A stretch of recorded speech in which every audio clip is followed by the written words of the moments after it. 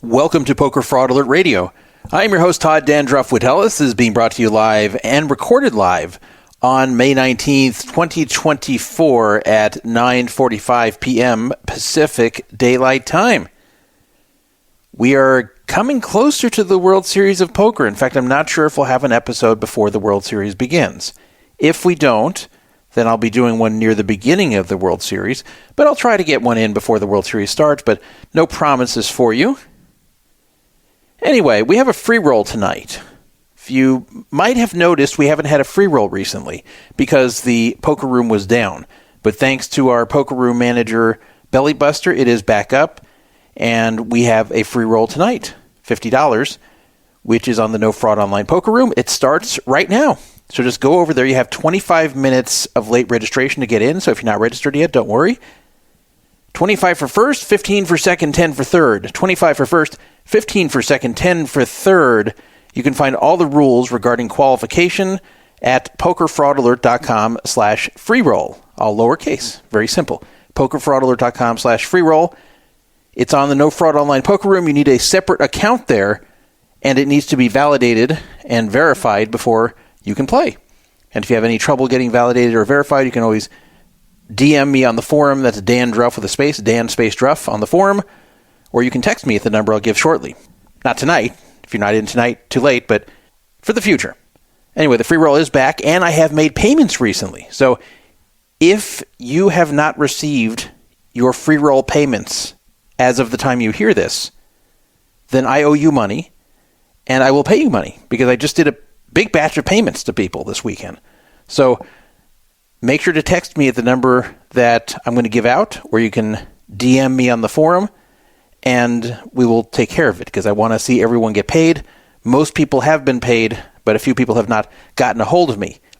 If you don't get a hold of me soon, then the money will be rolled back into the prize pool, so you don't want that. Well, maybe you do want that, but if you don't want that, then get a hold of me and I will pay you. I can pay you by Zelle, by Cash App, by bank transfer, by various forms of cryptocurrency, and other methods you might be able to think of where people can send each other money online. To claim the prize, I prefer you PM me on the forum, Dan Druff, as I said. Or if you really insist, you can text me or email me. My email address is dandruff@pokerfraudalert.com. The $50 we got this week is from Online Veteran. Online Veteran is a very nice guy. I've met him a number of times in person at the World Series of Poker. We played on True Poker back in 2001, so he goes way back.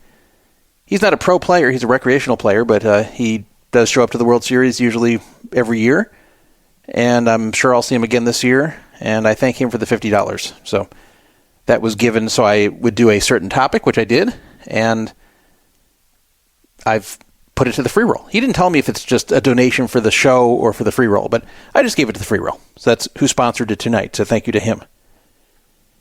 If you want to call the show, the phone number is 775-FRAUD-55, 775-372-8355. And guess what? That's also the same number to text me anytime, 24 hours a day, 7 days a week, 775-372-8355. I will probably respond to you. If I don't, it's just because I just forgot. I try to respond to everybody, but don't feel shy about sending me another message. I notice all the time, like people who I meant to respond to or thought I responded to and I didn't. Sometimes I'll wake up and check the texts and I'll see them and I'll think I responded but fall back asleep, and then the person just thinks I'm ghosting them. So really, I have no issue if you send me another text. If I don't respond, I won't think you're rude or needy or anything like that. So 775-372-8355 is the number. And be aware, if you text me when I'm live on the air, I may read your text on the air unless you ask at the beginning of the text not to do so. I do like feedback also on the show, so if there's anything you like or don't like about the show or any particular episode, you can feel free to let me know at that phone number. We have a call to listen line. The call to listen line is very simple. You just call up and you listen to the show from any phone in the world. It does not matter if you have a smartphone or if you don't. You don't need a data plan. You don't need the internet or a computer. No. It's very simple. You just call up the number from any phone that can dial, and you listen. It never buffers. It never freezes. It just works. And if you can call the U.S. for free, it is free unless you have T-Mobile, in which case you get charged a penny per minute. That phone number is 518-931-1189, 518-931-1189, the call to listen line, and use it to your heart's content. I don't care how long you spend on it. You can sit on there all day and all night. I don't care. It doesn't cost me anything. 518-931-1189. We have a chat room. You can go into the chat room and chat during the live broadcast. Don't bother if we're not live. There will be nobody there. And I'll take a look at the chat room every so often. Owen Matisow says, I got no radio yet. It hasn't started yet. Well, it has, so I don't know what he means by that. Maybe he said it like moments before it started. And we are paying 3 places in the tournament, as I said, 25, 15, and 10. As I announced there, he asked that question as well. So feel free to type in there if you want me to see it, but it's better to text me, honestly, 775-372-8355.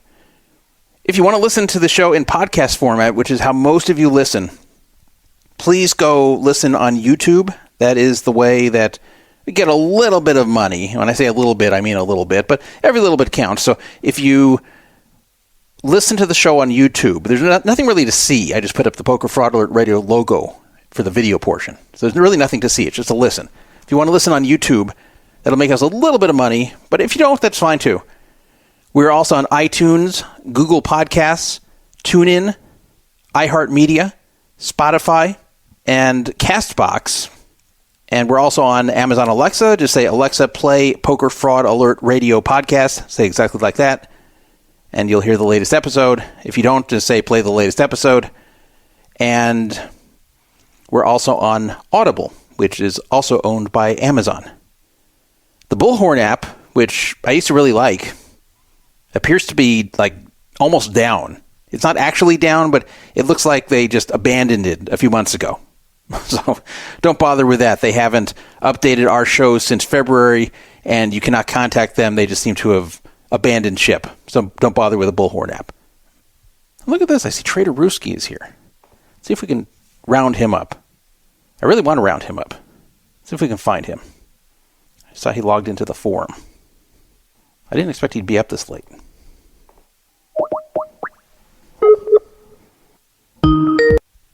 What's happening, Truff? Trader Ruski, what a surprise here. It's almost 10 p.m. and you're awake. I was about to pass out, but I'm like, let me chime in at least at the beginning, and I'll probably get up early if you're still going. Okay. Well, I guess it depends how long you sleep if we'll still be here. And yeah, well, I read the Twitter today. I thought that you did the show last night for some reason, but Bobby Ortoni was tonight. So no, yeah. The second one. I was going to do it Friday, but I hadn't announced it yet. I was committing to do it Friday in my head, and then I got a bad headache, and unfortunately, because I was taking some other medication that I could not take aspirin at the same time as that medication, I knew that it was not a good idea to do radio.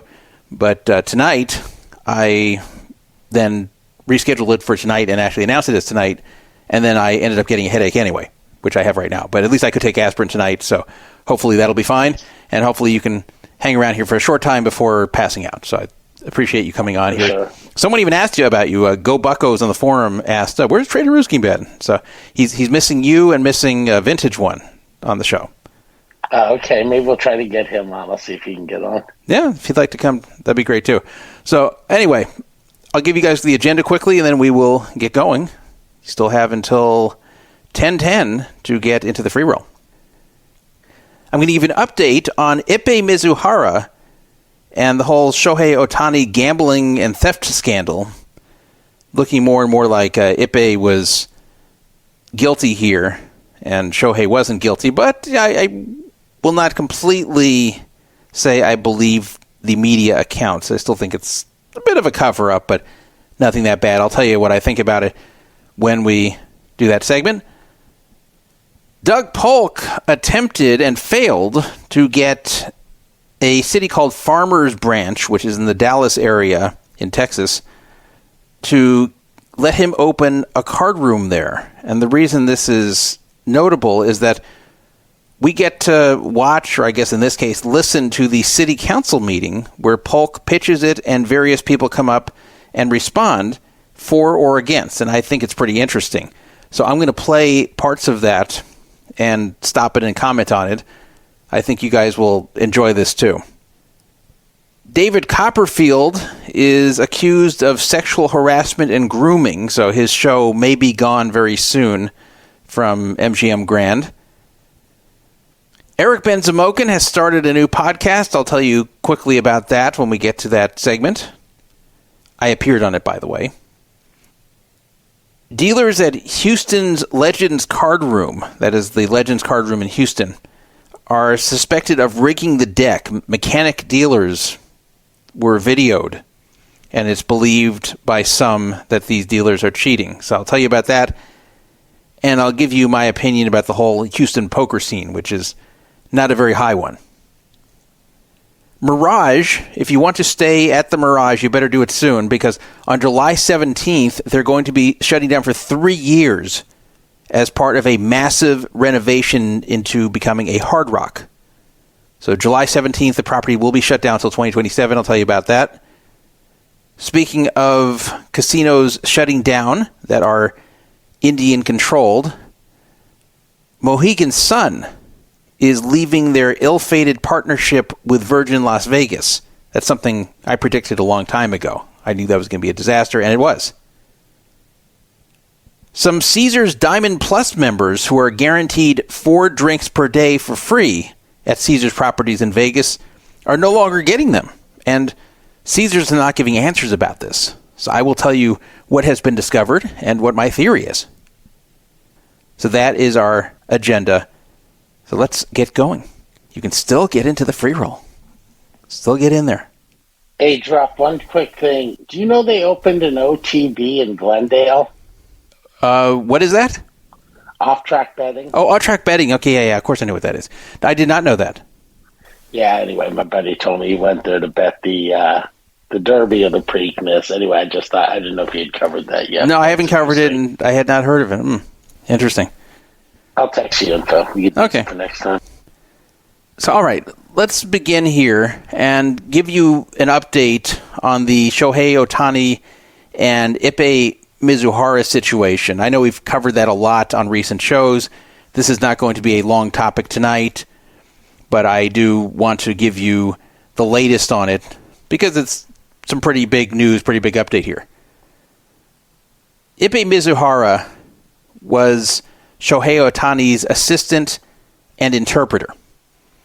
And right at the beginning, I mean, the very, very beginning of the 2024 Major League Baseball season on March 20th, it came out that $4.5 million was wired from Shohei Ohtani's account to an illegal bookie who was under investigation by the feds. And, of course, this could have been a major violation that could have gotten Ohtani kicked out of baseball. I didn't think it was going to. I didn't think he was that stupid. My initial guess, as you guys heard, was that Ippei Mizuhara, his assistant, had a gambling problem and got himself into a mess, and Ohtani gave him $4.5 million to get out of it, and then after that, Ippei stole more from him. That was my guess. So I had a few different guesses bouncing around. For a while, I thought maybe Ippei was placing some bets for Shohei Ohtani as well, but anyway, I kind of bouncing around what I thought, and the reason was because Ohtani's people were not very clear about this at the beginning. They were changing their stories. At first, his people told the press that he did cover Ippei's debt, and then very shortly after that, they took that back and said it was a massive theft. And then he did a press conference where he was kind of all over the place, and the story didn't really make a lot of sense. So I thought, he's not telling the whole truth here, Ohtani. I didn't think Ohtani bet on baseball, which would get him kicked out of baseball, but I didn't think he did that. In fact, even Ippei is not accused of betting on baseball. But I thought it was possible that Ohtani was betting through Ippei, or maybe they were both betting through Ippei, especially because Ohtani, who had previously played for the Anaheim Angels, was living in California. There are no legal sports betting options in California. You are allowed to bet as a baseball player on other sports, just not baseball, but it has to be with a legal and licensed and regulated book. It cannot be with a bookie. It cannot be with an offshore site. Nothing like that. So if you bet legally and it's not on baseball, you are allowed to gamble on sports as a Major League Baseball player.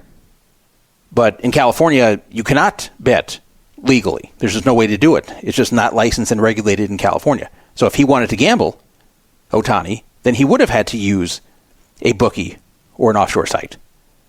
So I thought maybe Ohtani was doing this through his friend, and then his friend kind of got out of control. Well, more information has come out since then, as I've told you guys. It turns out a lot more than $4.5 million was involved. From what we can tell, Ippei lost over $40 million with this bookmaker, just increasing his bets more and more and more. He was just a huge degenerate and was chasing losses, betting, losing. This is over a period of time, to a period of years. But eventually the bets got so huge that he got over $40 million in the hole. And about 16 or 17, I forget, but somewhere in that range, 16 to 17 million, was actually transferred from Shohei Ohtani's accounts to this bookmaker, or to associates of the bookmaker.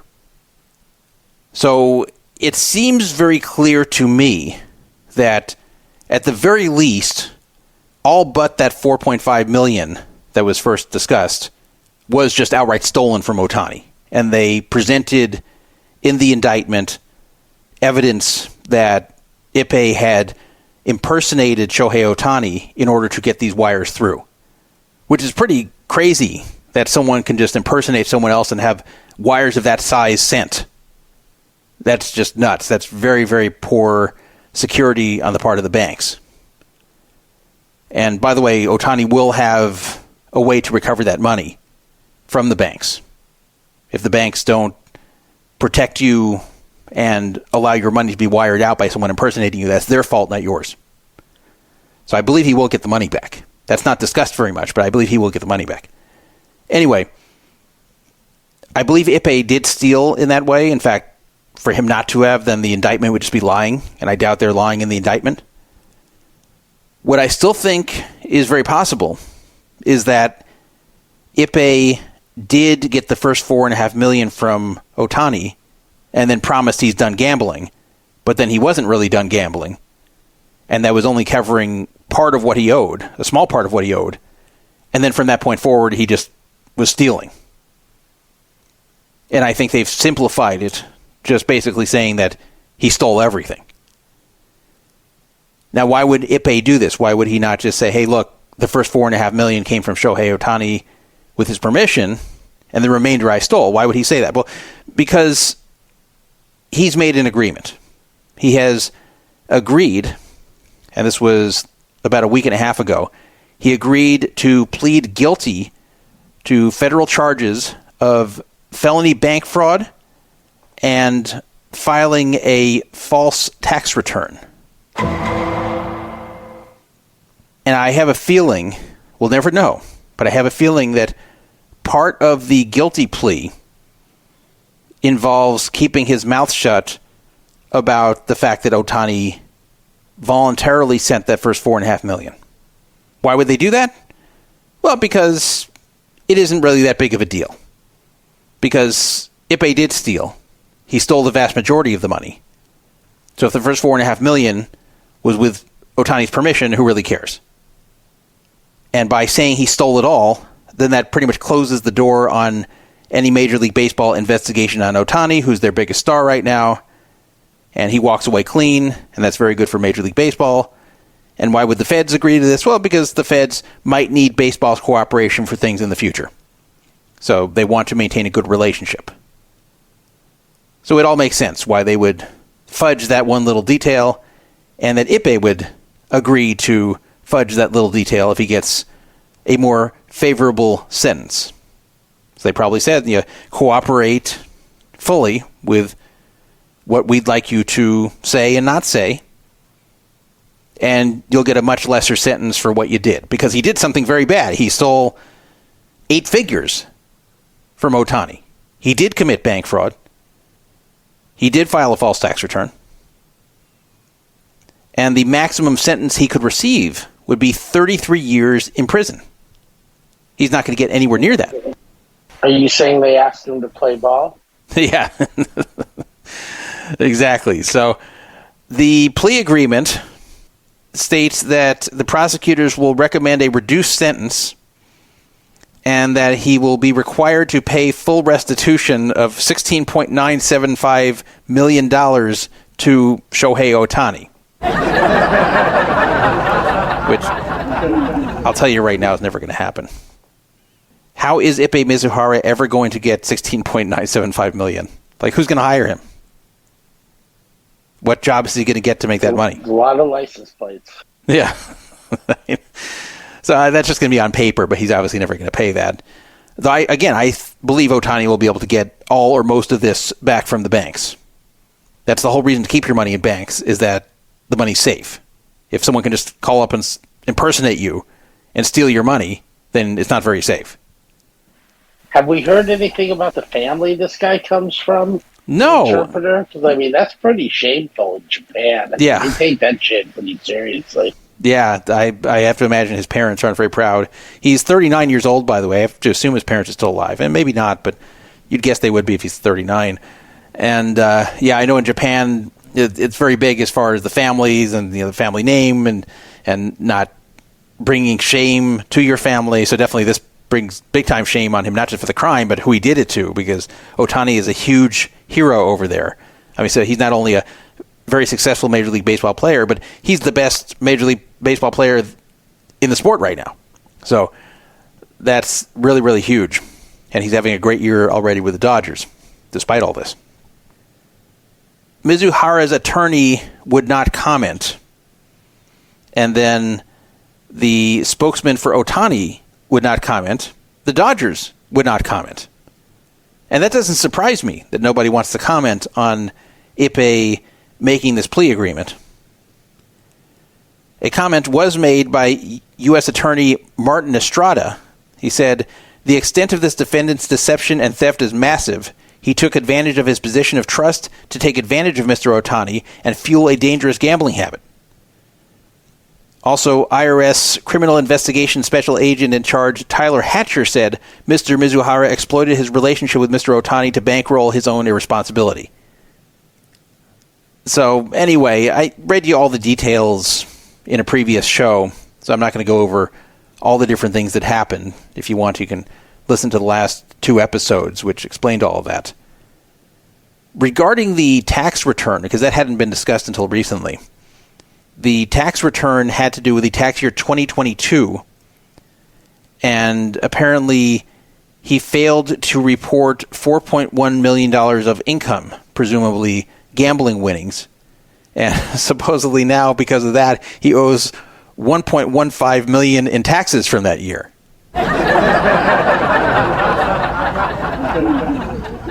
Now, I don't quite understand that, because that would seem to indicate that he was a net winner with the gambling. And I don't believe he was a net winner in any year.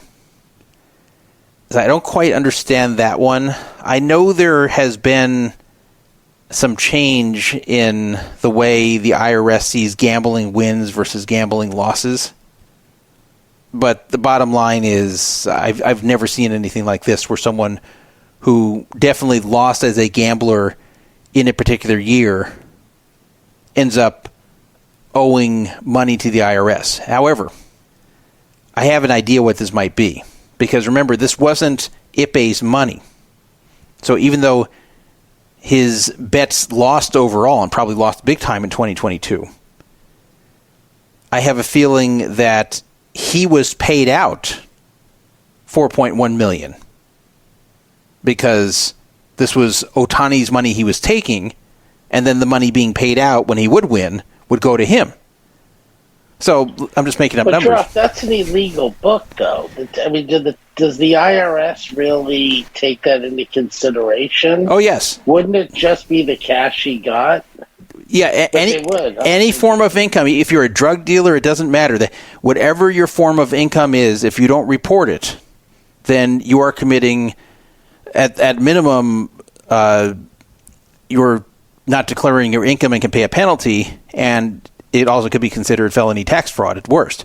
So yes, you're supposed to pay income tax on any income, legal or illegal. In fact, one of the most famous, or the most famous tax evasion case was something before our time, Al Capone. Al Capone. Yeah. So that's how they do it. That's when they can't get you on anything else, they'll try to get you on tax fraud. And I do think this is probably money that hit Ippei's account from the gambling. And then even though the overall betting was losing that year, it was Shohei's money that was being lost and Ippei getting the wins. That's my guess as to why they say he made $4.1 million in 2022. So apparently he's pleading guilty to that as well. Now, what kind of sentence do you think we can expect him to actually get? I said the maximum was 33 years.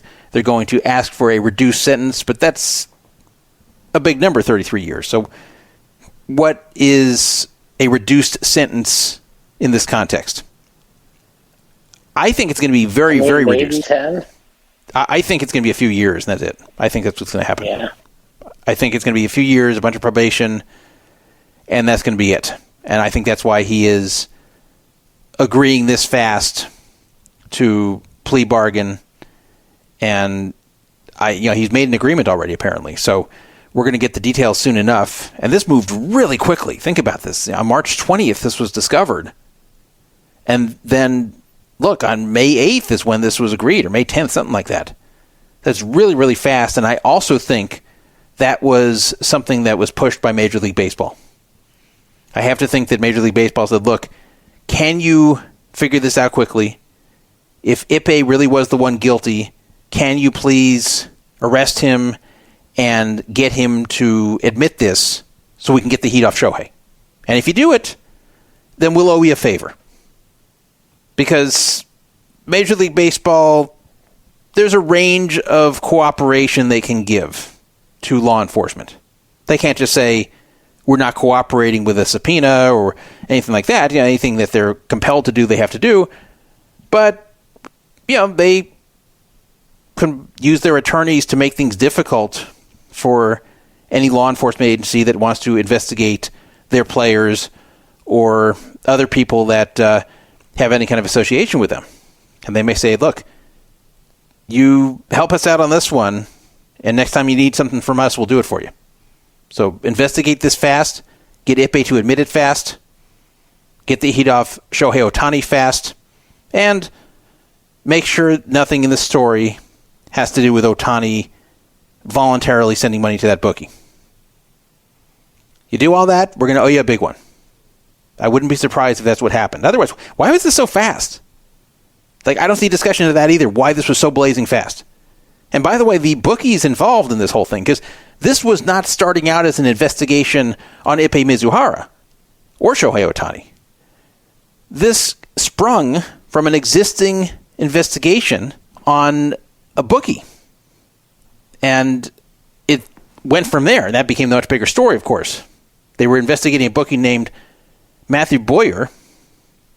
And then it went from him to this whole thing with Ippei, when it was discovered that Ippei was involved and his closeness with Ohtani, and that Ohtani's money was involved. Then it became a gigantic story. Otherwise, this would have been a small story. So this is blazing fast. Blazing fast. By the way, it was also discovered recently, this is just on May 17th, so very recently, that former Angels infielder David Fletcher placed wagers with that same bookie. So that may not be a coincidence either. There's also a new name that has entered this whole thing. Ryan Boyajian, who's 47, was the person who was listed as Associate 1 in the indictment that I read to you on the last show against Ippei. Boyajian was the associate of the bookmaker Matthew Boyer, who received the money from Ippei. So basically, when Ippei was sending money, it wasn't always to Boyer. Sometimes it was to an associate that was to this Boyajian guy. But here's where it gets interesting. Boyajian would then forward the money directly into front money accounts at Resorts World and Pechanga.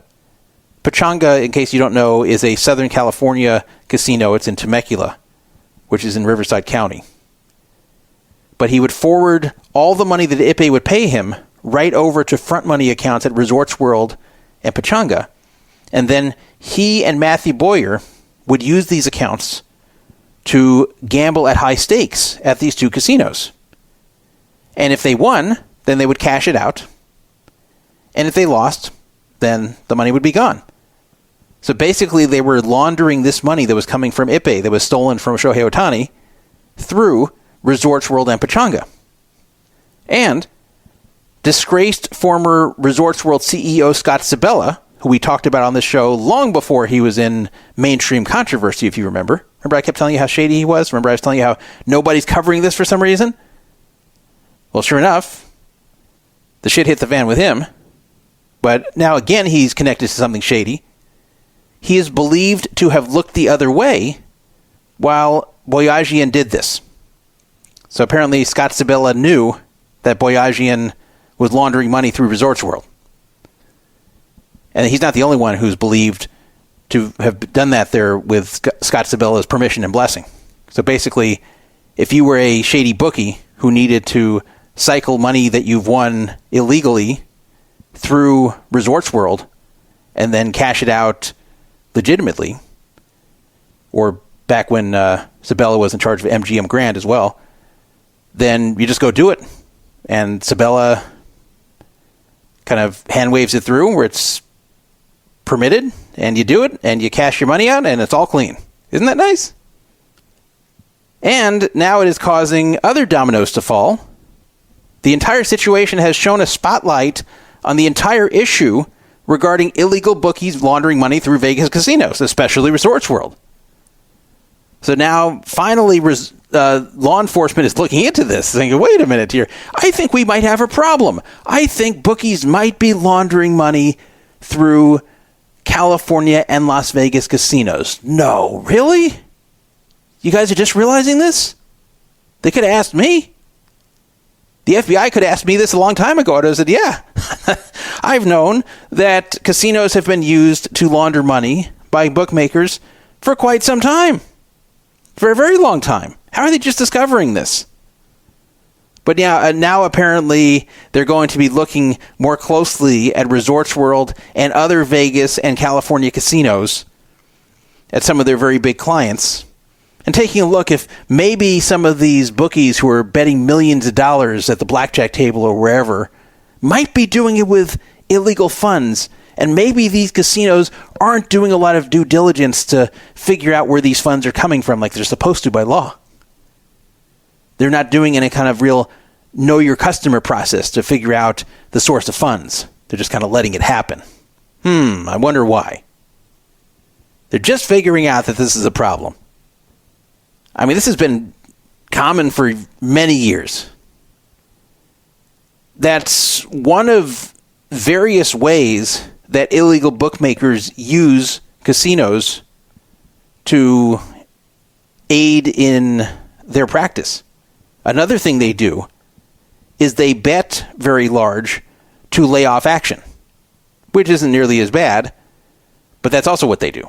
So rather than turn away clients who are betting too big for how comfortable they are with the variance, let's say this is a bookie who really would only prefer to take bets up to 100K, but they've got a guy who wants to bet $1 million. Instead of saying, well, sorry, can't take your $1 million bet, go elsewhere. They want this guy's action. So they take his $1 million bet, and then they take 900,000 of it and actually place it in a casino or a series of casinos. So that's also what they've been doing, where they'll just kind of forward the action on to casinos and make it look like they're taking all the action. That's been going on too. That's not being discussed recently. I'm just telling you that happens too. Matthew Boyer was shown as losing $7.9 million at Resorts World between June of 2022 and October of 2023. So I guess a lot of that was Shohei Ohtani's money that he was chunking off there. So again, it's not likely that Matthew Boyer was a degenerate gambler. This was just their way of legitimizing the funds. This way, when they win, it looks like just gambling winnings in a casino. And if they lose, then they lose. And yes, they're going to lose more than they win, but this is a way to clean the money. Casinos have been a very, very common avenue for criminals to launder money. This has been the case ever since casinos have existed. In fact, this happens at California card rooms too, not just casinos. This happens in poker rooms. The bike was having issues over and over and over again with allegations that they're being used for money laundering and that they're looking the other way. We've discussed that before too. But I guess this whole thing was so high profile that they decided they can't just ignore this any longer. So now federal authorities are looking more carefully at these casinos and what they're allowing to go on. The fact that Scott Sabella was already caught allowing this prior to this whole thing, that just makes them even more zealous about wanting to finally put an end to this. Let's take a phone call here. Caller, you're on the air. Druff. Yes. Joe Bucco's here. Yes, hi. Yeah, I know you didn't want this to be a long topic, so I'm going to try and be brief, but I think there is one aspect of this to me that is not getting talked about, and I don't understand it, and you hinted at it earlier, and that is the bank security aspect of all this. How in the hell was this guy able to impersonate Ohtani over the course of how many transactions were there? Do you know how many individual transactions there were that added up to this 8 figures? I don't. I think I read it last week, but I don't remember now. Not last week, last show. But yeah, it was a number of transactions. And yes, it's pretty outrageous that someone could just call up with some basic information on the person that they are pretending to be, and they have their account number, and then they can just wire out money to third parties. It's one thing to wire money to yourself. Like, I've sent money to myself from one bank account to another, from one bank to another, and yeah, the security wasn't that great, but they know it's going to me. It's from me to me, so what can really happen? I mean, yes, it could be me to a fake me, or me to a person who has the same name as me, but it's much less likely. But here they're sending it off to a complete third party and doing it numerous times, and there really was not very much done to verify it was him, and all the Ippei had to do was and I don't get the impression that Ippei Mizuhara, that he did anything particularly sophisticated to try and fool these people. No, he didn't. I was just about to say that he just changed the phone number on file to his and the email on file to his, and then just impersonated him when they called up and just answered some basic questions. So it was pretty amazing that this was all that was necessary to wire out many millions of dollars to a third party. And I understand why I understand why the banks don't put that much effort into scrutinizing every transaction, because otherwise it would just be too much of a burden. But very large ones like this, they really need to. Yeah, absolutely. I mean, this is borderline, in my opinion, and I'm not a lawyer by any means, but this is borderline criminal negligence on Bank of America's part. I mean, I don't understand how they are not coming under scrutiny for this, more scrutiny than they are for this, and, you know, being asked some very tough questions by regulators. How was this able to happen? Or at least maybe they are, and we just don't know about it. But you know, I haven't seen a single article about it. I haven't seen it discussed anywhere, and that just stuns me. Anyway, that's all I wanted to say. So I'll hang up and have a good rest of the day. Thank you for the call.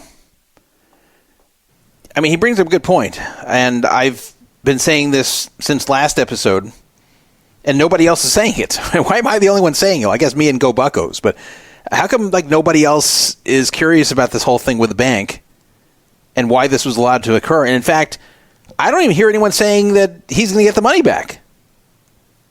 I just know he can, because it is assumed that when you have your money in a bank, that the burden is on them to make sure that someone does not withdraw it who isn't authorized to do so. And if they allow that, that's on them. That's their mistake. They have to eat it. But no one's even talking about this. They're saying that Ippei owes $16.9 million back. Yeah, well, good luck. He's never going to pay that. So the way $16.9 million comes back would be from the banks. I have to think that, given the amount of money, that Shohei, or at least his attorneys, will press for the banks to return this money to him. If it were smaller, you'd think maybe he'll just let it go. to make the story go away. But this is almost $17 million. So even someone as rich as he is, I can't see how he's just going to let that go. So it'll be interesting if we ever hear anything about the banks, because right now, nobody's talking about it, and it's weird. It's very weird why that's not part of the story at all. But there's a lot of things kind of missing from this story. Like, we never got a clear explanation as to why it was said at the beginning that Shohei sent $4.5 million on behalf of Ippei because he had a gambling problem, and then all of a sudden, no, he didn't do that. We got some really convoluted story that Ippei told Ohtani's people that Ohtani had done this, and they didn't check with Ohtani before speaking to ESPN, which I find very unlikely. Very unlikely why they would not consult with their own client and just take Ippei's word for it. Like, that's a huge story. How could they not even talk to Ohtani before putting a statement out? So I just don't believe that. A lot of things are weird about this. I think I believe that Ohtani was mostly innocent here. He probably was not the one gambling.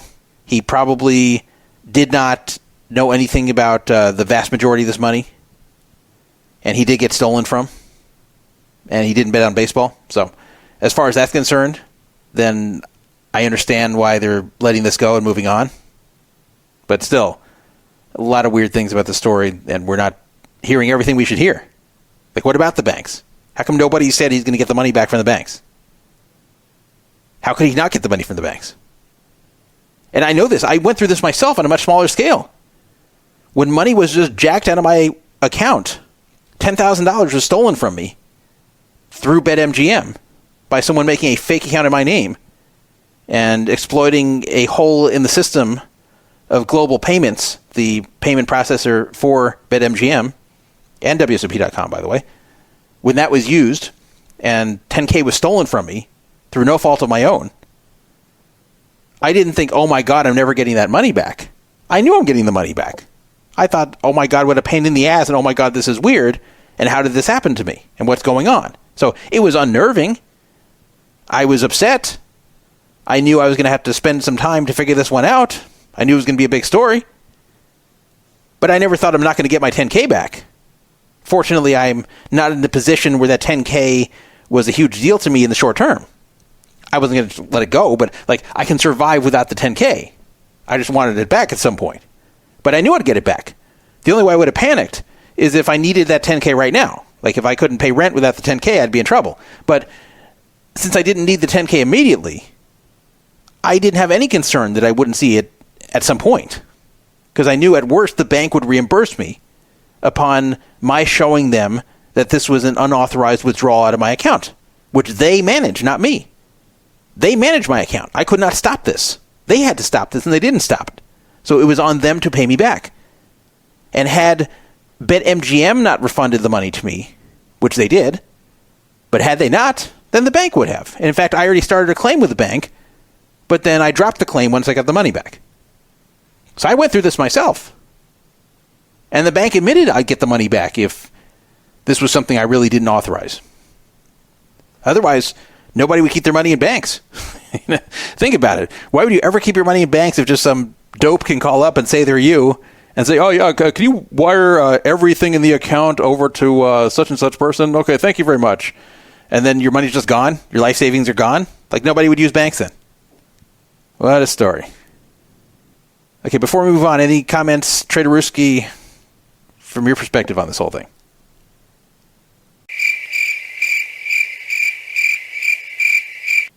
Uh-oh. What do you guys think happened here? You think we have a sleeping co-host? I think he's in dreamland. Okay. Good night, Traderuski. I thought he was just being quiet and courteous, letting me speak. We will hear from him again when he wakes up in the morning. Traderuski goes to bed early, and he wakes up early. So if we're still on when he comes back to consciousness, we will have him back. And in the meantime, we will move on. 775-FRAUD-55, 775-372-8355 if you'd like to call. If you would like to text. Doug Polk, in addition to being a successful poker pro, decided to chase one of his dreams and move to Texas, and I shouldn't say start a card room because it already existed, but he bought a piece of an existing card room and pretty much became the face of it. I don't know how much he owns of this card room, but it's considered Doug's card room, even though he doesn't own the whole thing. In fact, I don't even know if he owned a majority position, but whatever it is, he's the face of it, and he makes a lot of the decisions there. And it's just known as Doug's card room, which is called the Lodge. It's in Round Rock, Texas, which is in the greater Austin area. And you guys have been aware of this for a few years, so I'm not going to go on talking about the Lodge too much. It has a pretty good reputation. I haven't really heard of anything bad there. Some people made fun of him because they felt the rake was too high after he had mocked Negreanu for all those years for being supportive of high rake on PokerStars. But that aside, it has a pretty good rep, and there was only one incident there that was kind of negative, and that was there was a follow-out robbery of $30,000, and that happened in 2022, where basically robbers were waiting in the card room during a high-stakes streamed broadcast, and when one of the guys walked out with $30,000 in cash in a backpack, they held him up at gunpoint and took his backpack and stole the money. So it was a follow-out robbery, and they definitely were targeting people who played on that stream, so that was pretty bad, and they should have had better security over there. But aside from that, it's done pretty well. I don't know financially how it's done, but I mean it's got a pretty good reputation and really not much controversy around it. I want to remind you guys again that gambling is not legal in Texas. That includes poker. So how are there poker rooms in Texas? Well, we've discussed this before. In Texas, it is legal, as it is just about everywhere, to have home poker games. So a home poker game is exactly what it sounds like. You invite friends over, and they play poker with you, and there's no rake, and usually there's no professional dealer involved. It's just the deck goes around and each person deals. And it's legal, even though you're playing for real money. In fact, I play in a home poker game every 2 or 3 weeks. Not a high-stakes one, but I play in one. And it's totally legal. So the reason this is legal is because state legislatures don't want to make it illegal for people to have fun and gamble with their friends in a home environment. They just don't want people running casinos out of their house. Usually what is considered the difference between running a professional operation and just a home poker game is whether or not there's a rake. Because if it's a home game, there's no rake, obviously. If there's a rake being taken, then it's a professional operation that's operating for profit. So in Texas, what's happened is that these, quote, social clubs have started, and this has been going on for years, where social clubs run, but their sole purpose is for everyone to play poker. So they masquerade as a social club where it just so happens everybody plays poker. And they don't rake these games. What they do is they find other ways to collect money. So there will be a time charge for sitting at the poker table, or there will be an admission fee to come into the social club, or various things like that. They just don't actually rake. Once they rake, it becomes illegal. So this puts these poker rooms in a quasi-legal status because it's obvious what's going on there. It's obvious that this is not the equivalent of a home poker game. It's not even like a poker game that goes on at a business. It's not even like an office poker game. This is a card room. This is a professional card room that is offering these games to strangers for profit, which isn't supposed to be legal in Texas. But at the same time, they're not taking a rake. So there is no specific law in Texas against having a social club where you charge money to enter the club or to partake in activities at the club, as long as you're not raking poker. So poker just happens to be played there. So that's the way these rooms have existed. There have been attempts on both sides to change this. There have been attempts to just outright legalize and regulate poker in Texas, like it is in California and many other states. And there have been attempts on the other side to abolish these rooms and completely do away with any kind of poker rooms in Texas. I felt that whatever it is, they have to go one way or the other. Of course, I believe that they should just legalize and regulate it and then leave it up to the local jurisdictions whether they want it. But if they don't want to do that, then they should just make the whole thing illegal.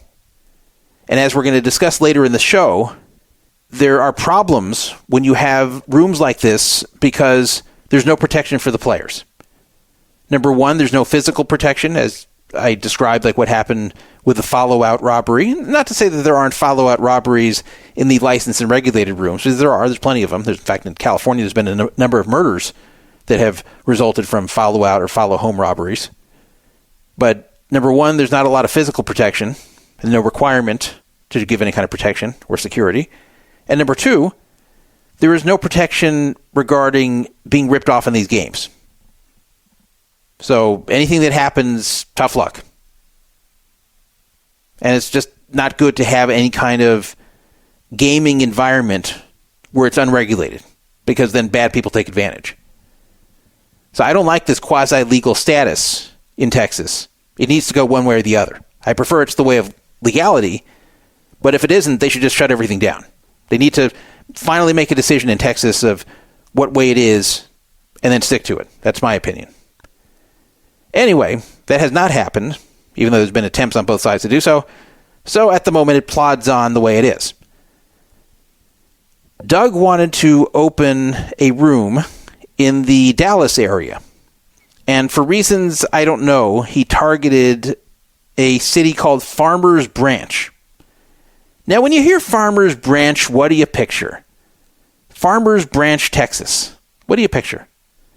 You probably picture a small agricultural town somewhere in Texas that isn't near any big city. It's not near Dallas, not near Houston, not near San Antonio. Just kind of off in the middle of nowhere in Texas. Just a place where farmers live. Farmers Branch, right? Well, that's not what it is at all. Farmers Branch is a suburb of Dallas. It is only 12 and a half miles from DFW Airport. So, by no means is this small town Texas. In fact, Farmers Branch isn't even that small. It's got 35,000 residents. Again, it's right in the middle of suburban Dallas. What Doug had to do in order to be able to open up a room in Farmers Branch was get permission from the city council. And if he were to get permission from the city council, then he could open up a poker room in Dallas Branch, which would be the second poker room that Doug Polk would own and operate. So he showed up to their city council meeting, and as is the case with most city council meetings these days, it is recorded and broadcast on the internet. So we get to not only watch and listen to Doug Polk's speech, but we get to watch and listen to the reactions to his speech, the counter speeches, the speeches that are in support of him. We get to hear all of that. So this meeting on May 7th, 2024 in Farmers Branch, Texas, was a very long meeting. It was 5 hours, 13 minutes. Now, are we going to listen to 5 hours, 13 minutes of Doug Polk and everybody in support and against him? No. In fact, that's not all of this meeting anyway. So what I'm going to do here is I'm going to start at the 109.09 mark. And if you want to find this meeting, you can go to the Poker Fraud Alert Forum, go to the Poker Community Discussion subforum, and you'll see the thread called Doug Polk Attempts and Fails to Get Farmers Branch City Council to allow him to open a card room there. And you will see in the first post a link to the YouTube video, and you can watch as much as you like. Don't bother watching before the 109.09 mark, because that's just other stuff. But you'll hear Doug speak at that mark, and then from that point forward, not for the entire meeting, but from that point forward, you will hear some responses to Doug Polk, both for and against. So I'm going to play Doug Polk's speech, which is not very long, and I'm going to analyze it, and then we're going to listen to some of the responses, and I'll analyze them. So let's take a listen. Alrighty, thank you, everybody. Name, address.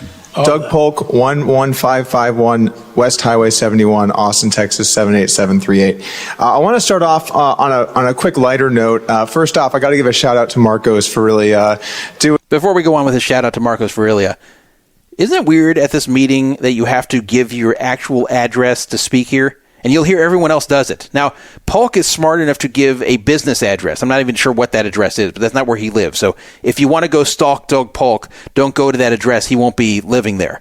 But it's pretty amazing that on these televised, or I guess not really televised, but streamed meetings, that each person is required to give their home address. Because if you watch someone speak, and if you don't like them, and you want to go harass them or stalk them, now you have their home address. It's crazy. I would never give my address up on one of these things. But anyway, Polk was smart enough not to, and he's already off to a bad start here, though, giving a shout-out to somebody. That's not the way you start this sort of thing, but let's listen on. Doing his best with a very precarious issue and a lot of opinions, so he's put in a lot of hours and done his best. And then I also just want to say that the card-playing community loves their pickleball, and I know we like that here in Farmers Branch. So can we get a round of applause for the pickleball? Let's go. I know you guys like it. Alrighty. I'm not sure what that's referring to, maybe something beforehand discussing pickleball. Now, you can already tell that Polk is acting the same way he does in his YouTube videos. Now, I will grant that Doug Polk has a gigantic YouTube following. He's got the biggest YouTube following of any poker creator. And he doesn't release content that often. He's got a gigantic following. That's a credit to him because he's got a very good personality for having a poker YouTube channel. I'll give him that. And his producer, Seriously Serious, has done a great job. So I'll give these guys credit where it's due regarding creating content on YouTube. However, you can't take your YouTube personality to a city council meeting. You have to take a different personality to the city council meeting, even if that personality worked out for you on YouTube. Let's listen on. So let's just kind of jump into a couple of things here really quick. To start off with, I want to just talk about the card playing community as it stands here today in Farmers Branch. You know, I didn't realize this when I got here, but there's actually quite an avid community of people playing cards. There is a card room just down the street here from City Hall. It's actually right here on Harry Hines. A lot of the people that work in that card room actually live in Farmers Branch, and I've gotten to meet quite a few of them. So there is not only an employee base here in the city, but then there's also a lot of people that are playing cards that live here in Farmers Branch as well. So that's not a bad thing to bring up. He's basically trying to say that Farmers Branch already has a number of people who live in the city and then work down the road at another card room. When I say another, I mean if they were to be starting one up there in Farmers Branch, some of those people would probably move from that city to go work in Farmers Branch is his point. So he's saying that Farmers Branch residents already work in the poker environment, and why not just bring them home to the same city? And number two, Farmers Branch has a number of players who go over to this other city to play, so, you know, why not just let them play closer to home? That's not a bad pitch. I don't think that's what he should open with, but okay, fine. Let's go on. I own two different businesses. They both have Farmers Branch residents. But I didn't really know exactly how many poker players there were here until I got here. And I went down to the Moose Lodge. And thank you for the Moose Lodge for the support. Little free roll action. It's good stuff. Okay, see, this is what I don't understand. It sounds like he's performing. This is a city council meeting. Sounds like he's doing a show in Vegas. And let's hear it for the Moose Lodge, everybody. And he actually turns around and claps his hands, and then some people who are supporters of his in the back clap. This isn't supposed to be a performance. This is supposed to be a serious speech where you're explaining to the city council why it is good for the city of Farmers Branch to have a card room open there. So this is not time for a performance or to get the audience to cheer. I didn't know what a Moose Lodge was, but when I saw there was a lodge poker club in the Farmers Branch, I had to go check it out. Nice people. By the way, the Moose Lodge is not a card room in Farmers Branch. I was confused by this at first, but the Moose Lodge is apparently just a lodge. Like, it really is a social club there, and it's got pool tables, and it's just kind of a place where people hang out. So I'm not saying that poker never goes on there. They may have like a home game type of thing that springs up there every so often, and maybe that's what he's talking about. But it's nothing like the lodge poker room that he runs in Round Rock, Texas, which is pretty much just a card room. So between seeing people at Red Sticks, I've had meetings there every day for the last 5 days to, meet with people, and, every day card players show up over there. There's also the Dallas Poker Store, which is in the heart of the Overlay District. They sell all of the stuff you need to play poker. It's actually here in Farmers Branch. So this is going a little too long in this direction. So now he's talking about a poker store, which is in Farmers Branch, where you can go there and buy poker equipment, presumably poker tables, cards, chips, dealer buttons, whatever.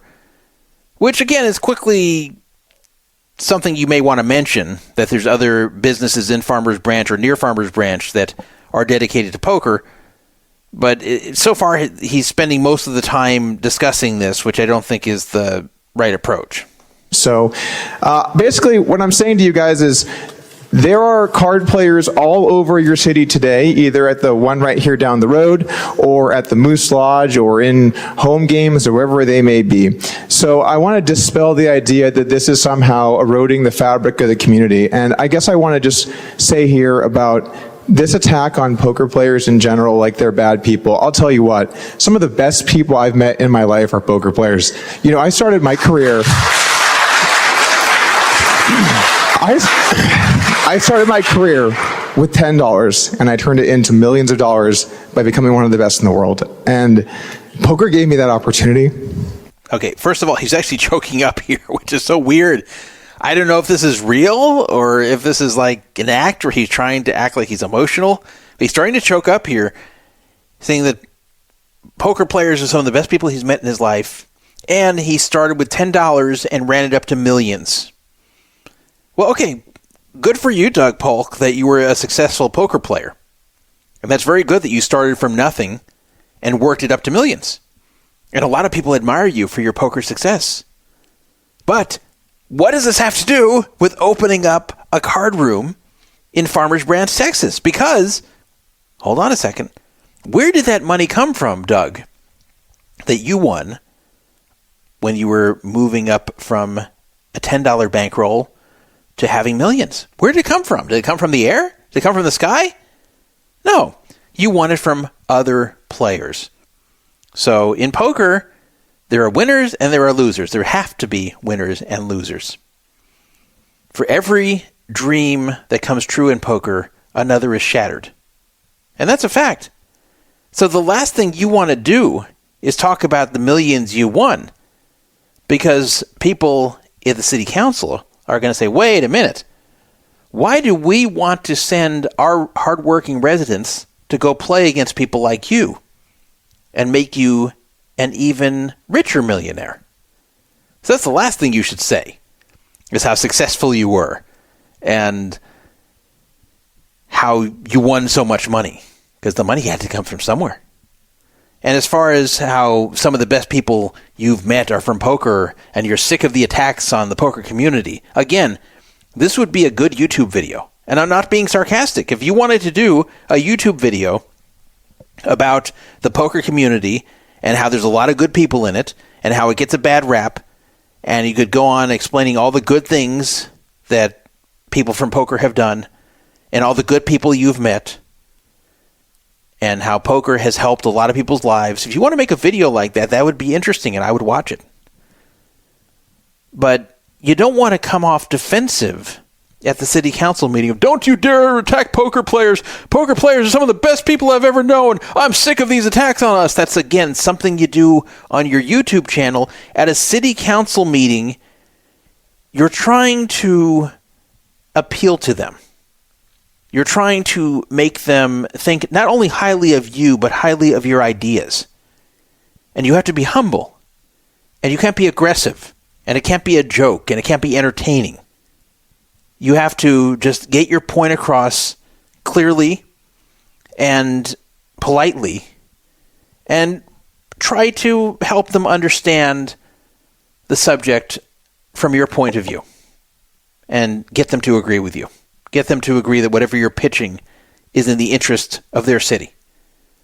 And I'm just not hearing that here. I'm hearing a defense of poker players and poker the poker community in general. I'm hearing that you were personally successful, which you were. I'm hearing that there are neighboring businesses and other poker players who are in Farmers Branch, which is true. But you're still not really pitching how this is going to be good for the city. We still haven't heard that. Let's listen on.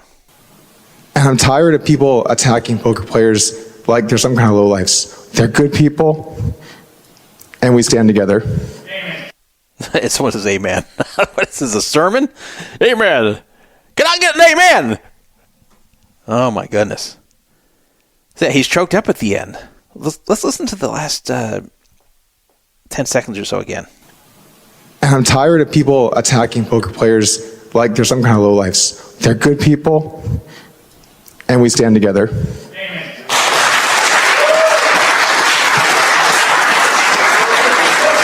But that's not going to convince the city council to give you a poker room there.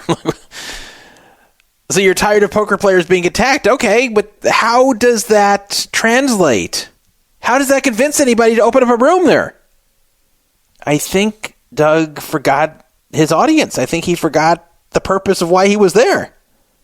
I think he forgot the tone that he should approach this with. I think he's so used to being Doug Polk YouTube personality, I think he forgot to turn that off here. I'm not kidding. And I'm not the only one who thinks this. I saw a number of reactions from people just saying they're surprised because Doug Polk is usually pretty sharp, usually pretty good at speaking, usually pretty good at using the right tone for the right moment, but he wasn't here. He approached this city council meeting like he was doing a YouTube video, like he was trying to convince everybody on his YouTube channel that poker players are good people, and he's tired of the attacks against them. So not surprisingly, this did not win. Not surprisingly, it went 4-1 against in the vote, and there will not be a poker room in Farmers Branch, Texas. It doesn't surprise me at all, because this was not going to change anyone's mind. If you listen to that speech, and you forget about whatever bias you might have that might be pro-poker, if you just listen to that speech, is it ever going to convince a neutral person that a poker room is good for Farmers Branch? The beginning, a little bit. That you already have poker players there. There's poker rooms nearby people are going to anyway. There's even a poker store in Farmers Branch where people buy supplies. So why not just go one step further and just allow a room to operate there, which is what everybody wants? But then to veer into this whole defense of poker players, like, you don't want to remind people, by the way, that there are bad things being said about the poker community. You actually don't want to call attention to that.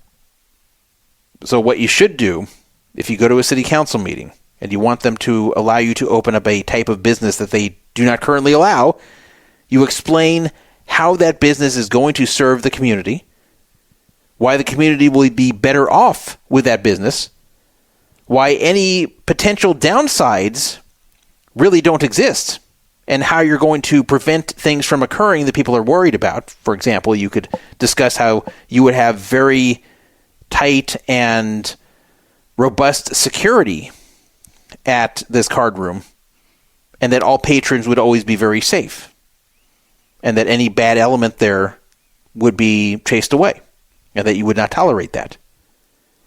I would even think that he could talk about the success of his existing room, the Lodge in Round Rock, and hope nobody looks up the fact that there was that one follow-out robbery. But as far as everything else, I think it's been pretty safe there. But he could trumpet the success there. And when I say success, I don't mean his own pocketbook. I mean the fact that it has a good reputation. People have enjoyed playing there. The community has been fine with it. It just hasn't been an issue. He could say, look, I have another room already. It runs in Round Rock, Texas. It's very popular. People enjoy it. It hasn't harmed the community one bit. The community is happy it's there. He should have said something like that. So people who are concerned about it could say, oh, okay, well, this guy's already running a room in a suburb, and everything's fine. The sky hasn't fallen. People are enjoying it. Okay, let's do one here too. So if I had to do that speech, which as you could hear was not very long, it was a little short of 3 minutes. But if I had to do that speech, I would go up.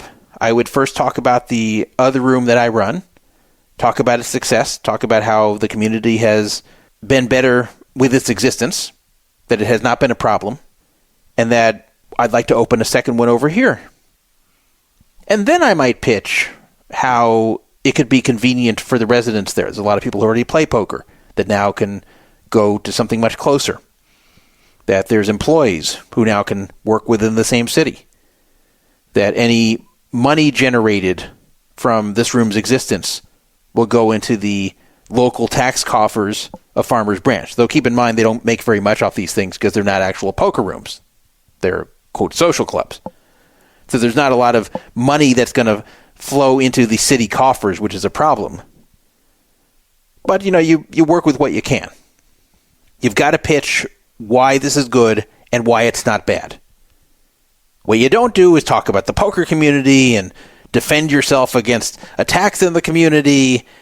And this just was not going to give in to anybody. You got to remember why you're there and what you're trying to accomplish. So let's listen to the responses here. Now, keep in mind the responses are a combination of people who are there to support Doug and people who are just in the community, that just regular folks who want to speak out about this. So let's take a listen. Terry Anderson, 2644 Mount View Drive, Farmers Branch, Texas, 75234. See, that definitely was not a P.O. box or a business address. Like, if you want to go visit this guy, you got his address now. It's crazy. And this will be pretty short. The purpose of government is primarily to protect the rights and, in a few cases, to prohibit harmful activities, substances, and practices. The intent of legitimate commerce is to exchange money for goods and services where both parties receive value. Gambling is an activity where money changes hands without producing a net value of goods or services. The product of gambling is a winner offset by a loser.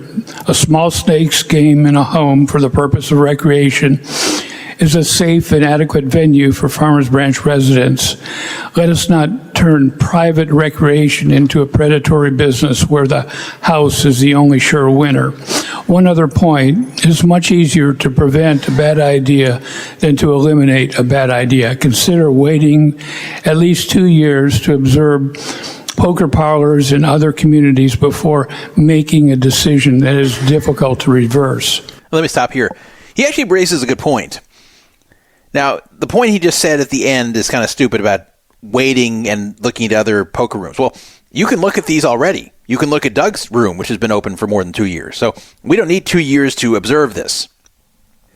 But he is kind of correct that home games are already legal there. So why can't people just play in home games? He's asking, why do we need a card room? And that's kind of a good point.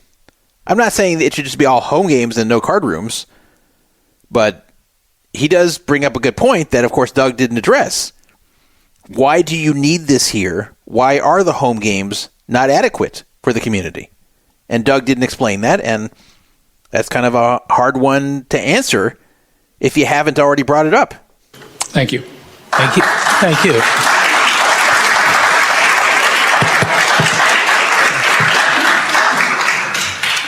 Linda Birtle, 3646 Janelyn Lane in Farmers Branch.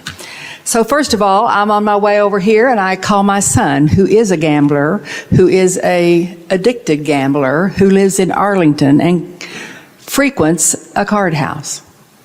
And I said, this is what we're talking about tonight. And this is what he said. Mother, you realize that drugs, illegal activity, and crime element is involved in those places.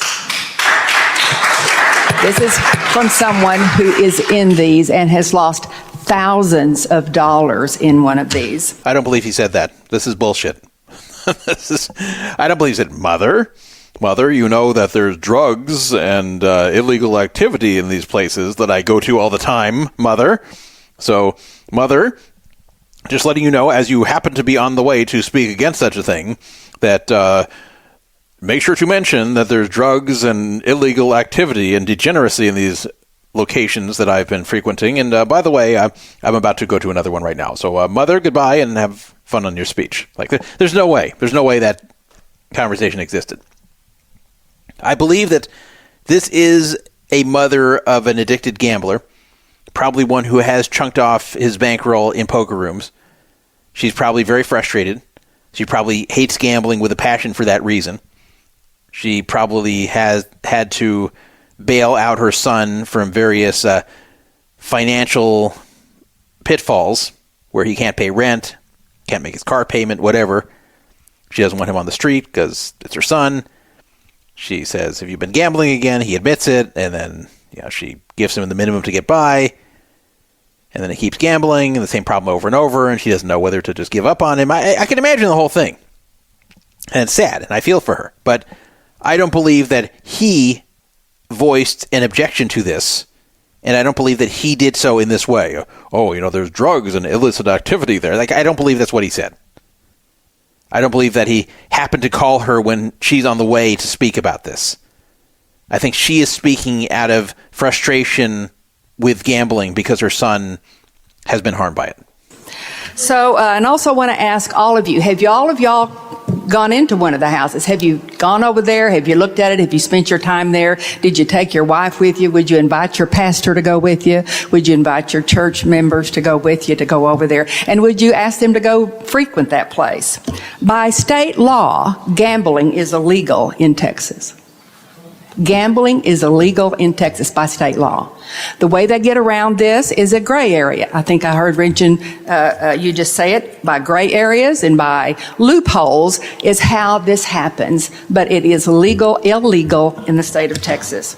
So for Farmers Branch, I want the cream of the crop businesses coming into here. People that where families want to come. I don't know how many families go to these places. I know a lot of people do it for recreation. Have no idea how many are there. I have not been in one. But a business in our city should express our citizens' values and create an elevated sense of pride in our community and its members and visitors. I'm not saying that gamblers are not bad. I'm just saying it's not the element that I was looking forward to. It's kind of weird. She says, like, have you ever gone into one of these? Would you take your pastor there? Would you take your church there? Well, she went on to then say that she hasn't been in one of these. So why is she even commenting on that? It sounded like she was going towards, like, describing that these are wretched dens of villainy. But no, she hasn't been in one. Well, I haven't been in one, but I've seen pictures. They just look like warehouses, to be honest. These places do not have very much ambiance. It really has like the ambiance of an Amazon warehouse. So it's just like a big, cold, warehouse-looking thing with a bunch of tables. And that's pretty much it.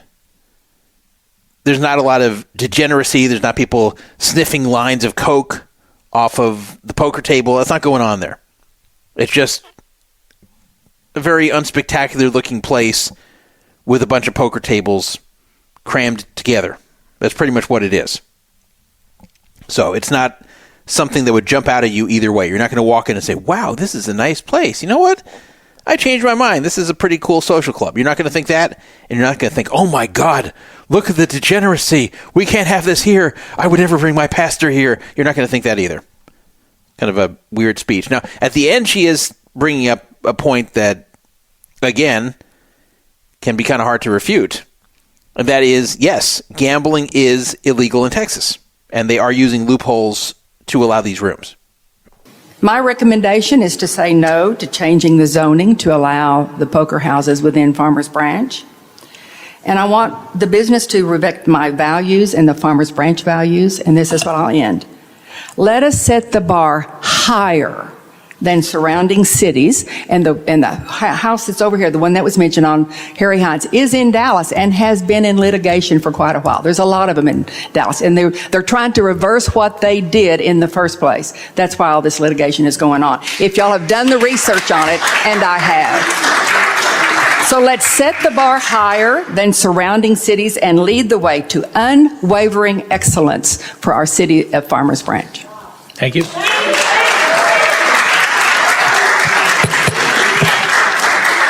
By the way, in case you're trying to picture what that woman looks like, she looks exactly like what you would expect. She looks exactly like she sounds. She looks like she's in her 60s. She has glasses. She's a white woman. She has kind of like a schoolmarm look to her. It's exactly what you'd expect from what you just heard.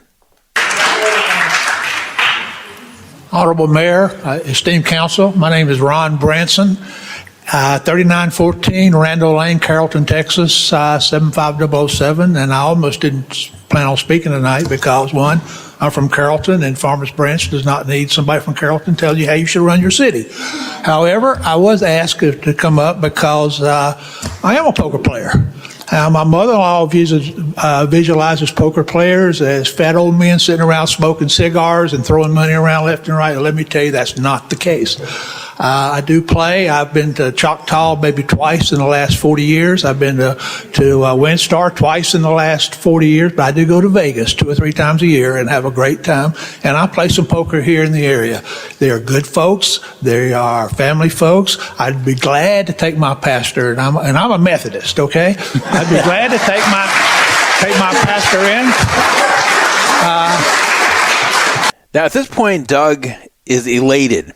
Big smile on his face, mouth wide open, and he starts clapping his hands up in the air. I'm sure he liked it. I'm sure he liked that remark. But again, you got to remember where you are. You're at a city council meeting. You're asking for them to take you seriously.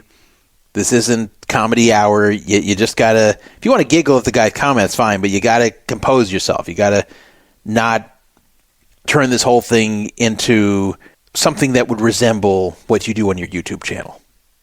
You've got to present a serious and mature image to the council who's going to be judging you. I take my wife in. She doesn't play, but she'd play once in a while just for the fun of it, and that's what it is, because I can go in and I can win a little bit of money. I can lose $50 in about 4 hours worth of enjoyment, have a great time, which is less money than if I go into a movie and taking her out to eat. So thank you very much.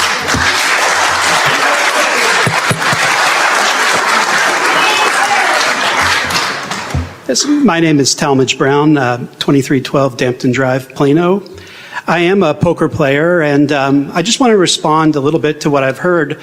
You know, we hear that that this will bring crime, that this will bring problems, but these are basically groundless accusations. There's, you know, I'm not aware of really any crime that I've seen playing in the area. Well, I don't know what he's talking about. There definitely is crime that targets these rooms. I don't know right in that area, but in the Houston area, they had a lot of it. What it is it's a social club. People go, they go watch a ball game. They meet other people. You know, I was an actuary for many years, and then I decided, you know, I gave up on a respectable career and decided to go become a lawyer. So I went to law school, and you know, I've met accountants, I've met attorneys, I've met engineers, car salesmen. Truck drivers. It's a place to go to socialize, to interact. And no, it's not. See, that's just dishonest. You're not going to fool anybody with this. It's a social club. See, everybody knows what it is. Everybody knows what's being proposed. In fact, there's a bunch of people holding signs in the audience that say no card room. And in fact, they were all printed up with the same printer because they all look the same. But there are people there that are very much opposed to this, that they know this is a card room. They're not saying no social club. They're saying no card room. They know this is a poker room. They know it is using a loophole to exist. So don't call it a social club. Don't say, oh, this is where people come to hang out and meet friends and watch TV, watch sports. That's not what's going on there. I don't care if there's a TV up there where you can watch the Houston Astros play, or you know, the Texas Rangers, whatever is on TV at the moment. It doesn't matter. That's not why everybody's there. They're there to play poker. They're not there to socialize. Maybe they're there to socialize and play poker, but everybody that shows up to these rooms, they come there for one purpose and one purpose only, and that's to play poker. So to cast this as a social club where poker happens to take place, that might be the legal argument, but that's not reality. And when you're trying to sell this to a city council, it just insults their intelligence. Now, this guy, I don't know who it is. I don't know if he's associated with Polk. He's from Plano, which is, again, in the Dallas area, but it is not Farmers Branch, of course. And he's coming there to speak on behalf of them allowing this. But if he wants to speak in its defense, he needs to stick to the facts. Just trying to make it sound like something it's not is not going to convince anybody, because nobody there is that stupid. I used to, when I was younger, I used to play chess. And it wasn't nearly as social because you can't talk while you're at a chess tournament. That would be against the rules. But people go, they pay their money to play in the tournament, and the winner gets a couple $100. And unlike poker, they've got children there. But, it's the same concept, except instead of using chess pieces, we're using cards, we're watching ball games, we're socializing. And, I understand that, that there are people that have addictive personalities, whether it's alcohol. I don't think we would suggest that we shut down all the bars, although there are counties in Texas that are still dry. My grandparents lived in one.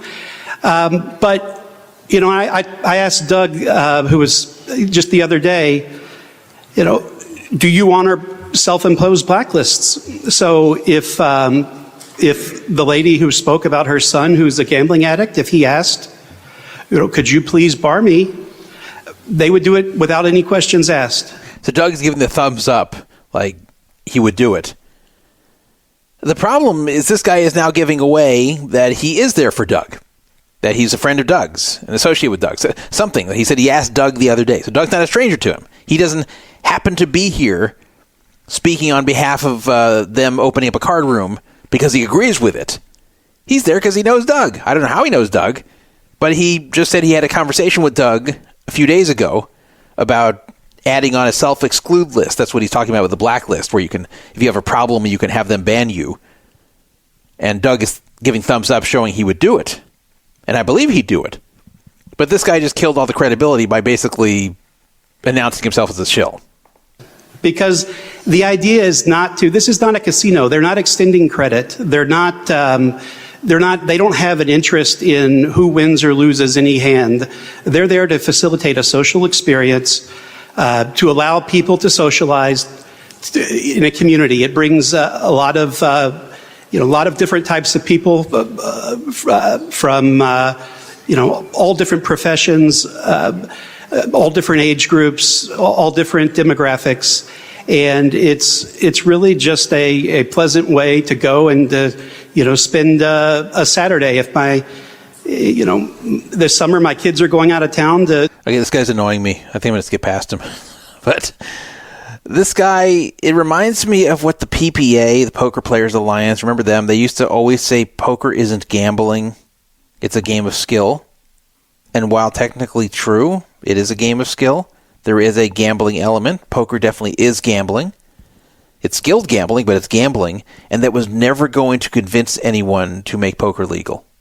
That was the dumbest argument that they were using as the basis for everything they did. So this guy is doing something similar. His argument is these are social clubs. They're not casinos, they're social clubs, guys. It's not going to go over here. Let's just skip past this guy. Even though he's almost out of time, let's just skip past him. To visit, they're not about there's.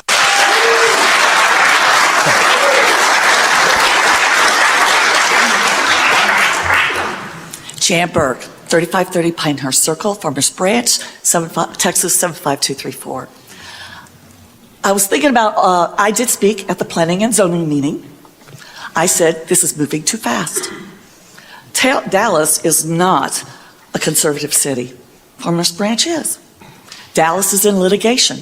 Been in litigation with this issue for quite some time. Why don't we think about it, study it, before we get into litigation? Litigation is not cheap. The city is familiar with litigation. You've had it in the past. Every city has, but you try to avoid it. Sir, that's why we hire you as a city attorney. Well, the litigation they're discussing, we've talked about it before on the show, it's where basically Dallas allowed these rooms to exist, and then they just revoked the business license without any kind of warning and without any kind of good reason. So basically they said, yeah, sure, you can operate here, sure, we're fine with you guys being a card room, and then all of a sudden, you can't be a card room. And they're like, what? You can't do this to us. You allowed us to open and establish a business here. You can't just say, wait a minute, you weren't allowed to do this in the first place. Yes, we were. So that's what the litigation is about. So Dallas, for whatever reason, changed their minds, and they've been trying to shut down some of these clubs. And that's stupid. Especially the way they're going about it, basically saying that these clubs never had the right to operate the way they were. They definitely did. So it's not even like that anything changed in Dallas. They just decided to retroactively pull back what they had allowed in the first place. So that's what's going on there. Now, what she's saying is that we shouldn't just allow this room to open up, and then if we change our minds, then we're screwed because they're going to push back like the rooms in Dallas are, and we're going to have a hard time getting them closed, which is true, but that's not really a good argument not to have a room. It's either you have one or you don't. Now, maybe she's trying to say we need to study it more, but there's really not that much to study. You can take a look at the existing rooms around Texas. They've been around for a while, and you can decide whether this is something you want or you don't want. And I can understand the argument on both sides. So I don't understand this whole we're moving too fast thing. I mean, it's not like some guy's taking her on a date and he's trying to take off her shirt and she's going, whoa, you're moving too fast here. That would be understandable. But this is about whether a business can open or not, and time is not going to really matter here. To give the advice. We don't want to make assumptions because we know what assume means. It's important. So why don't we wait to see what happens in the litigation involving Dallas' already existing facilities? No, we don't need to wait for that. That's just a procedural matter. That's just whether or not Dallas can revoke what they allowed in the first place. That's all this is about. It's not whether or not the rooms are working out there or whether or not the rooms are harmful there. Versus rushing in. 4 other people, Omar, Councilman Omar. I'm sorry, I don't remember how many have applied. But why are we rushing through on this one? Seriously, why? Why? The citizens, we're not saying you can't do that. Just go over to Dallas and do it. Go to Choctaw. I don't care. Maybe Garland wants to have it. Go apply at Garland. That's the best point. Of all this stupidity about why, let's wait, we're moving too fast. The best point she's raised is what's wrong with just driving a little bit to Dallas? Like, rooms exist over there. It's not like it's either poker or no poker. It's just you have to drive a little bit to get to poker over in Dallas. So why not just do that? It's a good question. But it is interesting. Tarrant County, Collin County, Denton County has ordinances that prohibit this type of activity. We ought to think about that. Just consider it. But I do ask you to hold off, do more further research before we rush into potential litigation. That's costly. Thank you. Okay. She does not seem like she has a very good sense of humor. The next group, Brenda Broderick, George Broderick, Juanita Broderick, Matthew Broderick, William Cashin, and Young Choi. What about Old Choi? Where's he? Brenda Broderick. Oh, there you go. Here comes Brenda Broderick. Good evening, Mayor and Council. Brenda Broderick, 13531 Rawhide Parkway, Farmers Branch, Texas, 75234. Doesn't Rawhide Parkway sound like a street in Texas? Rawhide Parkway. Okay, go on. First and foremost, Mayor, I need to apologize to you because I circulated some information that was bad news about you, and I did it mistakenly. I sent a forward that I didn't know was that forward. I'd like to apologize, Mayor. I said you were involved in a gay orgy, and I forwarded it, and I was too forward with my forward. I want to apologize. I've since learned that you were not part of a gay orgy. It was actually a heterosexual orgy. So I want to apologize for that, and let me go on. So I publicly apologize to you. I respect you, and I lift you up. I'm not here to tear you or anyone else down. I'm here to lift the city up. I'm here to lift you back up after I tore you down. I'm so sorry, Mayor. Please forgive me. Please let me speak here. Please, I promise not to be too forward with my forwarding in the future. Okay. Okay. This day, our city becomes unified. I am not a poker player, and many of us are not, and we are good people too. And we love our city, and we are unified as they are unified. Except when it involves forwarding messages about the mayor. I believe that good is going to come to the city and not evil. That which will make a positive impact. That which will procure its betterment. Prosperity will come to the city through businesses that are respectable and upright. Upright. We want businesses to come that will serve us and enhance the world around us. You mean like a jerk shop? We as a city stand strong and courageous in the face of challenges, and we push back against darkness. We will seek God's will in all that we do.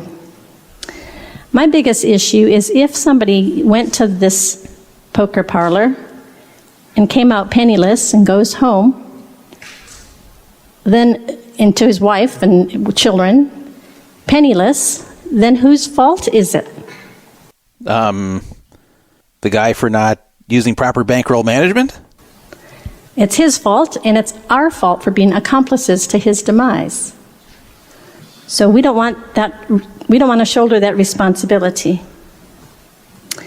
Mr. Doug Polk, although you're a very nice man, you can pack your bags and go home. Oh, that's not nice. Well, if he's so nice, why do you want to send him home? Quiet, please. Quiet. I'm sorry. I'm sorry. This woman's so strange. So that's all I have. Thank you. Thank you. George Broderick. Mr. Polk, you're a very nice man. You're a very nice man, but get the hell out of my town! Get out! George Broderick, 13531 Rawhide Parkway, Farmers Branch, Texas, 75234. I'm whispering because my wife has beaten all the life out of me, as you might guess from hearing her before me speaking. So please just bear with my voice. I just want to agree with the families of this city, the residents that I've talked to in this city, and the Planning Zone Commission to deny this rezoning and special permitting of card houses of poker. I don't think it fits the core values of the city of Farmers Branch and the parents, the children that live in this city. The mayor, who he forwarded messages about. So I'm trying to represent those that want to raise families here in Farmers Branch and not poker houses. Thank you. Thank you. Janet McCarthy. His wife did a better job. I'm sorry. Okay, my name is Janet Bird McCarty. Many of you know my mother, Judy Bird, who passed away almost 2 years ago. Why are they clapping that her mother passed away? Address, please. I live at 2980 Eric Lane, Farmers Branch, Texas. It's a house that my family has been in since 1961. My father was on the Planning and Zoning Commission for this city for many years. My mother assisted several of you to be here, plus many mayors, many other council members, many other people in this city. My mother assisted many of you to be here. Many men got her pregnant, so you have her to thank for your life. My family has represented for those many years. I stand here aggravated and upset that the poker people are saying that we are bad people because we think they're bad. You can play poker all day long in your own home. You can do whatever you want to in your own home. When you bring gambling into anything, you bring a likelihood of allowing someone to lose what they can't afford to lose. By no fault of their own, it's called addiction. When that occurs, you then begin to bring in the emotional aspect of that loss. With that emotional aspect comes anger, frustration. Any game any party I've ever been to, the first thing people do is sit down and say, I want my beer. I don't drink. You want to drink? That's fine. Literally, I was the designated driver my whole life as a young person. I've not once sipped a liquor. If any of y'all are drunk here, I'll drive you home. Not once. I've never taken any drugs that were not given to me by a physician. I party with my physician all the time. We do lines of cocaine when I go to his office. I am 64 years old, and I'm not ashamed of my age. You're not bad people because you want to play cards. Play cards. Go play in Carrollton, Plano, Dallas, wherever else. Go play with yourself. Don't bring it to my home. By changing the use permit, you're changing what might be next door to my home. Because irregardless of what you're sitting here trying to put it as, you're making it allowed in my city, my home. And personally, I do not consider Farmers Branch a city. This is a community where we know our neighbors, where we love and care about our neighbors. When an ambulance is parked in front of a house, everybody comes out and wants to know what's wrong. What can we do? Do you need anything? They want to know if I can take your casserole bowl now that you ain't live no more.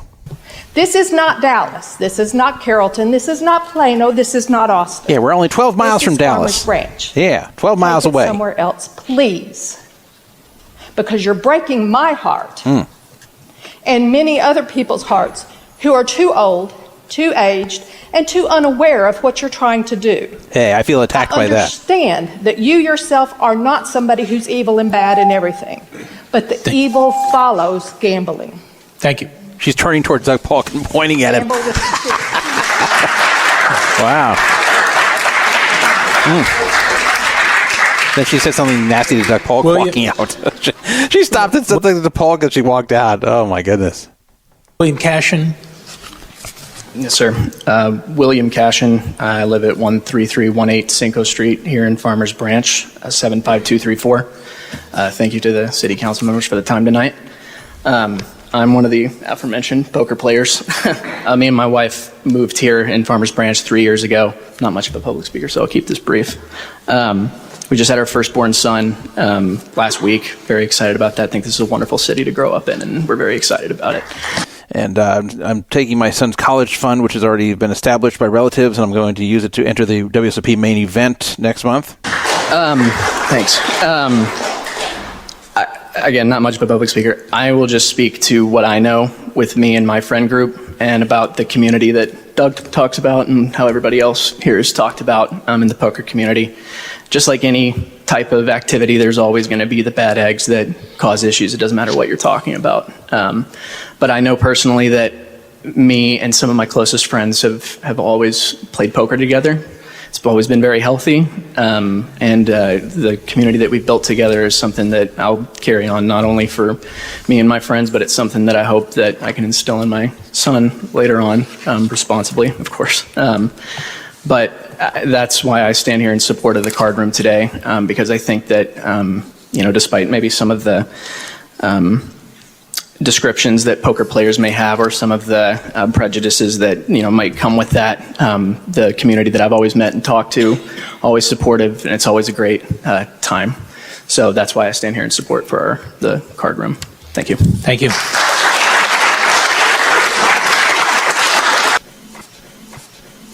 Hi, my name is Yuki Choi, and I live in 1701 Royal Lane, 1410 Farmers Branch, Texas. I'm going to guess that this young Choi is pro the room. We'll hear. This is 75229. Opening up a new social club, a poker card room in our city will bring many positive changes I knew to our it. city. I knew it. This guy looks like a million dudes I play with at Commerce. Young Choi looks just like some dude who'd sit down at my table. I knew the second I saw him, he's a poker player. One, I'd like to talk about employment opportunities. Two, due to the reputation of the operator, Doug Polk, and his track record in the poker industry, we can expect increase in inbound poker tourists into the city, and of course, tax revenue. And three, I'd like to talk about what I love about poker. That's a lot to squeeze into 3 minutes, but I have to say I'm liking this so far, young Choi. See, this is the speech that Doug Polk should have made. This is what he should have come up and said. But let's hear the details. I like it so far, though. So just to recap, opening up a new poker room will bring in hundreds of new employment opportunities to the city. I can look around and see my fellow poker players, and maybe some of you can use a job.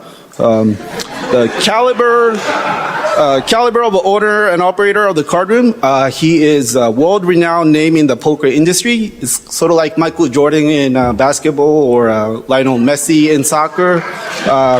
So let's say if you think about them opening up their soccer club or a basketball club here in Farmers Branch, imagine what that will do. It will have a huge impact in our economy as poker tours will flock not only from all over the U.S., but I guarantee from the world. And so this will mean more businesses for the surrounding restaurants and hotel and lodging industry, no pun intended, and will increase foot traffic for the surrounding businesses. Let me stop right here. These are good points. This is a very good speech. I'm a big fan of Young Choi here. Don't know who he is, but he's doing a great job. Doug is still giggling in the background, which is not good. Like, Doug, you have to keep a straight face.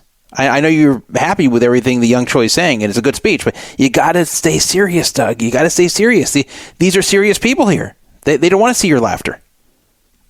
That would increase tax revenue for the city, which we can reallocate the resources to where it needs to enrich the lives of the residents here. So I truly love the game of poker, the inclusivity nature that we can just go in. It doesn't matter who you are, what job you have. You can sit down and enjoy the social aspects of it and also the intelligence part of it. So thank you. Thank you. That was a good speech. This is what Doug should have said. He should have had Young Choi write his speech. I'm not even kidding. Like, that was a much better speech than what Doug gave.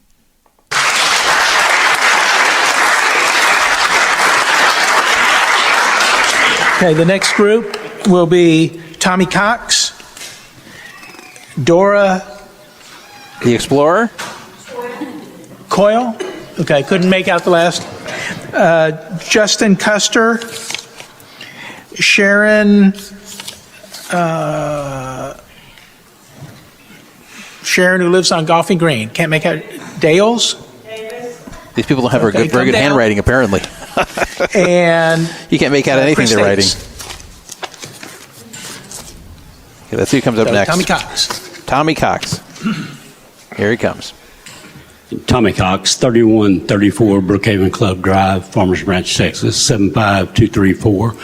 I'm just here to show support for Doug Polk's proposal to open a card room.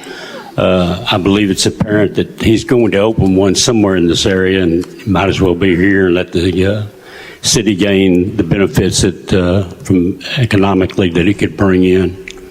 Thank you for your time. Thank you.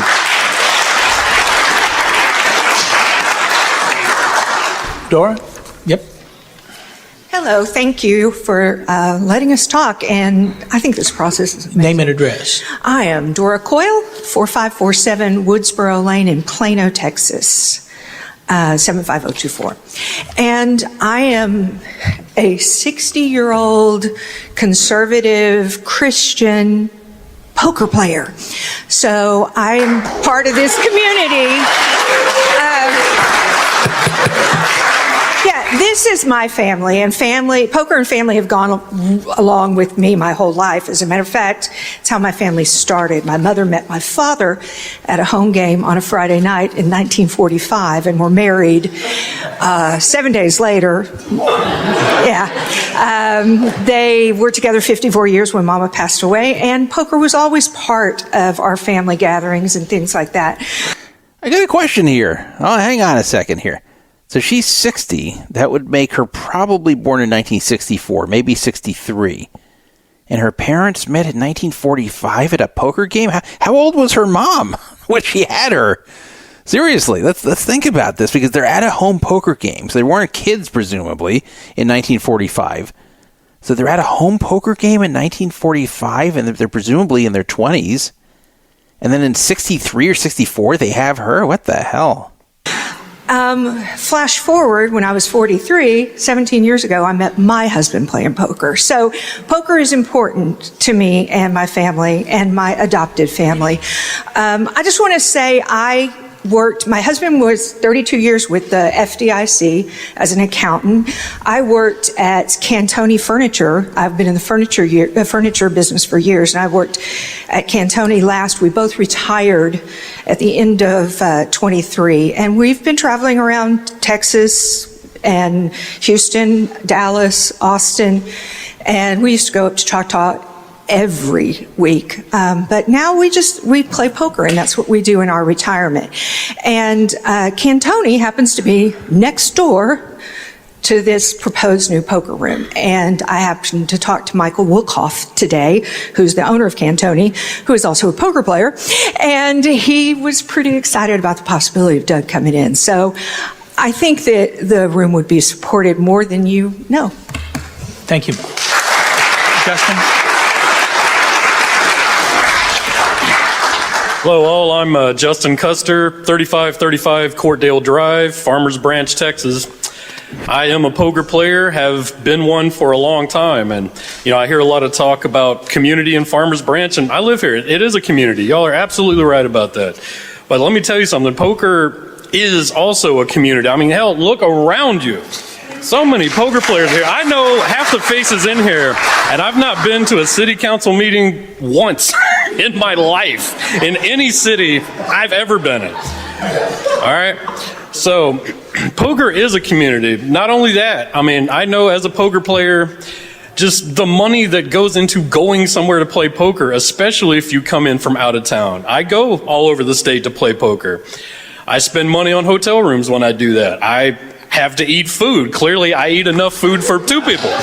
But, I mean, there's so much money is spent. I may go see a movie after I just get sick of playing one day. It absolutely happens some days. And I would just like to see money not go out everywhere else but here. Farmers Branch, Texas. Money goes everywhere. Dallas, Garland, Burleson has 3 poker rooms now. Burleson, of all, has anyone ever been to Burleson? Like it's a kind of a small town, right? They have 3. I mean, and as far as I know, Burleson has yet to be overrun with packs of crime-committing marauders or drug pushers or whatever else can be out there. I mean, so Doug is busting up in the background. He's laughing so hard he's actually doubled over in laughter. I'm not even kidding. He's actually doubled over in laughter. So I just don't think these people are approaching this with the seriousness they need to. I know I've said this so many times, but I'm saying this not to be a jerk or to make fun of the situation or to take victory laps that they didn't get permitted to do this, because I would have liked to see it expand. I think it's fine. I think Doug Polk's done a fine job with the lodge for the most part. But this just is kind of city council malpractice, if you want to call it that, to come there with this kind of frivolous attitude where you're yucking it up the whole time. I really think they should have followed the lead of young Choi. Just bring the matter-of-fact speech to them that it's going to benefit the community. And this guy is along the same lines, kind of, where it's going to bring a boost to the economy there when people come from out of the area to play. They'll want to go to the restaurants, they'll want to stay in the hotels, maybe even have to fill up the gas stations, whatever it might be. So that it's good sending bodies through Farmers Branch to stay in Farmers Branch, and that'll boost the economy. And that the negative is not going to be very much at all. That should have been the message. It shouldn't be comedy hour. It shouldn't be where Doug looks like he's having a roaring good time at the meeting. Everybody should just be very businesslike and calm. I don't know. It's kind of like Doug spoke to earlier. Like, poker players get a bad rap for being, criminals, drug users, whatever you want to do, But you can have that kind of thing with any business you open, and anybody that doesn't believe that has never seen anybody, doing cocaine in a bathroom of a movie theater. I promise you it happens. I promise you it happens. That you can't stop that in your city. And poker is, it's no different than any other business in that regard. I mean, we are a community. Most of us just love the social aspect. We're looking to have a good time, going out, having fun. And yes, I do also bring my wife to poker rooms. I would bring a pastor if I went to church. Absolutely. 100%. It's like, I have no issues with poker. I just hope you guys will consider just the potential benefits and the tax revenues rather than just looking at the negative side of, things that people bring up. But I don't know, I didn't really come prepared, but thank you for listening to me. Thank you. Thank you. Sharon? Hello, I'm Sharon Davis. I live at 3254 Golf and Green Place, Farmers Branch, Texas. That's 75234. And I'm listening to both sides of the, arguments or what people are presenting. I like to play poker too, but that doesn't mean I want it in my city. I was raised, literally, I don't. I moved to Farmers Branch in 1982, bought my first home here, raised my kids here, my grandkids here. And I just don't feel that we need to have this in our town. I agree with the lady earlier who expressed that there's litigation in in Houston, there's litigation in Dallas. It's so weird that they're focusing on the litigation because this has nothing to do with whether they should have a new room here. The litigation just means they're trying to get rid of what they once allowed.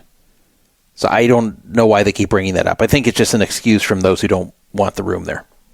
When I had trouble with the Airbnb across my house, when I came to talk to y'all about it, y'all said, we're going to wait till Plano does this and this and this, and we're going to see what the litigation is, and we're not going to make a move, and we're not going to do anything. So why do we have to rush into something like this? They're rushing in again. All I'm going to do is get to the point and say that I hope you vote no, and I'm not for changing the zoning on this, and I really don't want this shoved down my throat. Oh, wow. Thank you. Okay, I've heard enough. I mean, I could go on a long time with these, but I think you guys get the point. It's getting repetitive. So, yeah, it got rejected 4-1, and that's that. It's not going to be one in Farmers Branch. And Doug Polk's going to have to look for another city to bring his card room. Now, I don't know why he chose Farmers Branch, and there's a lot of different suburbs in the greater Dallas area that he could choose from. So, presumably, he can just keep moving down the line until he gets one that allows it. But he needs to change his approach. He really does. You have to understand, at these city council meetings, the city council itself is comprised of people who enjoy power. These are people who get off on the fact that they get to make decisions, that they get to shape the policies of the city. And in order to get them to change anything, you have to appeal to them, you have to come off as a serious person, you have to kiss their ass, you have to make it clear to them that you respect them, you respect their city, and you just like to have them be open to something new that can be beneficial for everybody. That's what you've got to get across. And if you do anything else, you're not going to be approved. You've got to make the city council people like you and like your idea. And they have to like you and your idea enough to where any objection, especially something like this that's going to get a lot of objections, where any objections they will put aside. Now, I'm not saying that if Doug Polk approached this properly that it would have been approved. There's a very good chance it would have failed anyway. There's a lot of opposition, and it's very possible that the city council people already had their minds made up. No matter what Doug Polk said, it wouldn't have mattered. So I think the overwhelming chance is that he was drawing dead there. But he definitely didn't do himself any favors. And even the people speaking on his behalf, the people on his side, I didn't think really any of them did a good job except for Mr. Young Choi. I don't think getting up and speaking about how much you enjoy playing poker or how much this personally benefited you, I don't think that's going to really convince anybody. I guess the woman who came up and said she's a 60-year-old Christian poker player, that could have had some effect because you heard some of the people coming up were doing it from kind of the religious right standpoint of, hey, I'm a good Christian, we don't want gambling here, blah, blah, blah. So she's kind of a counter to that, saying, hey, look, you can be a good Christian and you can also play poker, which is true. So that wasn't a bad speech. But the rest of them, aside from young Choi and her, were not very useful. And Doug himself, I don't know what he was doing. So anyway, that was kind of interesting to listen to. 775-FRAUD-55, 775-372-8355 if you'd like to call or text me. From the 507, some comments about Doug Polk. Doug makes good reads at the poker table, but he made a terrible, terrible read trying to come to this town. A high school student in a debate club could have made a speech 5 times more convincing than Doug's. Simply saying, why should we be encouraging our citizens to spend their money in neighboring areas instead of giving them a place to play here to keep the money in the community and also be a destination for others who may be interested in playing in a room run by this guy who's well known to the poker industry? He didn't address the economic benefits whatsoever. Yeah, I agree. That's what I said too. From the 651, said, Jinx, you owe me a Coke. We both said Explorer at the same time. That is when Dora came up. And I said the Explorer. Apparently this guy said it out loud as he was listening. Also from the 651, wow, no wonder he lost. 2 minutes in and Polk already showing complete disrespect to the city council and zero situational awareness. You don't win them over by a YouTube-style extravaganza. You respectfully lay out how it will benefit the community and give a couple side winks, smiles to the 1 or 2 people you need to flip to your side. Yeah. See, we all agree. How come we can all see it and Doug Polk can't? Who's usually intelligent and on the ball about these things. Jeff Dime wrote in the forum, Polk was drawing dead with that club, but wear a suit, admit there's pros and cons, appeal to the freedom argument, and don't talk about how you turn $10 into millions. Above all, don't tell us how poker players are great people. Just like anything else, there are great people who play, okay, and people and shitty people. They laid it on way too thick, just a terrible job. It all came off so slimy and insincere. Also, you have to admit that the main purpose you want this for is your business interest. You can say all those things while still making the overall point that this will bring economic development to the town. So yeah, we're all pretty much saying the same thing. He should have consulted with Poker Fraud Alert. He should have sent us the speech and had us give him our critique. Would have been much better. We're going to talk about David Copperfield. And I wish I did this topic back when I first brought it up on my Vegas Casino Talk forum in January of 2023. Because I could have been way ahead of the curve on at least part of this story, which is now blowing up in the mainstream media 16 months later. David Copperfield is someone I'm sure you have heard of. He is a magician. He's been around for decades. He has a ton of money. He's been very, very successful. And he has a long-running magic show at MGM Grand in Las Vegas. And I have never seen his show. But I would have assumed prior to January 2023, when I learned about this show, I would have assumed it was a pretty good show. Because it's been around a long time. And David Copperfield has a good reputation. At least had a good reputation, shall I say. And I just would have assumed it was a solid magic show. I just really hadn't heard anything about it. But I would have assumed it was decent. But I would have assumed incorrectly. So first, let's go back to January 2023, and I'll tell you what I discovered. David Copperfield, who is in his late 60s, does not have to work anymore. He does not have to do this show. There are other Vegas performers who, even with having a big name, need to still perform because they're broke, or they're close enough to broke where they can't maintain the lifestyle they want without continuing to perform into old age. Usually through gambling problems or just bad financial or life decisions that, despite the fact that they brought in a lot of money in their lifetime, they just don't have very much and they're old and they just have to do what they got to do to survive or keep up the lifestyle they want. But that's not David Copperfield. David Copperfield is very rich. Very, very rich. So he does not need to work for that reason. So why would he still have a show? Why would he have this show at MGM Grand if he doesn't need the money? Well, one would assume he must enjoy it. He must just do the show for the love of performing. But it turns out that's not true either, which made me really wonder why David Copperfield was even bothering at all. So there is a show that also had bad reviews of someone who was famous in Las Vegas. It was also a magic and illusion show, and that was Criss Angel. But unlike Criss Angel, David Copperfield does do magic tricks at his show. Criss Angel doesn't do very much at all, and it's one of the worst reviewed shows out there. His various incarnations of his shows were all terrible.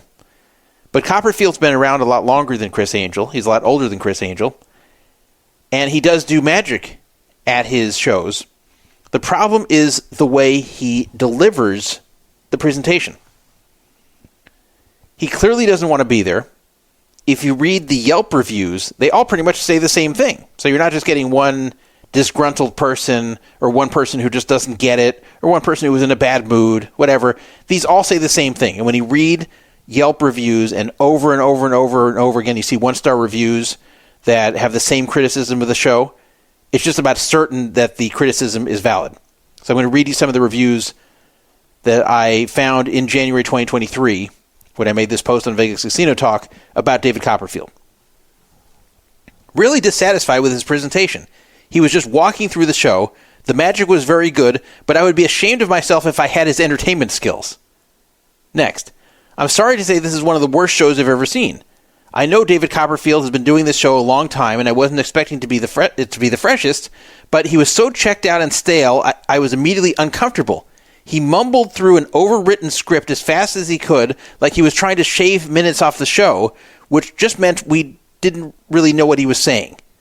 Another disappointment was the illusions in the show. Some relied on technology, which I just don't find as entertaining as more traditional magic, and I'm an enthusiastic audience member at magic shows. I love even simple things, but there wasn't much of that in the show. Then someone else wrote, please read before buying tickets. My wife and I go to Vegas often. We've seen numerous shows and we've enjoyed them all. However, the David Copperfield show was a huge disappointment. Please don't go here. There's so much I can say, but I'll try to keep it brief. David Copperfield is one of the original master magicians. I remember watching him as a kid, but he's past his prime and it's time to hang up the magic wand.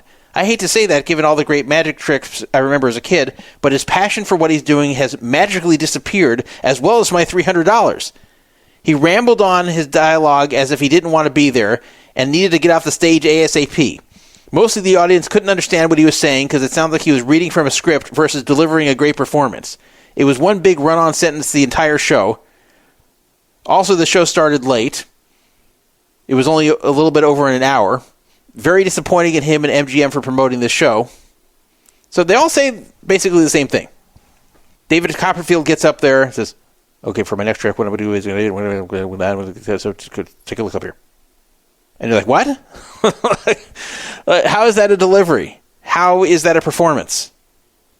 It really sounds like he's mumbling very quickly and unintelligibly through a script. So if he's that unhappy with the performance, if he just is going through the motions so much that the audience can tell he's going through the motions and he looks unhappy, why is he doing it? He has a lot of money. Why is he doing it? And I didn't know. This was a question I posed to the Vegas Casino Talk community, and nobody really had an answer for me.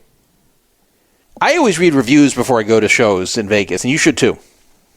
Because I would have thought David Copperfield's show would be solid.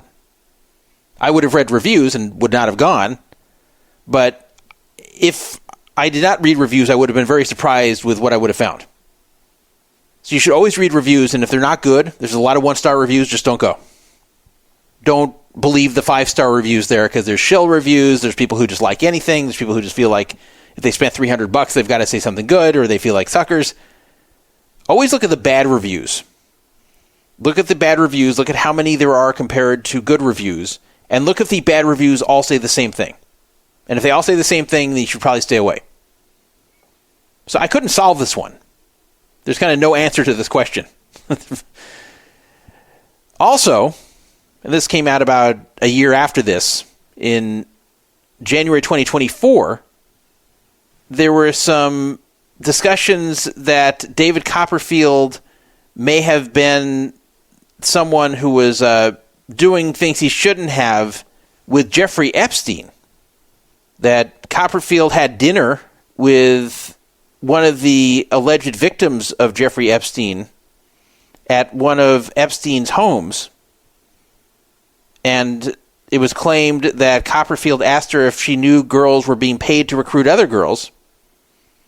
This person, who is named Johanna Schoberg, testified that she had met David Copperfield, and she said, someone called me from the house and said he would be there, and if I wanted to come over and have dinner, that I could meet him. So when I arrived at the house, he wasn't there, but I waited with, I believe, Sarah Kellen, and there was another girl which I'd never met before. She seemed young to me, so I thought she had to be younger than college age, and I had to assume for my own sanity she was the daughter of one of the friends.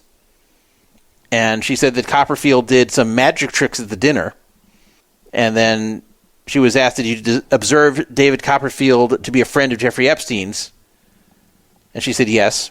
Then she was asked, did Copperfield ever discuss Jeffrey's involvement with young girls with you? And she said, he questioned me if I was aware that girls were being paid to find other girls, which is a little bit weird. So, like, why would he even ask her this? Whether she was aware that girls were being paid to find other girls. Like, this is supposedly Copperfield asking her this when she was over there. That's very odd. But that still didn't really derail him at the time.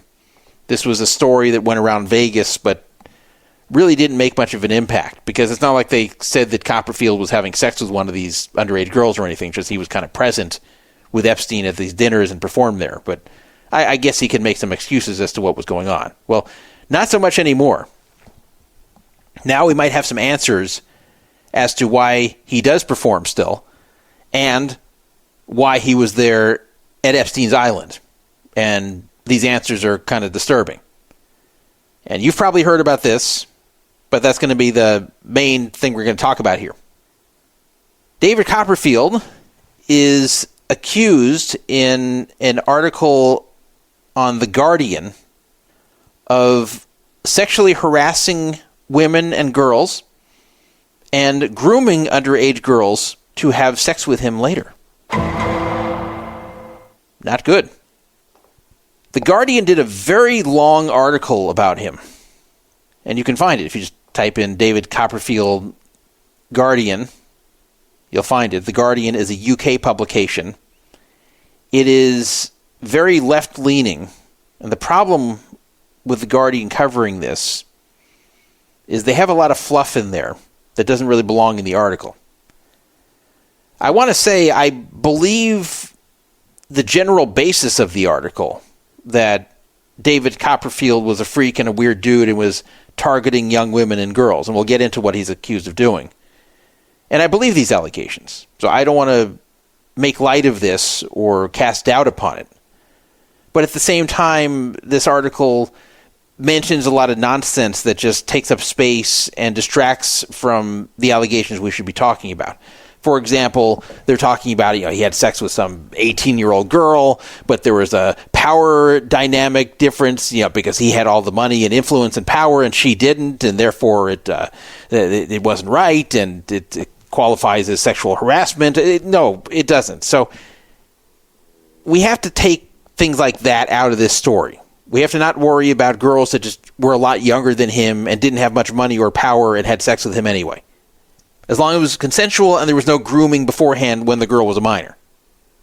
So if the girl was 18, 19, whatever, and he kind of manipulated her into having sex with him, but it was totally consensual, it's not the best look, but it's not really worth discussing in the same article that is alleging sexual harassment and grooming.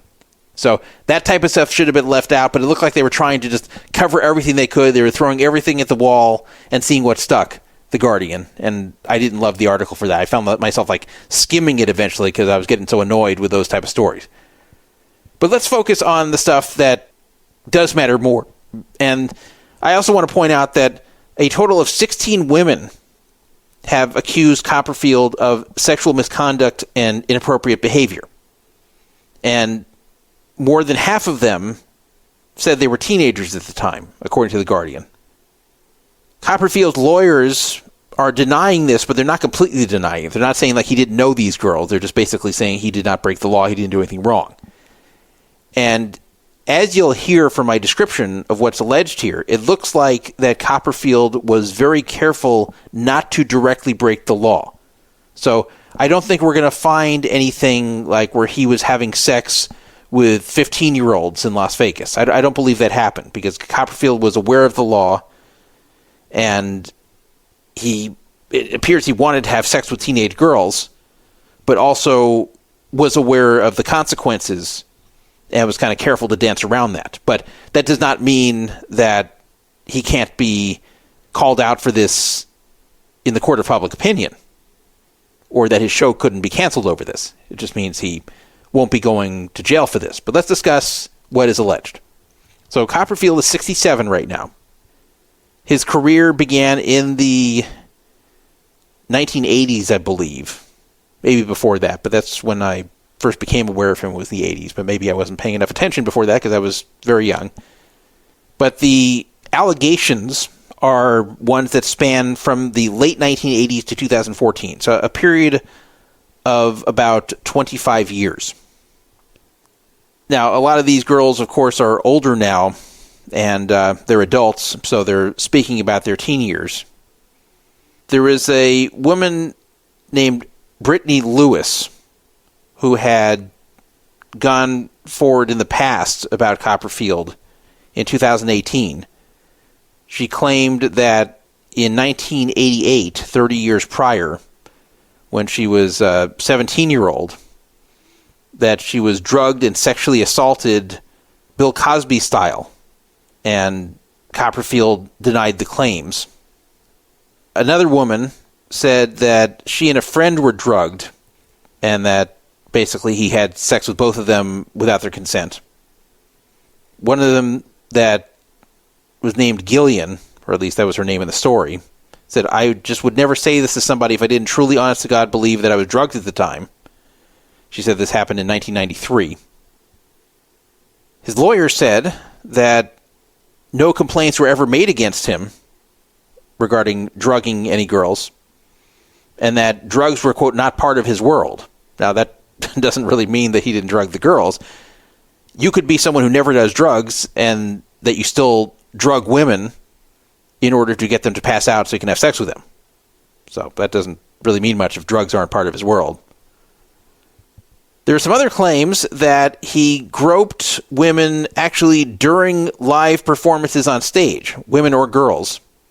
One of them was a 15-year-old who was brought up on stage, and her family members claim that they witnessed that he touched her breasts, not under her clothes, but over her clothes.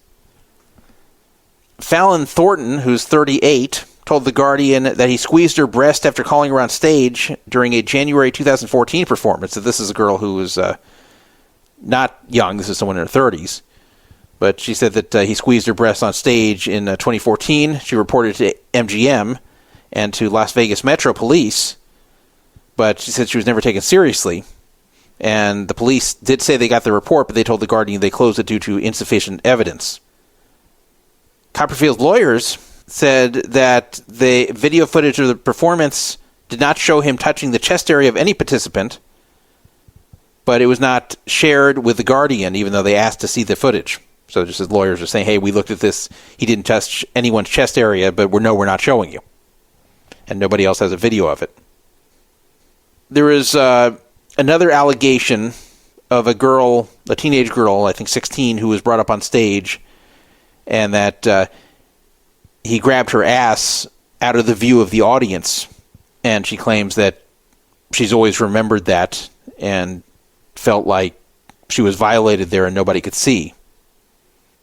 One woman named Carla said that she met Copperfield at one of his shows in 1991, and she was only 15 at the time, and he started calling her late at night. She said she felt she was being groomed, and she said that he sent her gifts and tickets to his shows, and after she turned 18, they had consensual sex, and she said that she lost her virginity to him. Now, this part's not illegal. because he did not actually have any kind of sexual relationship with her until she was 18.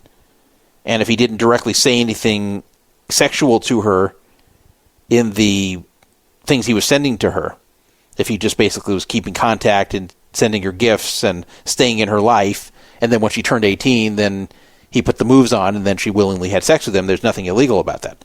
It looks very bad that he would go meet a 15-year-old from the audience and keep in contact with her for a few years and do this, and it's morally wrong, but it's not something that could be prosecuted.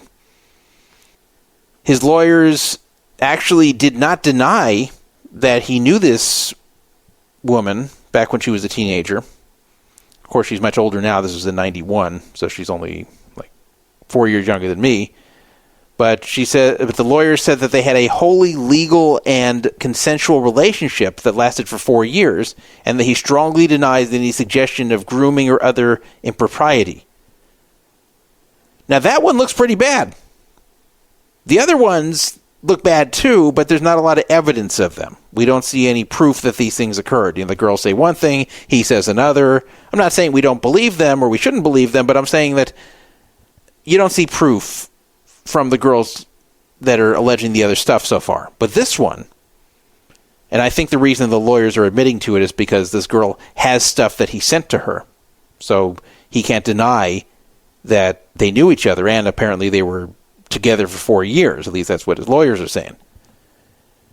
But the question comes up, how would he get to know a 15-year-old? Like, why would this occur? Why would he befriend a 15-year-old in 1991? Let's think about this. David Copperfield is born in 1956. So this is somebody who in 1991 was 35. So you're 35 years old, and you're a famous magician, and you do a show that's doing very well, and there's a 15-year-old girl in the audience. Why would you ever befriend a 15-year-old girl in the audience? Like, what would be the reason? What would possibly be the reason that you would want to get to know a 15-year-old in the audience? I do not know any teenagers aside from my son, my son's friends, and other relatives that are in my family that are teenagers, and teenagers who are the sons or daughters of friends of mine. So it would be really weird, right, if I just got to know a 15-year-old and started talking to her. Wouldn't you think that would be like really weird? Even if I didn't say anything or do anything inappropriate? Like if I just started talking to a 15-year-old who I knew was 15? Like, you think that's really strange. So whenever a grown man does this, and I'm not talking about a guy who's just a little bit past 18 himself. I'm not saying like a 19-year-old who's talking to a 15-year-old. I'm talking about someone way past that. Someone who should not be talking to a 15-year-old. When you're 35, you should not be having social conversations with a 15-year-old. So somebody who finds a 15-year-old at one of his shows and calls her late at night and sends her tickets and sends her gifts, and then eventually, when she's 18, has sex with her, even if it becomes a 4-year relationship, that's legal, but it's weird. And it does look like grooming. I can't think any other way how this could be something different. So she said she felt she's been groomed. Yeah, she was groomed. And notice the lawyers are not saying that her claims are false. They're saying that there was no grooming, but that's just a broad term, grooming. But they're not denying that he was calling her late at night. They're not denying that he was sending her gifts and tickets. Why? Why was he sending this to a teenage girl? How did he get to know her? There was another girl who got a note from Copperfield, and this note was sent to her when she was 16, and it said 2 more years. And the Guardian actually had pictures of this. 2 more years, it said. Now, it wasn't stating what will happen in 2 more years, but I'm sure you can do the math. What happens when someone's 16 and 2 more years pass? Well, they're 18. So you have this grown man sending gifts to a teenage girl, to a 16-year-old, and writing 2 more years. Basically saying, I can have sex with you in 2 more years when you're 18. So it's pretty sick stuff. It was also alleged that Copperfield would send his assistants, usually females, to grab attractive teenage girls and young women from the audience and either bring them up on stage or to have them meet Copperfield after the show, or sometimes both. There was one story that was told that he asked one of his assistants to get this pretty young woman, I guess she was in her early 20s, from the audience to meet him after the show. And the assistant went up and told the girl that Copperfield would like to meet her. And she says, oh, great, yeah, I'll do it. So then she went up to meet him after the show, and to Copperfield's horror and disappointment, she brought her boyfriend.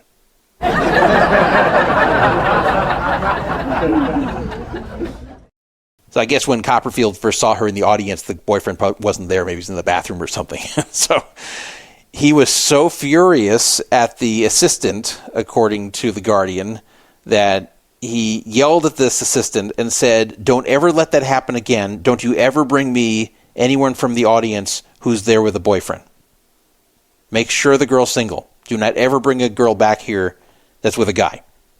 So I'm guessing he just went through the motions and pretended to be friendly to both of them. Oh, hey, I just pick up random audience members to meet and just wanted to meet you, so hi. And probably they both thought, what a nice guy.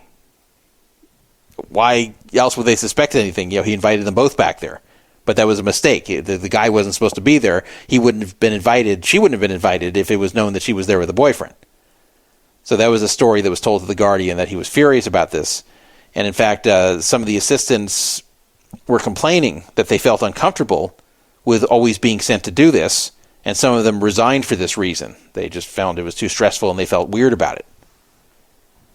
In 2007, a Vegas showgirl claimed that Copperfield had drugged and raped her, but then the woman died of an unknown disease in 2019, and some say that she called them and discussed that she wanted to go to some people that she had hurt in her life, and one of them was Copperfield.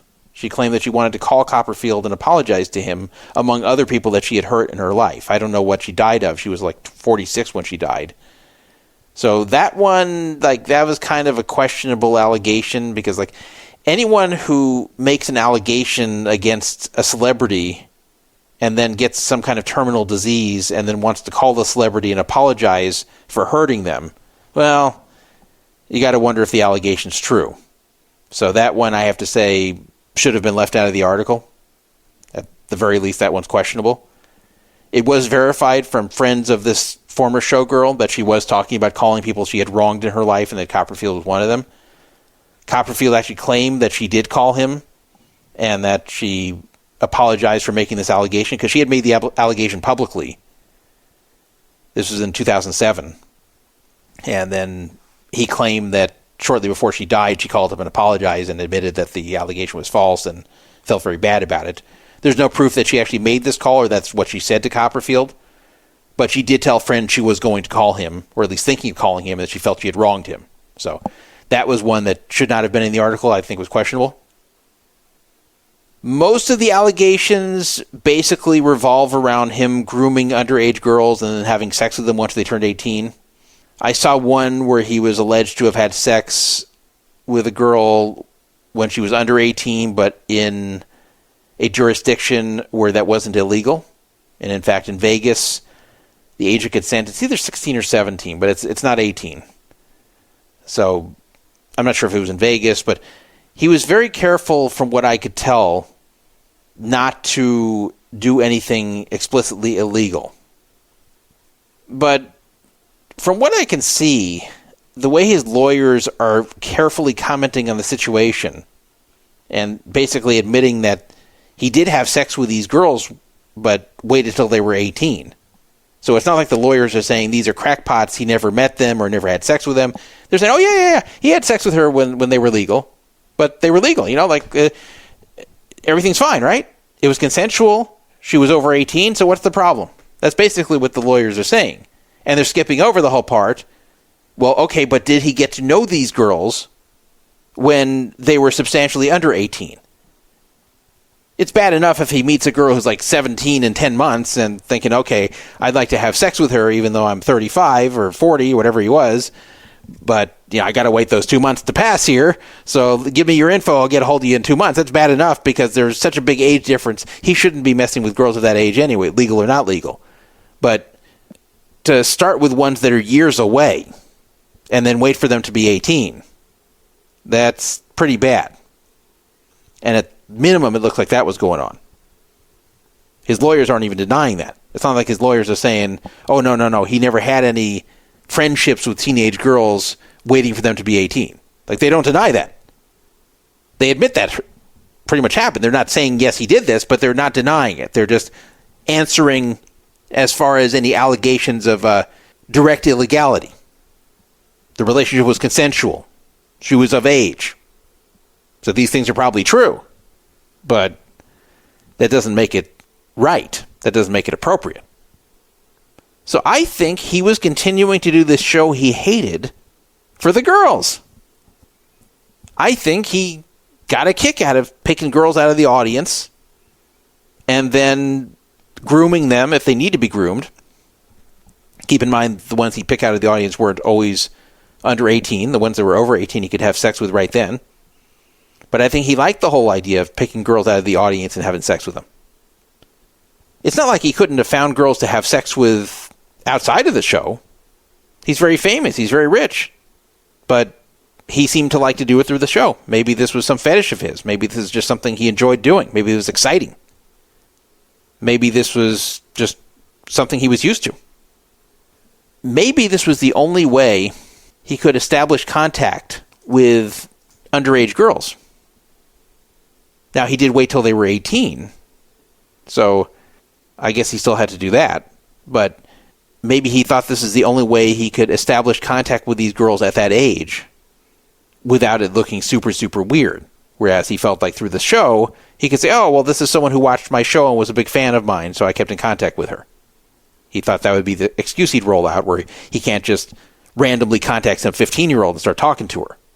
So maybe that was why he kept doing it. But I have to think that this would be the best explanation as to why he was continuing with his show. Now, you would think after all this came out that they would cancel his show immediately at MGM. But you would be wrong. The show still exists at MGM Grand, and as of now, they are not talking about canceling it. So if you go right on MGM Grand's website, you can find the David Copperfield webpage. So you can still buy tickets. I'm going to click on Find Tickets here. See what it allows me to buy. Yeah, I could buy it for today, Monday, May 20th, either the 7 p.m. show or the 9:30 p.m. show. It says tickets from 7137, which I assume are the nosebleed seats. But yeah, you can buy tickets right now. Looks like they range from 7137 to 220 before fees. Oh, and you even get a meet and greet. Exciting. So the meet and greet rate is $220, and that's also up at the front. So I could go to meet and greet David Copperfield. It's too bad I'm not prettier. He might hit on me. But yeah, the MGM is just moving full speed ahead. They don't care if he had an association with Epstein. They don't care if he's accused of grooming young girls. They don't care. They just don't give two shits. I wonder if it's some kind of contractual thing where they can't terminate him for these allegations without something more substantial. I mean, obviously they know. They couldn't be happy about this. So the question is, why have they not terminated this show? And the story is gaining steam. This is in the mainstream media. This isn't just in Vegas media. Both about the sexual harassment and the Epstein thing. Regarding the Epstein thing, by the way, his lawyers said, our client did not know about Epstein's horrific crimes. Like the rest of the world, he learned about it from the press. Yeah, bullshit. Like, he's hanging out with Epstein. He knows exactly what Epstein was about. In 2018, David Copperfield said, "I've lived for years with news reports about me being accused of fabricated heinous acts with few telling the story of the accuser getting arrested or my innocence." I don't know what he's talking about, the accuser getting arrested. Yeah, I mean, there's been allegations over the years. There was that one in 2007. There was that one in 2018 I talked about. But The Guardian is the first publication to put like a ton of these together, like 16 different allegations. I have to think, there's a lot of smoke here. Even though there's no fire, there's a lot of smoke. Something weird is going on with him. Something inappropriate is going on with him. Pretty sure of that. I'm just wondering if MGM Grand is going to pull the plug here, if they're hoping this dies down. I don't know. It's weird. I have to think that there must be some reason they can't terminate it. Maybe they're afraid of a big legal exposure if they do, just based upon allegations in The Guardian. If I had to guess, they probably would be happy to wash their hands of him at this point, because number one, the show is poorly reviewed. People complain about it. I'm sure people harass the box office all the time that the show is terrible and they want their money back, and there's big fights about that. The Chris Angel situation was the same. He wasn't accused of this type of harassment, but I'm just saying, they had to deal with tons of people after every show that would go up and complain and demand their money back. I mean, that would be the worst job to have. I feel bad for the people working at the ticket desk there. But I got to think Copperfield, that he gets a lot of this too. People demanding money back and all that, and it's got to be a headache for MGM Grand. And now they have this on top of it. It's not even like it's a good show. It's a crap show. People are unhappy. People feel cheated. And then he's now accused of sexual harassment and grooming in association with Epstein. I mean, you'd think they just want to wash their hands of this for sure. But I guess they can't.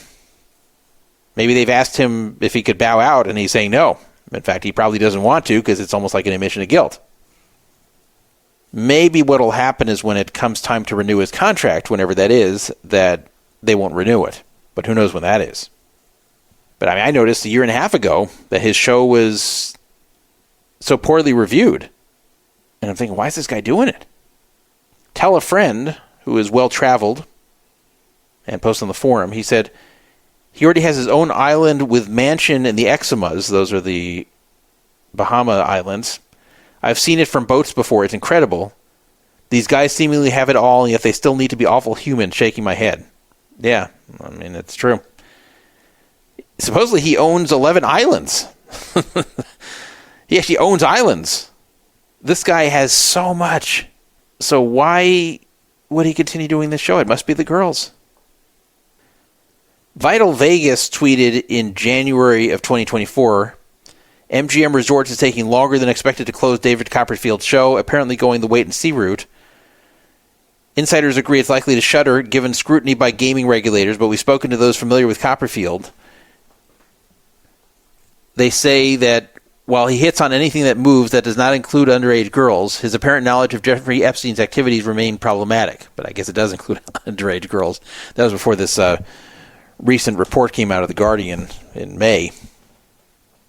Vital Vegas predicts that they're going to treat the end of his time at MGM as an amicable breakup, that he'll claim he's retiring or spending time with family or pursuing other opportunities, and that they'll just both separate very quietly. And I think that's true. I think that's what's going to happen. Whenever the contract's up, I think that's what they're going to do. I think MGM's just hoping they get there. I think the problem here is that they can't find any evidence of law breaking. So just grooming teenage girls and keeping in contact till they turn 18 isn't quite enough. But I always wonder about these guys, these famous guys with all this money, why they would even risk what they have to do stuff like this. Why not just go through other means to meet 18-year-old girls, some of whom probably would have had sex with him given his fame and money? Why pick them out of the audience when they're 15 and keep in contact with them for years? It must be some thrill he gets out of it. That has to be it. Very weird. I want to talk about Eric Bensamochan's podcast. I know I mentioned it in the previous show, but I want to mention it again because I actually appeared on there. So Eric Bensamochan, who has appeared on this show a number of times, giving us various legal background on the subject we're talking about. He's the expert we've turned to many times for anything legal, because he is a real attorney who can analyze things from the legal perspective a lot better than I can. And he decided to start his own podcast. It's called the LATE Podcast, which stands for Law According to Eric. L-A-T-E. The LATE Podcast. And it has a legal theme to it, but it's more lighthearted and it's aimed at the masses. So you don't have to say, oh, I don't want to listen to a law podcast. I'm not a lawyer. It'll be boring. So he makes sure that it's not boring. And it's something that's really aimed at everybody, not just attorneys.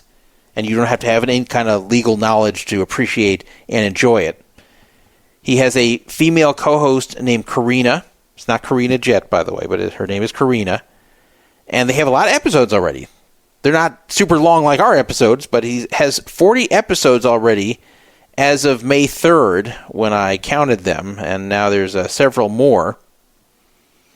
And if you'd like to go listen to the May 10th episode, it's about me. Yes, it's about me and my situation with Mike Postle and the defamation lawsuit that was filed against me by Mike Postle, and my attorney was none other than Eric Bensamochan. So that was a very appropriate topic to cover on his show, since he was actually my attorney in that situation. It is 1 hour and 3 minutes long, and it is called the LATE Podcast, which again stands for Law According to Eric. And you can find it on Apple Podcasts. So just look up on Apple Podcasts, the LATE Podcast, and you will find it. And I'm on the May 10th, 2024 episode. So I just wanted to let you guys know about that. And here, I'll even play a little bit of this, the one I was on. Hey guys, I'm Karina. And I'm Eric. And welcome back to the Late Podcast.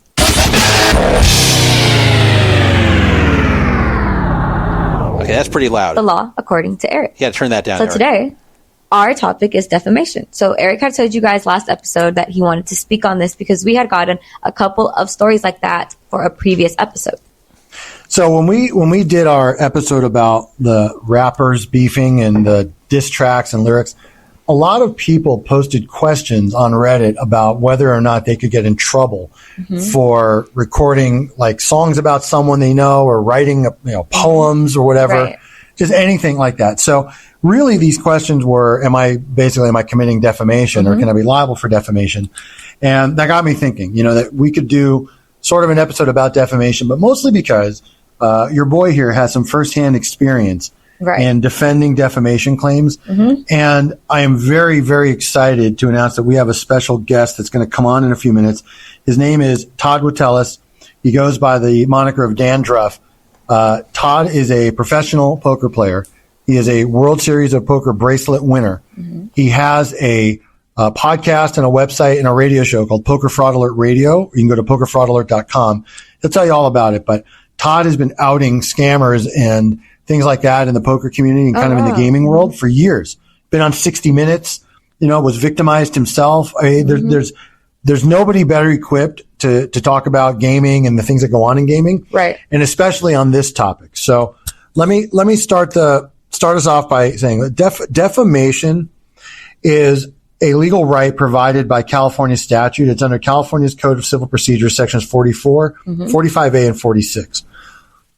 Without getting into super technical legal detail, generally speaking, defamation is a false statement, meaning the fact of the statement itself is made by a person who knows it's false, that is harmful to the person's reputation, is published. Now, the word published doesn't mean like a book. Right. It can be a website, it can be over the air in an interview. It just has to be disseminated, right, to the public.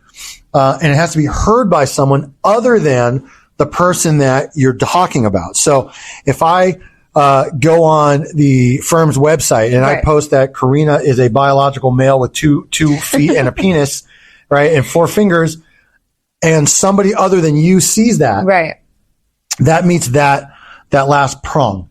And so, the last thing is, just as a matter of clarification, because people get confused, if it's an oral statement, okay, that's called slander. So think of it spoken word slander, S&S. If it's a written statement, it's called libel. Okay. Or, so slander, libel combined, either one, that's a form of what's called defamation. So without too much further ado, when this topic came up, I thought to myself, I know a person that actually that was once sued for defamation. And we both know the attorney that defended that person and what the outcome was. So I would like to now invite Todd Dandruff Watellis to come on. So Todd, welcome to the Late Podcast. Hello, Eric. Yeah, thank you for having me here. Absolutely our pleasure. So Todd, if you wouldn't mind telling our close to 3,000 subscribers now, just give us a little history of what happened to you, who, Mike Postle is. Remember to use the word allegedly in front of everything. No, I'm just kidding about that. But by all means, Todd, take it away. Okay, so as Eric mentioned a little bit ago, I run a website called Poker Fraud Alert, exactly as it sounds, pokerfraudalert.com. And among other things of what we do there is we discuss scams and scandals and frauds that occur in the worlds of poker and gambling. All right, so I'll stop it here. I was not physically with him, in case you're wondering why my sound is kind of tinny. It was over a phone, and, we did the best we could there. But anyway, I enjoyed appearing on his show, and it's about an hour long, so much shorter than this show. And you can hear the whole Postle story again on his show, if you'd like to hear that described again. I know some of you are sick of it because I've talked about it so much here. But anyway, if you'd like to hear that, or you'd like to hear any of the other topics he's done, then you should go check it out. And he really covers a very wide range of things. There's now over 40 episodes, and still he does not have a single rating below 5 stars. So every single person rating it so far on Apple Podcasts has given it 5 stars. So that's a good sign. And you don't even need Apple Podcasts to listen. You can actually listen to Apple Podcasts through a browser. That's why I just did it right now, just by searching for it there and playing it. You don't need to be logged in or anything. So anyway, I think it's something you may want to check out, especially if you like Eric's appearances on Poker Fraud Alert Radio in the past. Now he is doing his own thing, and it's every few days, a lot more than this show. He had an episode May 8th, May 10th, May 15th, May 17th, so it's really just every few days. So he seems to be having fun with this. And in case you're wondering, he's not going to be like a professional podcaster or anything. This is just something he's doing for fun because he enjoys it. And I don't know, maybe he got inspired by this show. He thought, hey, I can do one too. So anyway, go check it out, The Late Podcast. And just wanted to mention that. And Eric's always been a good friend of the show. He's always been someone who's donated generously to the free roll, including recently. He represented me very well in the Postle case, which, as you guys know, I emerged victorious. Postle still owes $27,000 in legal fees, but we emerged victorious, and he did a very good job. He filed a very quick and very good response to the defamation lawsuit that was filed against me. I was very happy with all of his work there, and just wanted to make you guys aware of his podcast. Moving on, some controversy out of Texas. Let's go back to Texas now. And this is the type of thing that the residents of Farmers Branch would be citing as to why Doug Polk should not get a card room there. Because, to be honest, the Texas card rooms have some issues. And one of them that has the most issues from what I've seen has been Legends. Legends is in the Houston area. I've just heard a lot of bad things about the place. I don't trust the place. And now there is something that is very controversial, and this has been disseminated on social media, especially by Sean Deeb, and is now being alleged that multiple dealers at Legends have been fired for messing with the decks in past months and that they were cheating. Sean Deeb tweeted on May 1st, I got a better quality video, because he posted a video prior to that was very grainy. I have spoken to a floor person of Legends who confirmed multiple dealers were fired for messing with the decks in the past month. I'm disappointed that no players were caught and the dealers were not prosecuted or outed so they can go do it elsewhere. And then I'm going to play you this video. It's not going to really mean much here on the radio, but I'll describe what's going on. You can see the dealer's hands. You can't see who the dealer is, but you can see the dealer here. Sir, you're going to be bad. And he's doing a very weird shuffle. You can see he is... looks like he's shuffling. He's got two halves of the deck. It looks like he's shuffling it. Then it looks like he's pushing them together and then pulls them right back out, where he's really not mixing anything up. So it's like a fake shuffle. Shuffling, pushing it back in, and quickly pushing it back. And then cuts and then deals. So this really looks like he's pretending to shuffle when he is not. And therefore, he's ordered the cards in some way, and that he's in cahoots with other players at the table who are then going to get the cards that they expect to get, or will know their opponent's cards, and they'll be able to play accordingly and crush the game. So, yeah, this looks pretty bad. This doesn't just look like someone who can't shuffle very well. Because I'll tell you, there is someone I know who doesn't shuffle very well, and that's me. I'm not kidding. When I deal at home games, people get a good laugh because I'm not a very good shuffler. And I tell them, well, I'm not a very good shuffler because I don't really shuffle very much. I play, but I don't shuffle. So there's always someone dealing cards to me when I play live poker. And I just don't play that often to where I have learned to shuffle that well. Now, the funny thing is there's a party I go to once a year where a poker game is played. And at that party, everybody is so bad at shuffling that I'm actually one of the better shufflers there. But the home game I go to semi-regularly, I'm the worst shuffler. So I'm not a very good shuffler. But it also doesn't look like I'm a mechanic. It doesn't look like I'm rigging the deck or pretending to shuffle and really not mixing anything. This guy is not a bad shuffler. He's just someone who is pretending to shuffle and then pulling the cards right back. So it's interesting. You can find it in the Scam, Scandals, and Shadiness forum on Poker Fraud Alert. It says, video shows dealer rigging deck in Houston. And this was posted by a longtime user named Shiz Money. So you can go take a look at the tweet he posted from Sean Deeb, which to me shows it pretty clearly. Someone else wrote, Legends is rife with this, and they don't just set up the hands to make you lose either. They will also set it to make you win when you first set down to reel you in. Wow.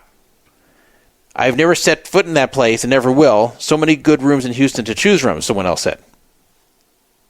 So Legends has just had a lot of trouble over time. In the past, a lot of it had to do with violence. In 2022, the beginning of 2022, one of the security guards actually stopped an armed robbery there, but shots were actually fired inside a Legend, and somehow nobody was hit. We covered that on the show at the time. It's known to just be a shady place. It's got a bad reputation, and it doesn't surprise me that this happened there, yet it's one of the busiest card rooms in Houston. So you may ask, well, why don't the police shut it down? Well, the whole point here is these are not regulated card rooms. This is like asking why a home game isn't shut down because someone isn't shuffling right. These are treated equivalent to home games. So you're not protected at all. This is why Texas needs to license and regulate poker there. And then the localities can decide whether they want poker. That's what they need there. This is not a good solution the way they have it there right now. So do I think from watching that video that this guy was some kind of mechanic dealer? Yes. It doesn't make sense otherwise. It's pretty clear this guy wasn't really shuffling the deck. I don't know exactly what he was pulling, but he was pulling something. And apparently a few people have been fired from Legends for this. Something was definitely going on. Somehow no names were released. Somehow no players were identified. So it's like the people involved in this whole cheating ring have gotten away with it.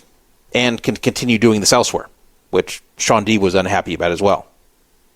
So there's no protection at these places. You've got to know that when you're playing at any room in Texas. Even the better reputed rooms, such as the Lodge, even those have no protection. And even if the owners of these places are good people, that doesn't mean the employees are. And that doesn't mean that you can do anything if anything bad happens. There is also the issue of these rooms not having the money to cash people out, like that one that Johnny Chan was associated with. There is no requirement at these rooms to have the cash on hand to cover all the chips that they have out, as a regulated card room would have to do. So some of them just count on that not everybody's going to cash in their chips, and people will just take big chips home, and then maybe they won't have all the money to cover it. You never know. So if they just shut down and disappear, you're screwed. You'll never get the money. So if you do play at these places, never take chips home. Always cash out fully. Understand that the security is not always the best. There's follow homes. There's follow outs. There's, as you saw here, someone who came into the Legends and fired shots. Security is not paid very much. Security is undermanned. And these are not designed with security in mind. They're just in wherever they can build them, wherever they can rent the space. So Legends is in a mini mall. There's a lot of aspects of these Texas rooms that are inferior to real card rooms, and you need to know that before you play at them. Despite the fact that Sean Deeb was very against what was going on at Legends, that didn't stop him from playing down the street at Champions Club, which is co-owned by Phil Hellmuth.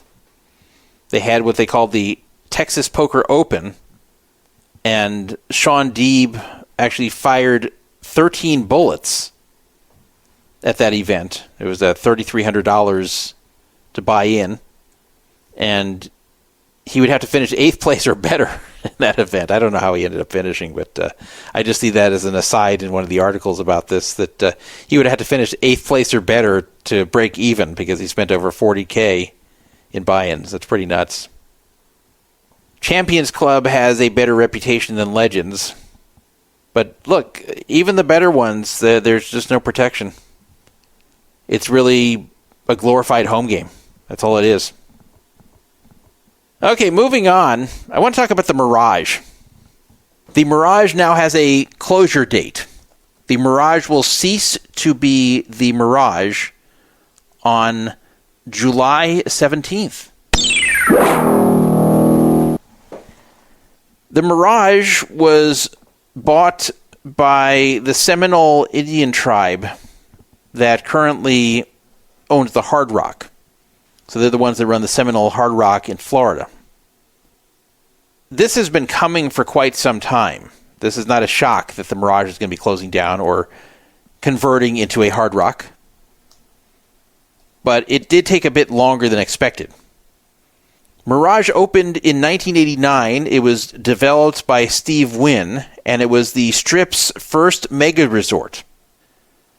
Mirage really changed the face of Las Vegas. It was a very important property. It did something very important that made Las Vegas into what it is today versus what it used to be in the 80s and before that. Prior to the Mirage opening in 1989, the main place of Vegas was considered downtown. There were properties on the Strip, but downtown was kind of the center of everything. And what's known as Center Strip now just wasn't super prominent. Again, there were properties there, but the Strip had not really become the center of Vegas. And the whole idea of a mega resort, something that attracts people for reasons far beyond gambling, that just didn't exist yet. There were big and nice properties there in Vegas at the time, but they didn't have the mega resort look or feel like the Mirage has. So when Mirage opened with all these new features, including the volcano outside There's a little free show where you can watch a fake volcano erupt with fire and everything. At the time, it was thought to be a likely expensive failure. It was believed that the amount of daily revenue to keep the doors open seemed unrealistic. There's just no way they could generate that much money. But it did. It ended up being highly successful. And not too long after, construction began on other major resorts on the Strip. And now that's pretty much everywhere on the Strip. And the Strip became the de facto center and tourist destination of Las Vegas. It started with Mirage, and then followed with a whole lot of other properties that opened around like 93. And that pretty much changed everything. Mirage also had a legendary poker room in the 90s. That was the place to play in the 1990s. This is, of course, before the poker boom. The movie Rounders had some famous scenes that took place there because that was the place to play back then. Eventually, their poker room became much less influential, and Bellagio pretty much took their action. But that was fine because it was the same ownership by that point. What happened was that Mirage was eventually rolled into MGM, and then Steve Wynn's involvement ended in the year 2000. It stayed at MGM property for 22 years, and then in December of 2022, it was sold to Hard Rock, and it became the first tribal-managed casino in Las Vegas, owned by the Seminoles. So the plan was to renovate and rebrand it into a Hard Rock property, similar to their guitar-shaped Seminole Hard Rock property in Florida. If you remember a different Hard Rock in Vegas, you're not imagining things. The previous Hard Rock in Vegas was off-strip and is no longer a Hard Rock. That is now Virgin Hotels Las Vegas and is struggling, and we'll get to that later in the show. That has nothing to do with this Hard Rock. That was something with Hard Rock branding that was not tribal-owned, so it's kind of confusing, but this was not a tribal casino, the old Hard Rock. And Mirage has nothing to do with the old Hard Rock. However, the renovation plans of Mirage dragged. It was originally believed shortly after they bought it in December 2022, they were going to be doing their renovations to convert it to be a Hard Rock. But this dragged on for over a year and a half until the closure date was finally specified very recently as July 17th, 2024.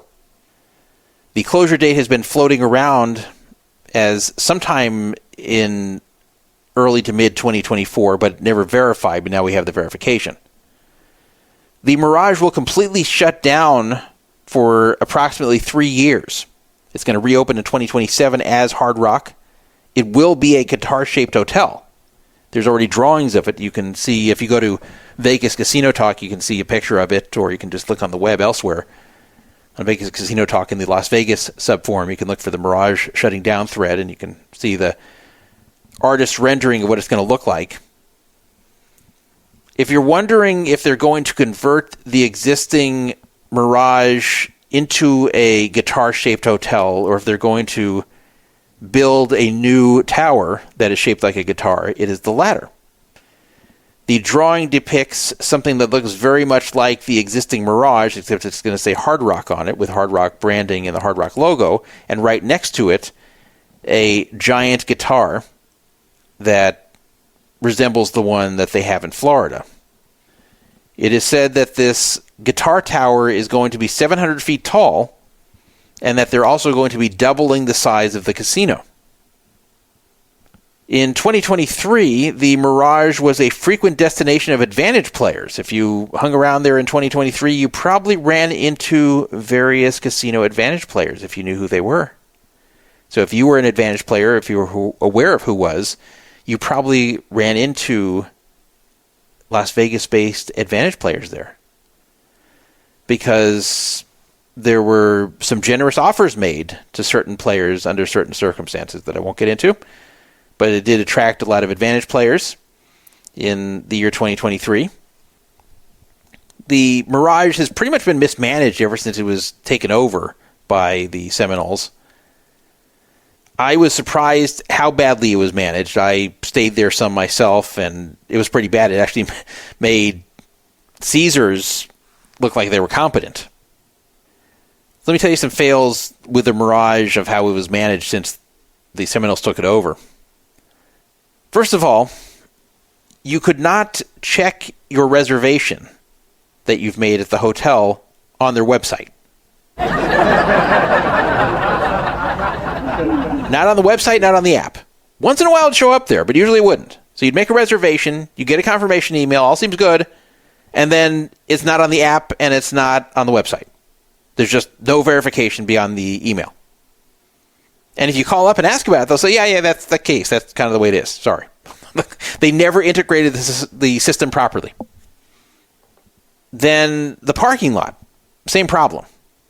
Despite signs there saying that certain tier statuses got free parking, as is the case at other strip properties that charge for parking, you cannot swipe the card and get in and out like they say. If you try, it will just keep spitting back an error message and not let you do it.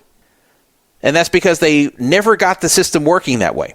So no matter how high of a card you had there, you could have the top level card, you still could not swipe it to get free parking. What you'd have to do is drive in, take a ticket, even though it tells you to swipe your card. You're supposed to ignore that, which they never took down. It tells you to swipe your card. You don't swipe your card. You actually take a ticket as if you're going to pay. And then on the way out, you'll encounter an employee who will look at your card. And if your card is the right level, he'll just open the gate and you can get out. And some hours, like the non-prime hours, they'll have no employee and just leave the gate open for anyone to drive out.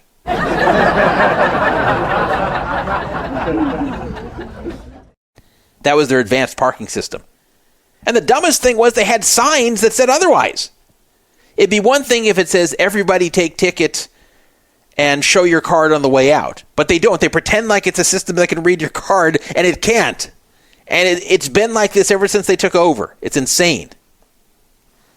I mean, I can go on and on regarding the disorganization I saw there. They really made Caesars look competent operationally. And that's really saying a lot. I'm not saying all the employees were bad. There were some employees who were very nice and very helpful. A lot of them were very clueless, especially in the rewards club. So I'll be honest, it does not bode well for future operations. Maybe they were just going through the motions till this closure and renovation. Maybe they just thought this was going to be a few months and it stretched out to be a year and a half. But I was very unimpressed with how they operated the place and all the fail there, all the confusion. Someone asked on Vegas Casino Talk if this is likely to succeed, and I actually think yes. The reason I think this will succeed is because of the location. It's got a very good location. It's not quite center strip, but it's close enough. And if you're in that zone that's in or near center strip, your hotel casino is probably going to succeed. So let's just take an honest look at what has opened in the 2000s and 2010s and 2020s, and what has succeeded and what has failed. So you have the Wynn and Encore, and you have the Palazzo, which was an extension of the Venetian. You have the Cosmo, opened in 2010. You have the Aria, I think that opened in 2008. So think of those properties. They all succeeded, right? What do they have in common? Location. Now, the Wynn is a little bit north, but they're still close enough. They're barely close enough. Everything else is center strip. Cosmo, the Aria. If you have a location like that, you're going to succeed. What about the ones in the 2020s? Resorts World? No, they're struggling. Fontainebleau? They're struggling even more. I won't bother talking about downtown. That's a whole different animal.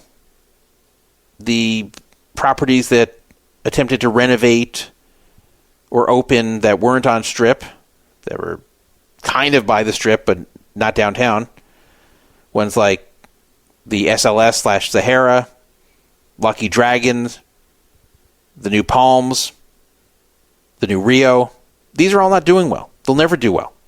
They don't have a good location. They won't succeed. Same with Virgin Hotels Las Vegas, the former Hard Rock.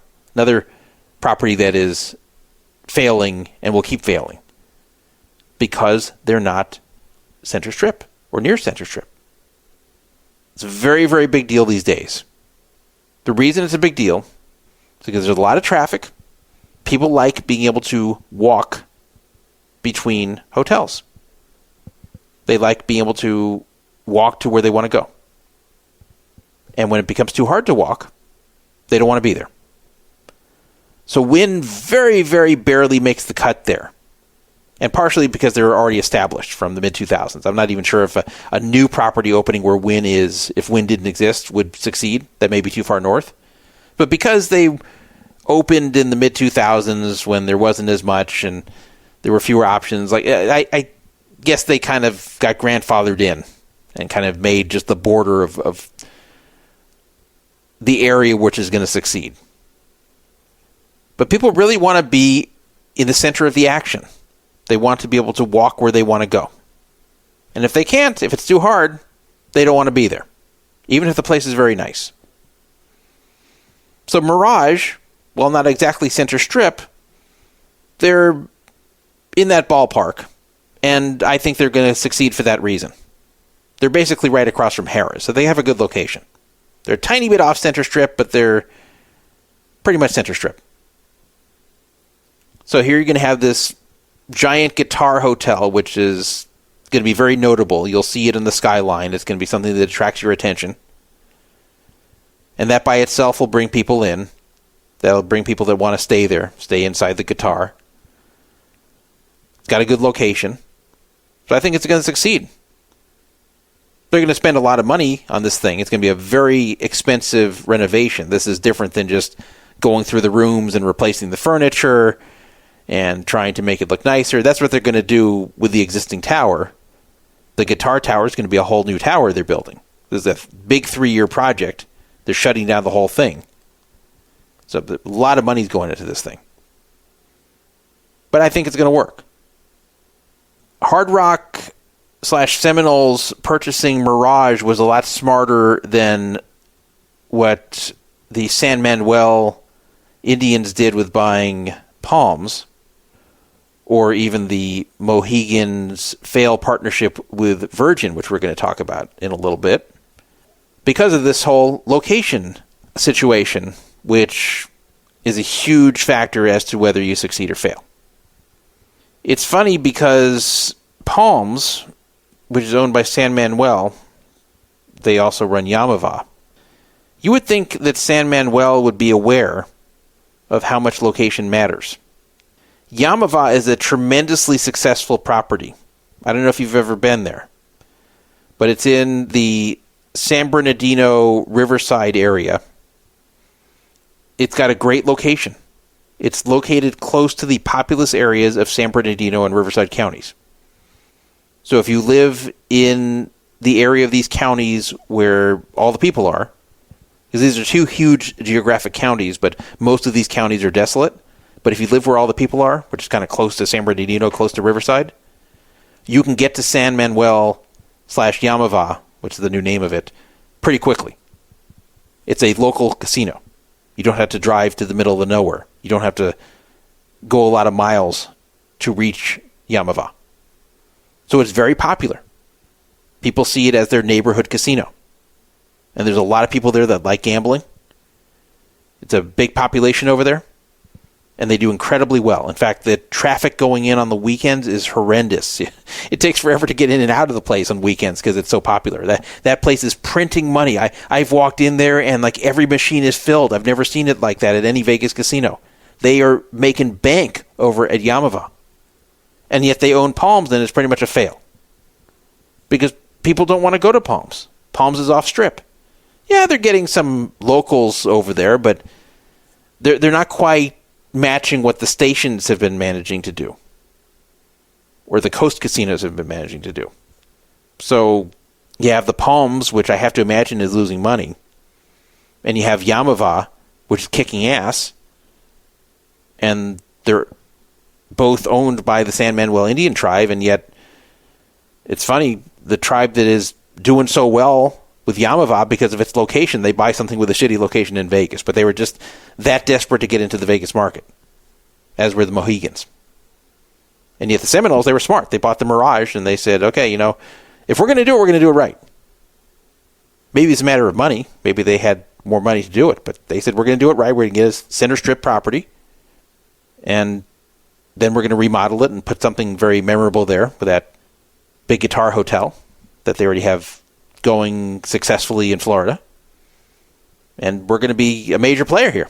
And I think they're going to be. But boy, they got to fix up their operations. Someone on Vegas Casino Talk also complained with Mirage that they are having a problem related to the hotel.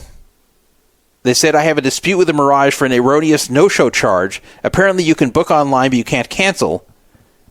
That's, of course, because you can't see your own reservation online. Got an email regarding the reservation still being active, so I called up there and canceled again. Then, during the trip, another email stating that I still had a reservation. Really? 2 more phone calls, put on hold 30 minutes, ultimately no charge reversal. Idiots. So basically, this guy tried to cancel like 4 times, and they just charged him for no showing. Amazing. So he's still going back and forth with them. So I gave him some advice that the VIP room is very good at fixing problems there, and they're very nice.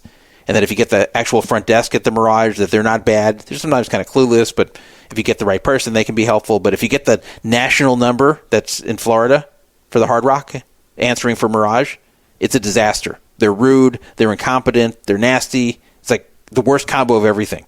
So I imagine that's who he's been talking to. I imagine he calls up and gets Hard Rock customer service located in Florida and just gets jerked around big time here. So I gave him the number to the VIP room and told him to deal with them. But they've got to fix this stuff. Like, just because I figured out the tricks on how to better navigate the system there, most people are not going to. Most people are going to be really frustrated. And I had a weird thing happen to me last year with Mirage. You'll like this story. I don't think I ever told it on radio. So I had a room at Mirage, but I was not going to be there before 3 a.m. It was going to be close. It would be there like 3:15, 3:20, but a lot of hotels auto-cancel you at 3 a.m. if you don't show up by then. So I obviously did not want that to happen. So I called them up, and this was well in advance, like 7 p.m. I just knew I was not going to be there until like a little after 3. And I said, I'm not going to be here till after 3. So can you put something on the room to prevent this from happening? Can you pre-check me in? Can you do something to prevent this? And this is stuff I've done with Caesars. This is something I've done with MGM before. So even though a lot of properties have this policy about canceling you at 3 a.m. if you don't show, you can call them in advance, even not that far in advance. You can call 10 minutes in advance and warn them, and they can do something to prevent it from canceling. But for some reason, Mirage could not do this. So they told me, and I was getting the national number here. I didn't realize yet that that's a bad idea. But I just called up the main number for Mirage and got whoever answered, and there was someone in Florida I didn't realize. And that person told me that there's actually no way out of this. If I show up after 3, I'm just going to lose my reservation.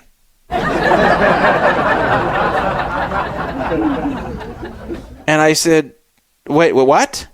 No, I'm telling you right now, like, I'm calling now to let you know that I'm not going to be there until after 3. So can you prevent this from happening? And they said, oh, no, I understand what you're saying. And if you show up after 3, we're going to cancel you.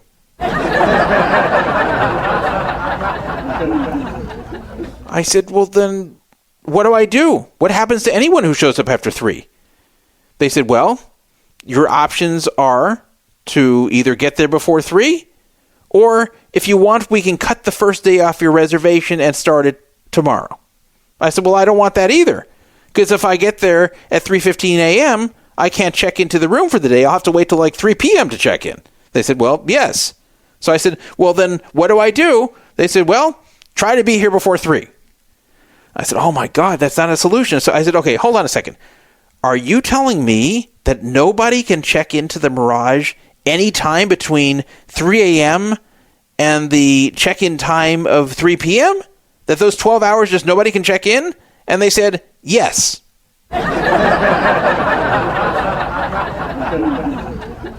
I said, there's no way that's true. There's no way that's true. And I said, in fact, hold on a second. I remember last year, and I was talking about 2022, I stayed here, and I got here like 7 in the morning, and you guys checked me in. And that was for the previous day's reservation. So how did that work, huh? And they said, well, we don't know how it worked. That was last year. But this year, if you show up even at 3:01, then it's going to auto-cancel. So again, your options are, do you want to make the reservation for tomorrow, or do you want to get there before 3? And they were insisting that it's impossible to check in between 3 a.m. and the next day's afternoon. That nobody can check in. So I asked for a supervisor. I said, this person's an idiot. I didn't say that out loud. That's what I'm thinking. I'm like, okay, I'm sure a supervisor will clarify this to me. Supervisor gets on, she's even worse. Because this one is repeating the same shit to me, but is extremely rude and arrogant with me. The first person wasn't arrogant. They were just stupid. They were telling me nonsense, which I knew couldn't be true. The second person was arrogant and nasty to me and talking over me and making sarcastic remarks to me, and then eventually hung up on me. So I was tearing my hair out. I didn't know what to do, because I knew I was going to be in Vegas at about 3:15, and I couldn't wait until the next afternoon to check in, but yet I couldn't get there before 3. I had something else going on that evening. I could not leave in time to get there before 3. It was going to be close, but I probably could not get there before 3. So I thought, what the hell? There's got to be some way to check in and get a room. I mean, how could it possibly be at a huge hotel like Mirage that you can't just check in anytime after 3? What about someone who just walks up and says, hey, I'd like a room after 3? You can't get that? They're going to make you wait till 3 p.m. the next day? Doesn't make any sense to me. But that's what they tried to insist to me on the phone, both the regular rep and the supervisor. So I called up and took one more shot, and I said, can I have the actual front desk? I said, you're talking to the front desk. I said, no, not the people answering the calls for the front desk. Can I speak to someone physically on property at the front desk? So they gave me a lot of static. They didn't want to do it. Then they hung up on me. They pretended to be transferring me and hung up. I called back. Finally, I got someone to transfer me over to the physical front desk at the Mirage. And I got a very nice person who told me that the national call center was full of shit, that they're absolutely not right about this, that of course you can check in after 3, that I just had to basically call up and warn them as I was, and that they can pre-check me in, and that these people are idiots. And so they did that, and they even gave me their name in case something happened. They said they're going to be there until like 5 a.m., so I can ask for them if there's any problem when I come to check in. But yeah, sure enough, I got there. My room was right there for me, and everything was cool. So that person was good and competent, and that was the person on property, so I give them props for that. And they apologized profusely for how I was treated. I meant to have them pull the call. And in fact, I even got a survey about how the call went, so I actually did fill it out and gave them the worst rating possible and explained what happened. So I don't know, maybe the people who were so rude to me and so incompetent got in trouble. Had I not thought of reaching the front desk, then I don't know what would have happened. I assume it would have auto-canceled, because they insisted to me that there was no way to pre-check it in and hold the room. They just weren't going to do it for me. So I got the front desk. They did it for me and told me that the call center was stupid. So that type of shit went on, you know? And this poor guy from the forum here who keeps being charged for a no-show when he called them 4 times to tell them he was canceling beforehand. They got to get that type of thing ironed out. I know they got 3 years to do it, but they've got to get that stuff ironed out. You can't have a high-end property and do shit like this. You just can't. I know I razz Caesars sometimes about this sort of thing, but I mean, they were much worse there. The incompetence I saw at Mirage from staying there was mind-boggling. It really made me miss Caesars. It really made me think, oh my God, Caesars, like, I miss their competence. Can you imagine? I'd actually talk about Caesars operationally and saying I miss their competence, but I was missing their competence. I'm not even kidding. It made me think, hey, you know what? Caesars might be a lot more competent than I think they are, because here's someone doing it much worse. So maybe it's harder to run this than I think. Like that was coming to mind there because of how incompetent they were there with a lot of things in Mirage. And it was funny because you'd run into some competent and helpful people, which would then restore your faith a little bit. Because I'm not saying that it's all idiots working there. There are some competent, intelligent, and helpful and kind people that work there. And those people I very, very much appreciated. But there were some, especially in the national call centers, that were just so mind-bogglingly stupid and arrogant and obnoxious about it. That's the worst combo. That's a deadly combo of someone who is incompetent and stupid, but thinks that they're competent and intelligent and gets mad at you for questioning them. And that's what I was getting at the National Center with Mirage. So they've got to get that worked out. I felt like I was in the freaking Twilight Zone, I swear, because can you imagine? You're just saying you want to come in like 3:15 a.m. and they're just saying it's impossible? There's no way to check in at that time? There's just no way, they said. You can't check in at that time. Well, what if I just am in the casino? I want to get a room here and there's plenty of rooms. Nope, can't do it. Can't do it till next afternoon. There's no way to check in? Nope. Well, I've never heard of this. Nope, very standard. Like that's what they're telling me. They actually wanted me to believe there's like a 12-hour period every day you cannot check in at the Mirage. When I say you, I don't just mean me. I mean anybody. You, me, everybody. Nobody can check in during those hours under any circumstances. They were trying to sell that to me. A regular employee and a freaking supervisor who got nasty and condescending and sarcastic with me, trying to convince me of this. I wish I had the call recorded. It was insane. Gets me angry thinking about it, even though it's like a year ago. All right, let's move on. I predicted something here. I want to take a victory lap. It's about the Mohegan and Virgin in Las Vegas, which kind of ties in with the last topic because it involves something called Hard Rock.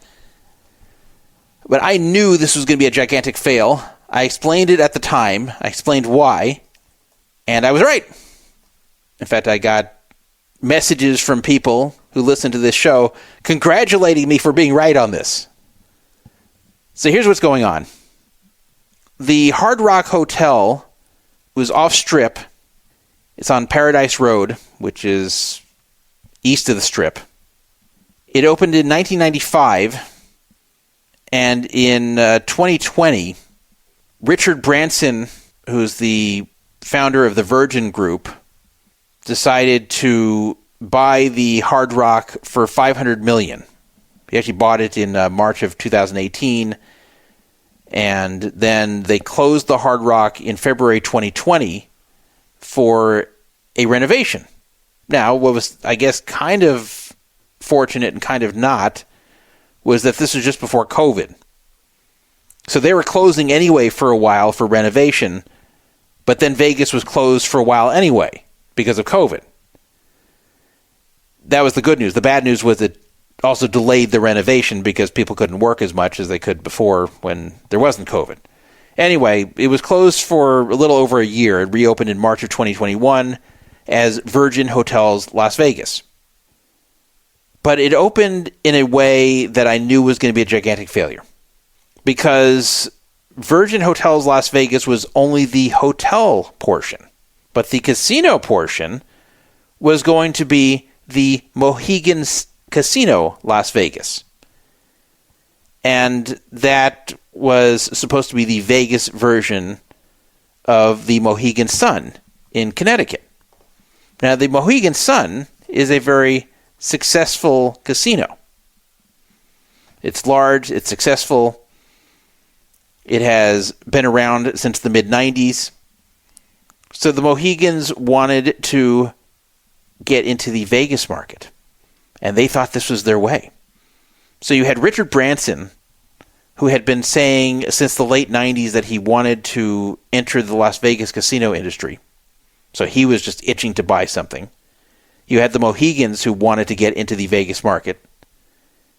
And here it was. The Hard Rock was for sale, and they bought it. It's not on Strip, but they were going to try to make it work. I don't know why Richard Branson decided to do it this way. Like, they didn't have to farm out the casino portion to Mohegan.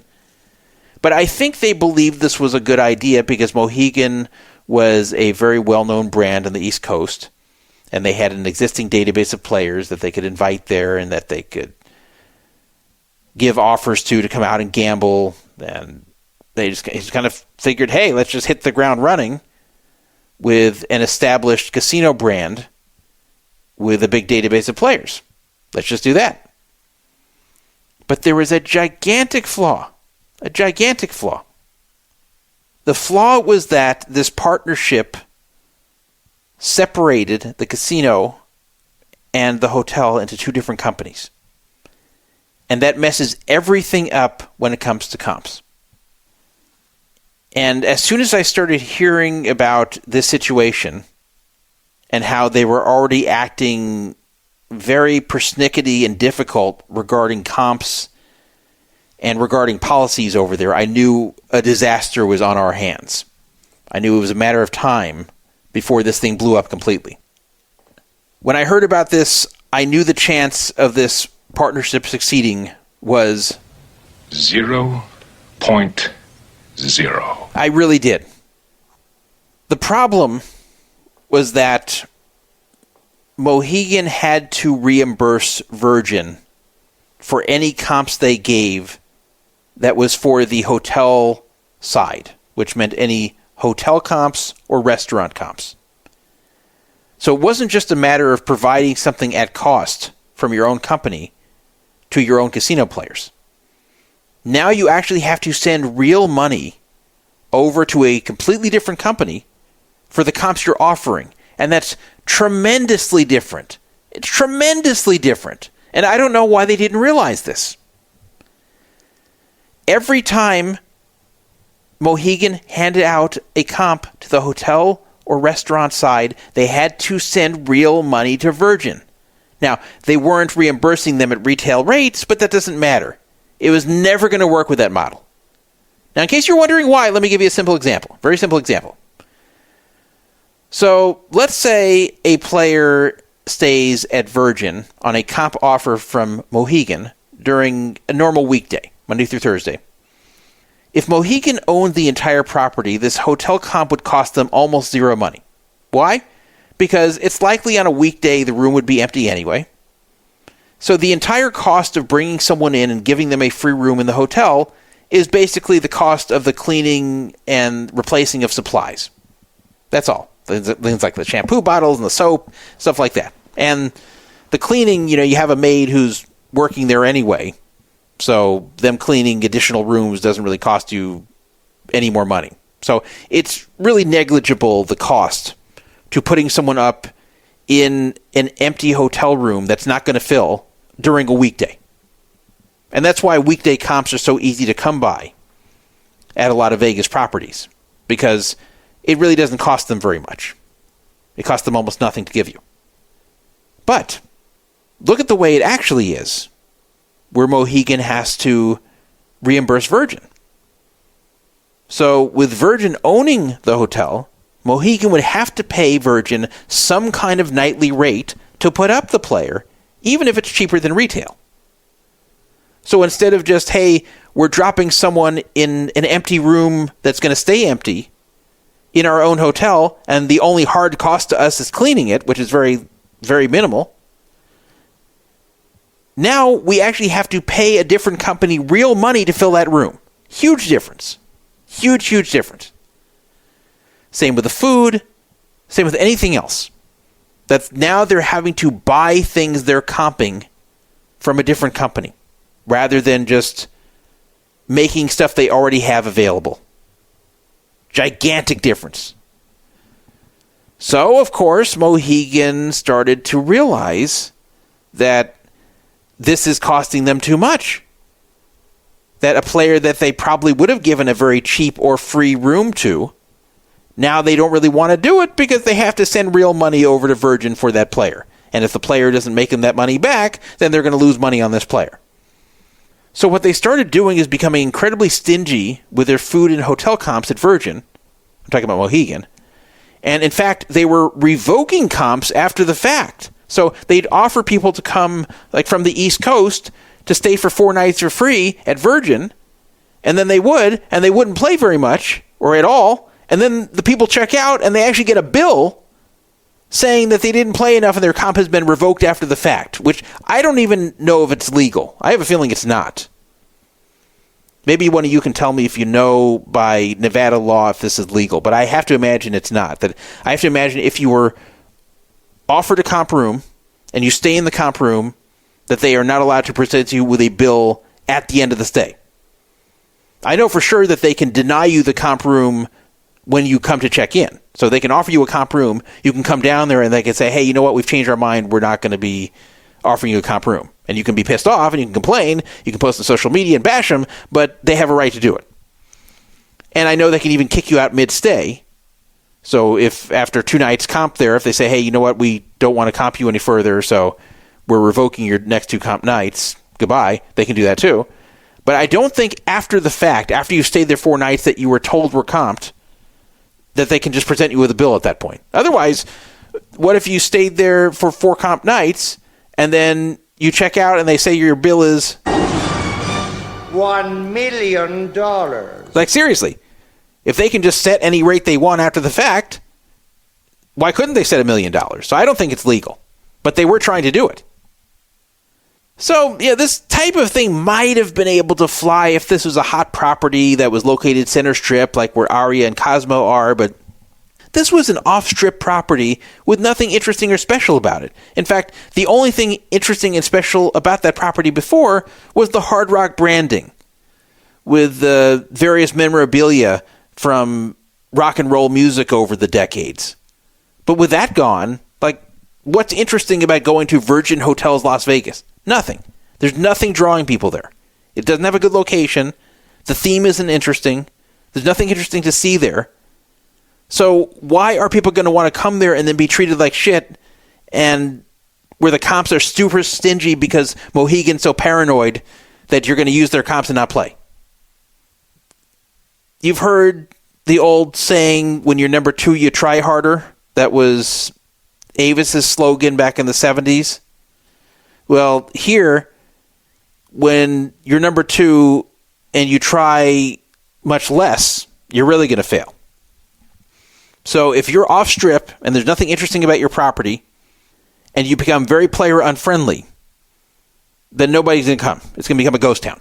And that's what happened. It became a ghost town. Not surprising. Why would anyone come? The comps suck. The attitude's bad. They revoke comps.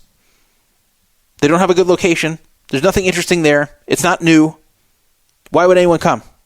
If it's more player friendly on the strip than off strip, why would anyone go off strip? So I said this was going to be a gigantic fail, and it has been. So why am I talking about it now? Well, what do you know? They finally came to the conclusion that this partnership was stupid. Guys, you could have asked me. I'm not kidding. You could have asked me. Think how much money you guys could have saved if you just went to me.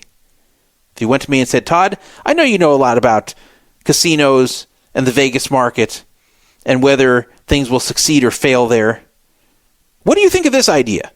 And I would have said, oh my God, this is horrible. That's what I would have said. I could have consulted that one for very cheap, because they could have told me and I could have responded very quickly that this is a disaster. They could have told me the whole thing and I would have responded within 15 minutes. The whole thing could be done.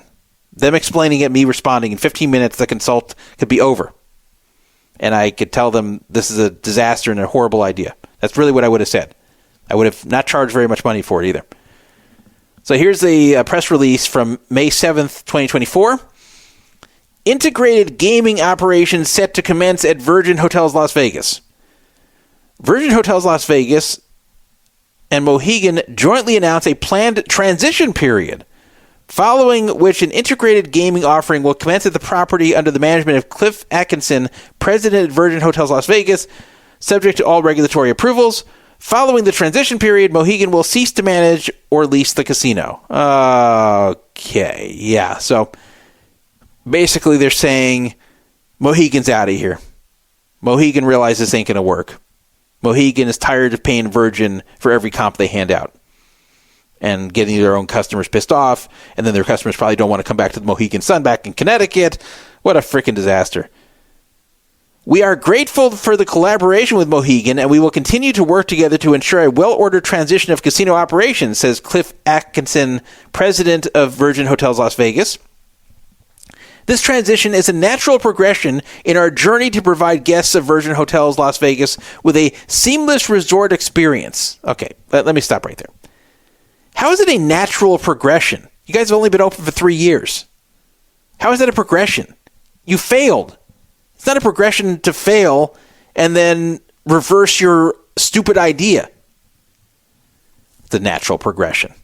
Their journey. I mean, come on. It's just, I know they can't say this is a horrible idea. We failed miserably and we were stupid to ever think this could work. And we didn't consult with anyone who knows the casino industry to explain why this wouldn't work. That's the truth.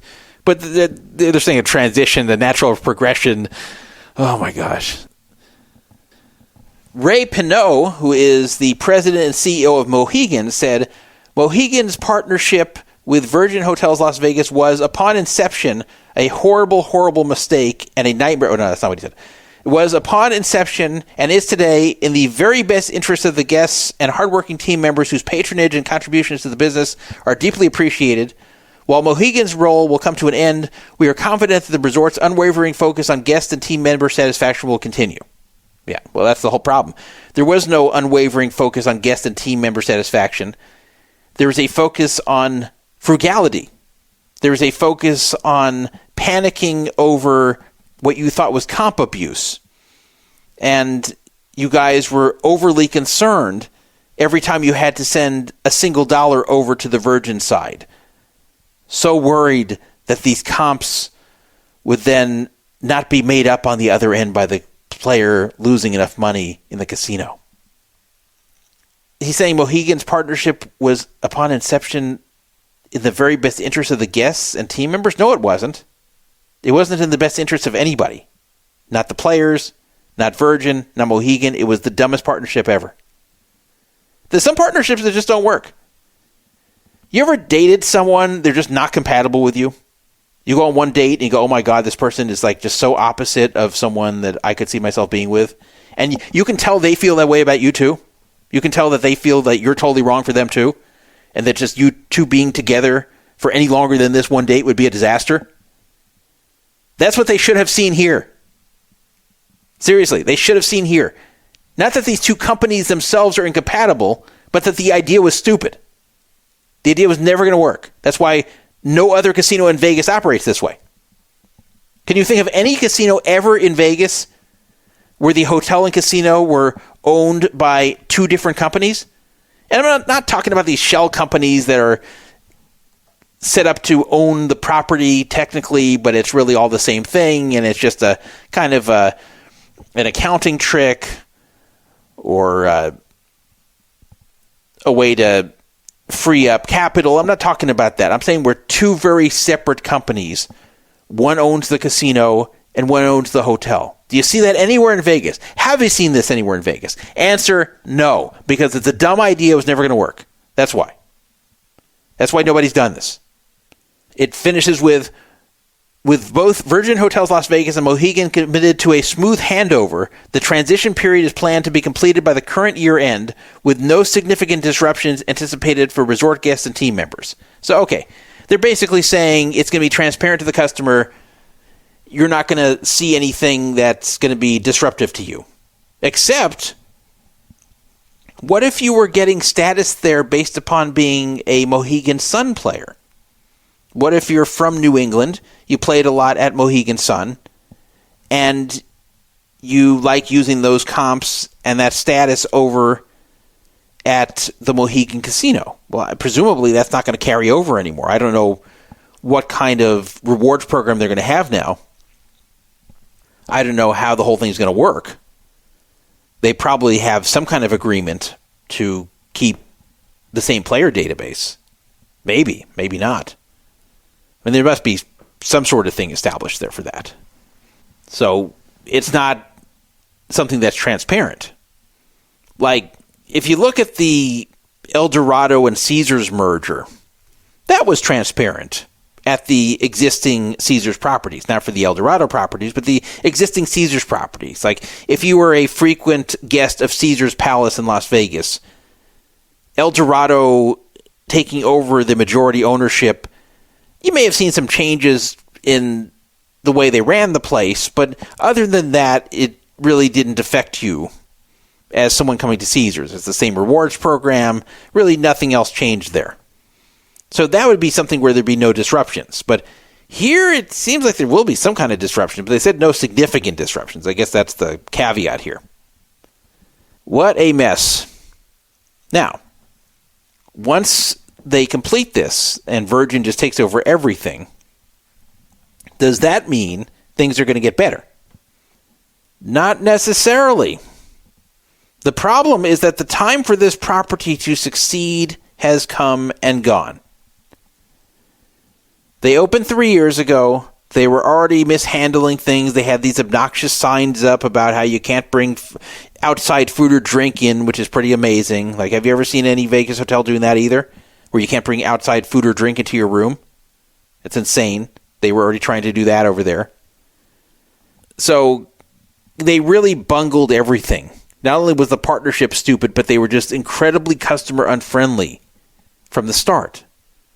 So now they're going to start anew in 2025 or maybe the end of 24. And it's just going to be Virgin running things. And they're not going to have the issue now with Mohegan being so frugal with the comps and being so worried every time someone stays and doesn't play. Now Virgin really can give away cheap or free rooms and not be hurt too much if the person doesn't play there. But who's going to want to come now? What's going to attract anyone over there? It's not like everyone's saying, oh, okay, Mohegan's gone. Now we can come in. Now it's safe to enter. No one's going to say that. I don't think the property really had a chance because of its location, and there's nothing interesting about it. See, let's look at this compared to Mirage / Hard Rock. When the Hard Rock transformation is done in 2027, and there's this giant guitar hotel sticking up Center Strip, and people will say, wow, what is that? Look, a giant guitar that's a hotel. Well, that's pretty cool. Let's go over there. Let's check this out. Like, that'll attract people. What's going to attract people to Virgin Hotels Las Vegas off Strip? Nothing. So their only shot was when they first opened to really establish some kind of buzz, something that will attract people over there, something that will make people want to come. But they've ruined this. They not only have failed to establish any kind of buzz for their property, but what they have established has been negative. Negative story after negative story. So that's going to be hard to shake. So I don't see this situation turning around, even with this burdensome partnership gone. Very stupid. Some of this happened because Indian casinos are used to having either a monopoly or very limited competition. So in Vegas, you can't just make all the rules. You can't just say, well, it's going to be our way or the highway. Because there's so much competition there on the Vegas Strip, especially off the Vegas Strip, and you got to compete with the Strip. You can't be an asshole and expect people are going to still come there. I mean, look at the whole thing when they first opened about the no outside food or drink. Can you imagine saying that? You open an off-strip property after being closed for a year, and your welcome sign is, okay, you better not bring food or drink here or you're in trouble? Crazy. Someone on Vegas Casino Talk wrote, you're in kind of a bad spot when you're just off the Strip and you got big overhead, too pricey for locals and the location's not ideal for tourists. I think it was unloaded for a good reason. Palms and Rio probably have similar challenges, yeah. The other problem was that Mohegan Sun is an East Coast brand. So people in the West don't really care about Mohegan Sun running the casino. It's not like that was a big draw anyway. It's not like some big West Coast brand was now associated with Virgin. I've never been to Mohegan Sun. And most people I know who are from LA or Vegas have not been there either. I'm not talking about advantage players or whatever who may be going there for those type of reasons, but I'm saying for just the normal person who's a LA or Vegas gambler, they probably have not been to Mohegan Sun. So that partnership wasn't very exciting in the first place. Giant mistake. Sometimes these places just need to stop and think. I think some of these casino buyers are just so excited to get in on the Vegas market that they don't analyze what they're doing. They just jump into it. They buy first and ask questions later. I'm talking about the purchase of the Rio by Dreamscape. I'm talking about San Manuel Yamava getting the Palms.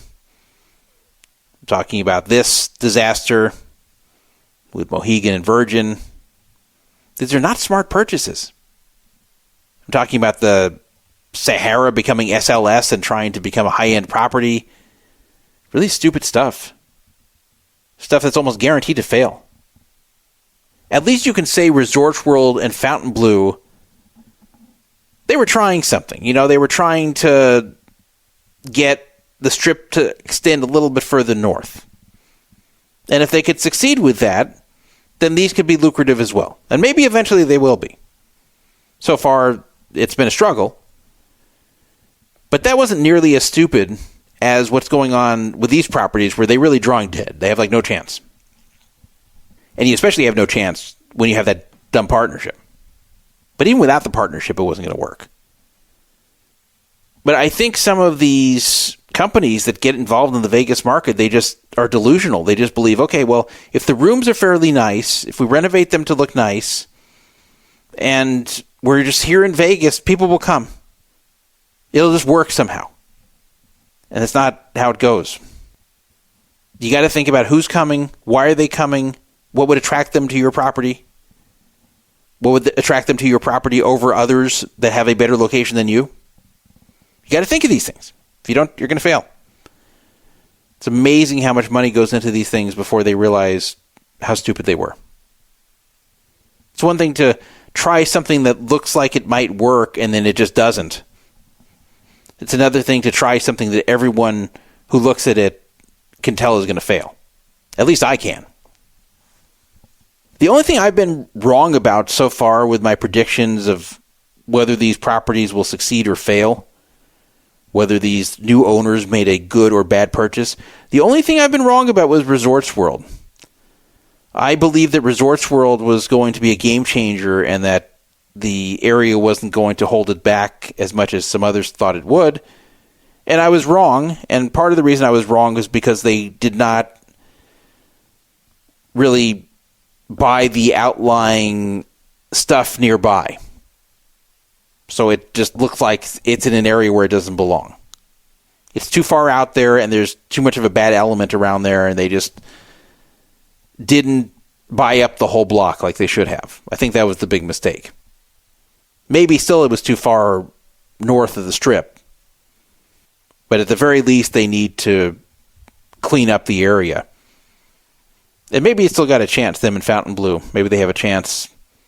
People start getting used to going all the way out there. But these had no shot. So moving on, we'll talk about the Diamond Plus benefit and the weirdness that has happened involving the Caesars Rewards program. So Caesars has technically 4 tiers of players' cards there, but they have a weird situation which is different than every other casino program I know of, where one of the tiers has 3 sub-tiers, which makes me wonder why they don't just make 2 more cards, why they don't just make it a 6-level program instead of a 4-level where one has 3 sub-levels. So the way it works at Caesars is gold is the card you get when you sign up, platinum is the next level up, then diamond, then 7 stars. 7 stars is the top, of course.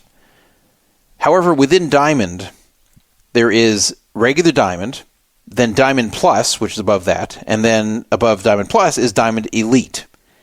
They created this because people noticed that there was a big gap between diamond and 7 stars. Diamond required 15,000 tier credits, 7 stars required 150,000 tier credits.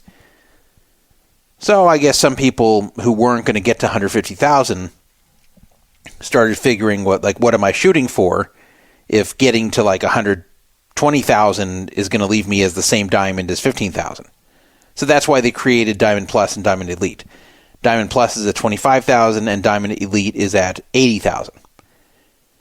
The main benefit of Diamond Plus was originally that you would get access to the Laurel Lounges, which were formerly known as the Diamond Lounges. And this was originally a benefit for all diamonds, and then it was changed to where you had to be Diamond Plus or above to get in. I think if you were a regular diamond, you had to pay $15. Then during COVID, they shut down the Laurel Lounges in Las Vegas and never reopened them. So in order to compensate for that, they introduced a new benefit for Diamond Plus, which was 4 free drinks per day. Now, you might say, wait a minute, I thought you always get free drinks when you gamble. Well, that's the whole point here. You don't have to gamble. You basically can go to a bar and order up to 4 free drinks in one day, and you just swipe your card, and there would be 4 free drinks loaded onto your card every single day automatically by the system. And that's how you would redeem your drinks. And people like that benefit. People like just being able to go to the bar and get up to 4 free drinks.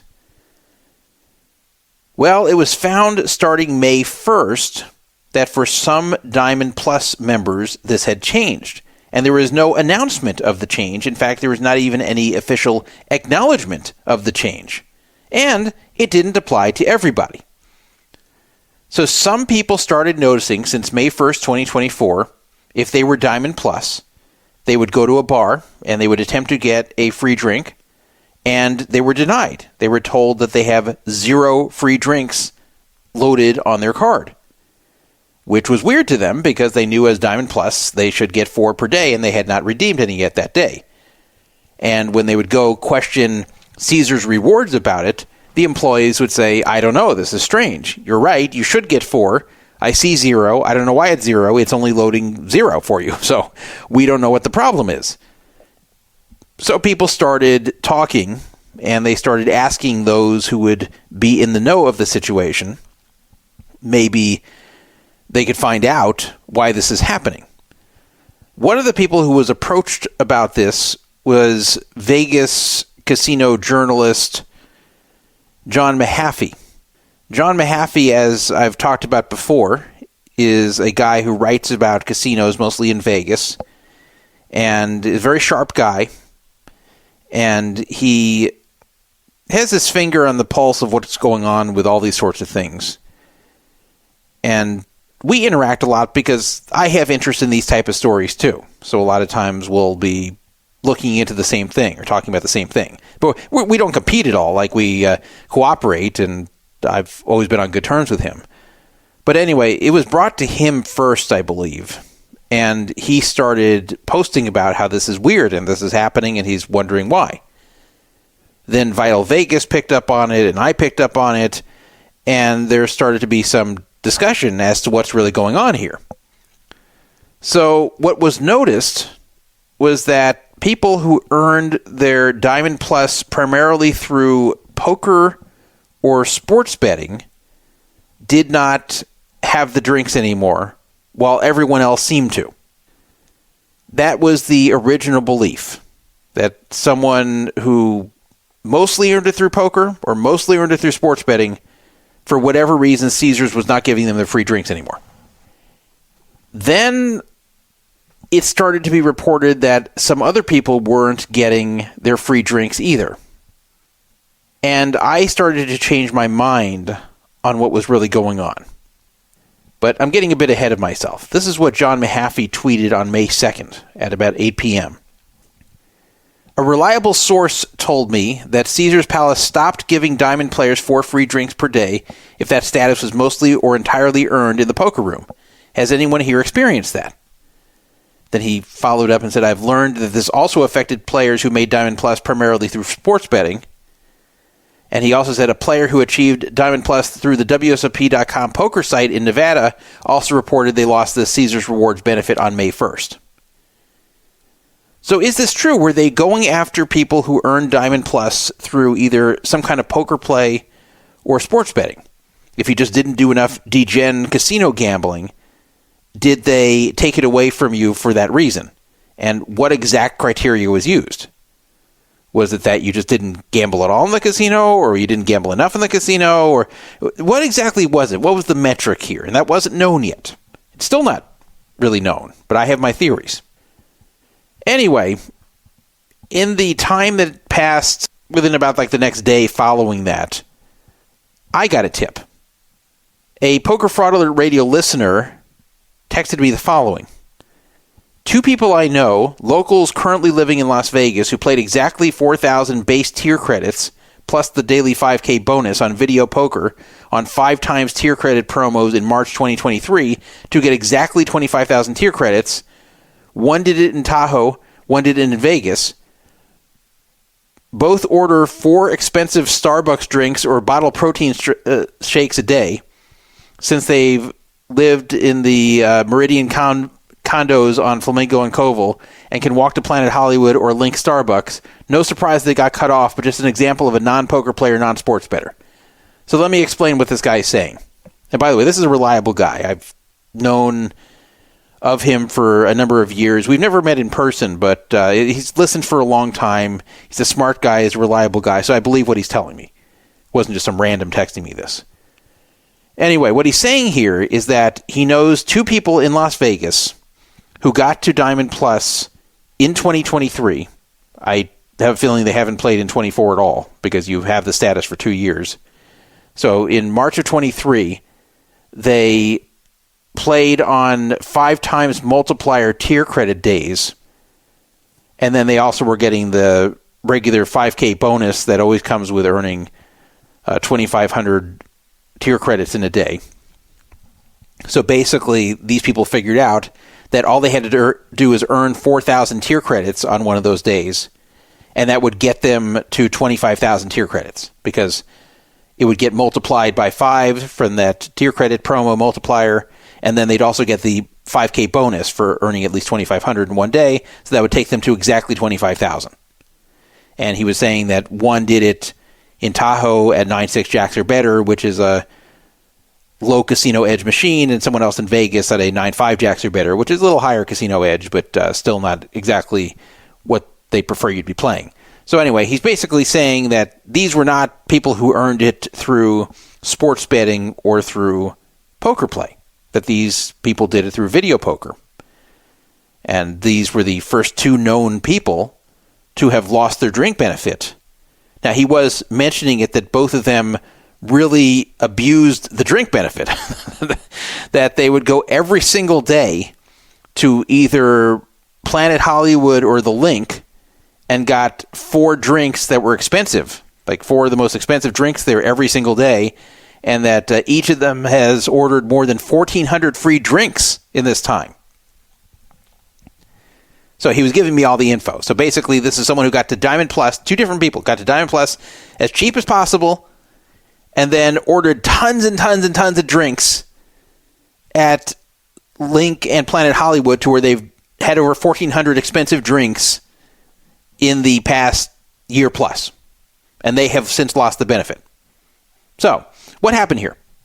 Did they lose it because they're abusing the drink benefit and they've ordered 4 every single day? When I say abusing, I don't mean anything like bad, just that they've been exercising it a lot, I guess is another way to say it. But when they are giving you 4 drinks a day, they're not expecting you to show up every single day and take the 4 most expensive drinks possible. I mean, you can, but was this the reason that they revoked it? Or was it because of the way they earned their 25,000 tier credits? Well, I think it's the way they earned. I don't think it's the way they redeemed. I think it's the way they earned the tier credits. And that brought up a new theory, that it was not about earning it in poker or sports betting, that it had to do with theoretical loss. Now, for those of you that don't know, I know people who listen to the show a lot probably know what I'm talking about, but theoretical loss is the way the casino rates your play without having to figure luck into it. Because the casino doesn't care how lucky you are. The casino cares how much value you will be generating on average from the games you choose to play and how well you play them. So basically, theoretical loss means if you have exactly average luck at what you're playing, how much would you have lost? That's what theoretical loss is. And that is how they determine what type of comps you get. There's a few other metrics that are used, but that's a big one in determining your comps is theoretical loss. And there's a term called ADT, which stands for average daily theoretical, which is basically saying every day they see you on property, what is the average amount of theoretical loss that you're generating there? So that's what they care about more than whether you get lucky or unlucky. So if you had a low theoretical loss, I have a feeling that they cut your drink benefit, that they set some sort of minimum theoretical loss that you had to have achieved on your way to Diamond Plus. And if you did not make that number, if you got to Diamond Plus somehow without generating a high enough theoretical loss, then you no longer get the drinks. And I believe on May 1st that was decided. That's just my theory. I don't have proof of this. But that's my theory. Now, what does this have to do with poker and sports betting? Well, poker and sports betting do not generate a whole lot for the house. So at both poker and sports betting, you're earning tier credits faster than you would at most other forms of gambling compared to the theoretical loss you're generating. Because at poker, the theoretical loss is just the rake, because they don't care how you do against other players. They only care about how much money they're making from you. So whatever you're earning in poker, whether it's live poker or WSOP.com, they're looking at what they're raking and giving you tier credits based on that. And probably the tier credits you're earning in poker, you're getting there a lot quicker. Not so much quicker, but you're getting there cheaper than you would if you had to earn that number of tier credits by gambling in the casino. And same with sports betting. So earning 25,000 tiers in poker or sports betting, while it would take a while for either one, that will get you to Diamond Plus cheaper on average than playing in the casino. So that meant your theoretical loss is low, and that would mean if they are cutting the drink benefit for those with a low theoretical loss, that's why poker and sports bettors were affected. But that's also why people like the two friends of this guy, this listener, were affected. Because these people didn't get there through poker or sports betting, but they got through video poker by earning only 4,000 base tier credits by using these multipliers and bonuses to get to 25,000. So I have a feeling what happened there with these two people was their theoretical loss was very low because they only played 4,000 base tier credits, and one of them played on a high return machine, 9-6 jacks or better, the other one on a 9-5 jacks or better, which is not great for video poker, but compared to like slot machines is much higher return. So I believe these two also didn't generate very much theoretical loss, and that's why it was taken away. It is also possible that the system is a little bit more sophisticated, and not only is it figuring in your theoretical loss, but it's looking at how many drinks you've redeemed. So it might be some kind of formula that is looking at theoretical loss versus drinks redeemed, and if there's too many drinks redeemed for how much you've generated in theoretical loss, it takes it away from you. That could be it too, and it's possible the people who were finding out in early May were finding out so quickly because they were going nearly every day to get their drinks. Whereas, like, take someone like me. I'm not even Diamond Plus, but let's say I was. I'm not in Vegas right now, so I wouldn't find this out till I went to the World Series of Poker and tried to get a drink. So for me, it would take a while to find out. Even if they took it away from me, I wouldn't know. Now, I don't have it anyway because I'm not Diamond Plus, but if I were, I still would not know until June. So the fact that these people found out on May 1st, May 2nd, shows that they were probably going every day if they found out within the first 2 days it was taken away. So it also could have to do with how many drinks they're redeeming. And you have to wonder, like, what's up with this? Because this is the first time ever that I've seen a benefit taken away from somebody who has a tier status at Caesars. Because before, if you had a tier status benefit at Caesars, if you've earned the card for whatever reason, however way you did it, through a status match, through a bonus multiplier day, whatever the hell you did, sports betting, poker, doesn't matter, whatever the hell you did to earn your tier status, you are entitled to certain benefits, And I have never seen a case where Caesars just took it away. I've never seen it where they said, well, yeah, you're Diamond Plus, but we don't like the way you got there, so we're not giving you as much. I've never seen that with Caesars ever in the company history. Never. So the fact that they're doing this now, the fact that they have guaranteed benefits that are not really guaranteed, that is kind of bothersome. That is setting a bad precedent. Because the whole point of these tier benefits is to give you certain guaranteed benefits, certain guaranteed comps. Ones that are not tied to your recent and semi-recent play. Because, yeah, you can get comp drinks through your host. You can get comp drinks through spending rewards credits on them. Not very smart, but you could. There's a number of ways you can get comps around Caesars properties, including drinks, that do not involve this benefit. But the whole point of these tier benefits is to say, no matter what, as long as you remain this tier, you're going to get this stuff. You don't have to worry about what the host says or how much you've been playing recently. You've earned this benefit until your tier expires, you're going to get it. That's always been the case with Caesars. And all of a sudden now, the drink thing is gone. Which is also weird because it doesn't cost them that much. Now maybe you'll say, well, hold on a second. You just mentioned two guys who've gotten 1,400 plus expensive drinks in the past year. So that can add up. Let's say these drinks retail for like $8 each. And I think these are like bottled protein shakes, so it may not even be drinks that they can make themselves cheaply. These may be ones they have to buy. So let's even say they're $8 each. Let's say they're $5 each. And you multiply out 5 times 1,400, that's $7,000. So does Caesars want to lose $7,000 from players like these two? Well, they don't, but there's a simple solution. All they would need to do is set the system to look for players like that and individually deny them, which I'm not saying is good either. But you can look for the outlier abusers of the system and either deny them or warn them. But this looks like it was done to a lot of people. And it looks like it was done mostly or all based upon their theoretical loss, which is a really bad look because you shouldn't have tier levels if you're going to start scrutinizing the tier levels and taking things away from people who didn't get there the way you like. Because you know what? If Caesars doesn't like the way that poker players or sports bettors get Diamond Plus, there's a simple solution. Make the tier credit earning slower. They have control over this.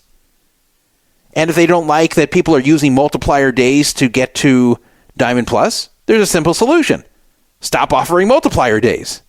So they offer these promos, and they choose the way people earn the tier credits. And then when people get there, they say, oh, no, we don't like how you got here, so we're not giving you this benefit anymore. It's really crappy. And the strangest thing is to do this on May 1st. It's one thing if a bean counter at Caesars said, wait a minute, this free drink thing is getting abused by a lot of people who are getting Diamond Plus really cheaply. We don't like this. So starting next year, starting our benefit year of 2025, which begins on February 1st, 2025, we're going to take away the free drinks from Diamond Plus. We're going to move it to Diamond Elite and above. That's fine, as long as people know going in that that's going to be the case. But to take it away in the middle of the year, not the middle, but the beginning, because the benefit year just started in February. Now in May, they're jacking this away a quarter of the way through the benefit year. That's pretty crappy, even if they're only doing it to certain people. And especially how much they promote WSOP.com, play on here, earn tier credits, and people do. And they take away their benefit because they go, well, wait a minute, we said you can make Diamond Plus, but you didn't make Diamond Plus the way we wanted you to make Diamond Plus. So, yeah, sorry, we're taking away the drinks. It's just crappy. And I think it was probably a decision made by some bean counter accountant they have analyzing this crap, trying to save money for the company. It's just a really bad look, especially in the age of social media, where these stories get around. So if this is a benefit of Diamond Plus, Caesar should just honor it. And yes, there will be some people that order 1,400 drinks. And there will be some who hardly use it. And that's part of offering a program like this. There's one other thing they could do to prevent people from abusing it. They could have a cap per year. So it could be 4 per day, but no more than 200 per year. Something like that. That wouldn't affect many people. Or they could even make it where it's 400 per year and 4 per day. So you could still have 1 drink a day every day of the year, still have some left over. And that would cut off the people like these two who are ordering 4 per day and racking up over 1,400 drinks in 1 year. That's what they should do if they're really that concerned about it. This reminds me a little bit of the degradation of 7 stars that occurred in the late 2010s. There used to be a benefit, a very good benefit of 7 stars, where you were guaranteed a free hotel room with no blackout dates in all of their markets. And in some markets it would be 5 days, some markets it would be 4 days, and it would be free. Didn't matter about your current play or recent play. It's just your 7 stars, you're always entitled to minimum of 4, sometimes 5 straight free nights. And then they did away with it. And I don't know this with certainty, but what I heard was they did away with it because some people were abusing this in the Atlantic City market. That you actually had people staying in Caesars Atlantic City year-round. And what they would do, since you had to have 2 days in between redeeming the benefit, so you'd have to do like 4 or 5 days on, 2 off. So you couldn't just do back-to-back reservations to stay the whole year. But what people figured out is if you get 2 people together, then you could have alternating reservations, and then they really could occupy the room for the entire year. They just had to be roommates. Now, to me, that sounds miserable, but I guess some people were doing it in Atlantic City and staying there for absolute free and just gave up their apartment. They're actually living at Caesars Atlantic City.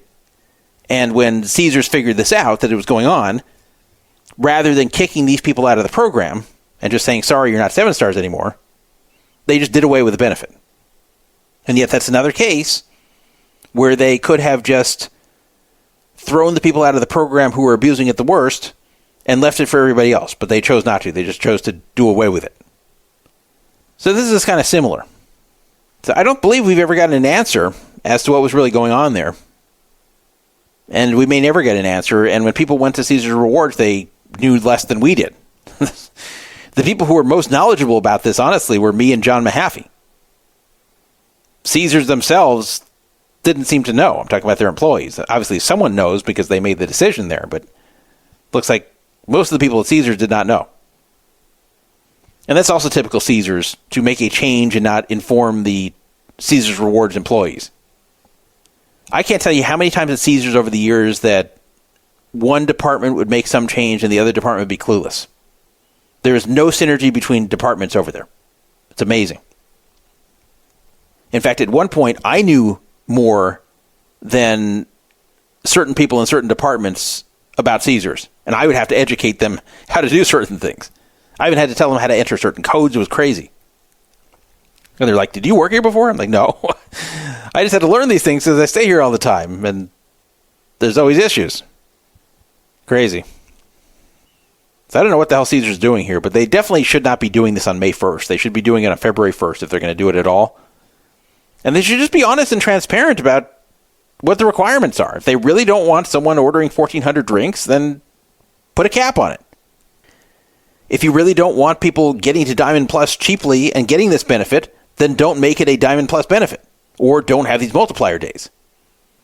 It's so weird because they want the action from these multiplier days, but then they go, oh man, there's too many Diamond Pluses. Well, yeah, because you made it too easy to get there. That's why you don't have multiplier days. Oh my gosh. Like, how did they not think of this? How do they not realize that if they make it too easy to attain the upper statuses, that you're going to get people at these upper statuses that didn't have to play very much to get there? This is a mistake of their own doing. Unbelievable. So if I find out anything more, I'll let you know. I just want to let everybody know that the show was stopped here because I was having some stomach issues that night from something I ate that didn't agree with me. So I kind of powered through these hours of the show. I took 2 breaks that have been edited out, and then I just felt overwhelmed by 7 more topics, so I stopped the show right there. I also removed those 7 topics from the intro, so you probably don't even know what they are. But anyway, the show will be completed soon.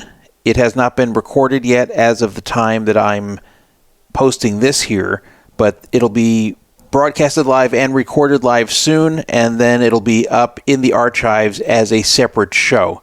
So I'm just letting you guys know this a few days after the show was originally recorded, and stay tuned for that. And now I will drop you back at the outro, which I actually did at the time I recorded it. So this is the end of part 1 of Poker Fraud Alert Radio. This was actually recorded all at once on May 19th, May 20th, 2024. And part 2 will actually be recorded on a future date coming up soon. So this isn't one of these times I did like a 10-hour show and split it in the archives. This is actually recorded separately.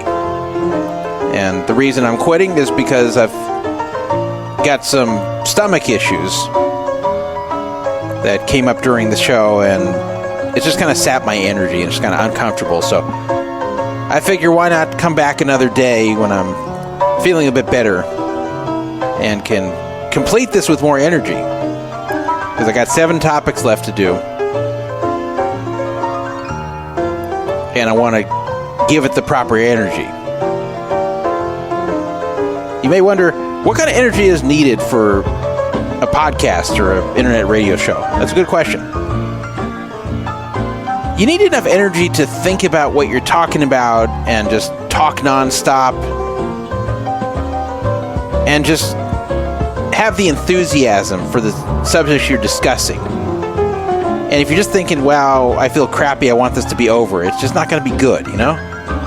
You want to be there. It's important to want to be there in whatever you're doing. It applies to poker play, too. If you ever go sit down to play poker and you think, wow, I don't really want to be here, I wish I was doing something else, then just leave. Go do something else. It doesn't matter if you plan to play that day. Even the World Series, you're going to go play an event and you get there and you're like, you know what, I just don't feel like playing today. Then just don't. Because you're not going to do well unless you really want to be there. And that's the case with this show, too. But thank you for being with me tonight, and probably see you in a few days with the remainder of this show. So that is all for tonight, this morning. Shalom.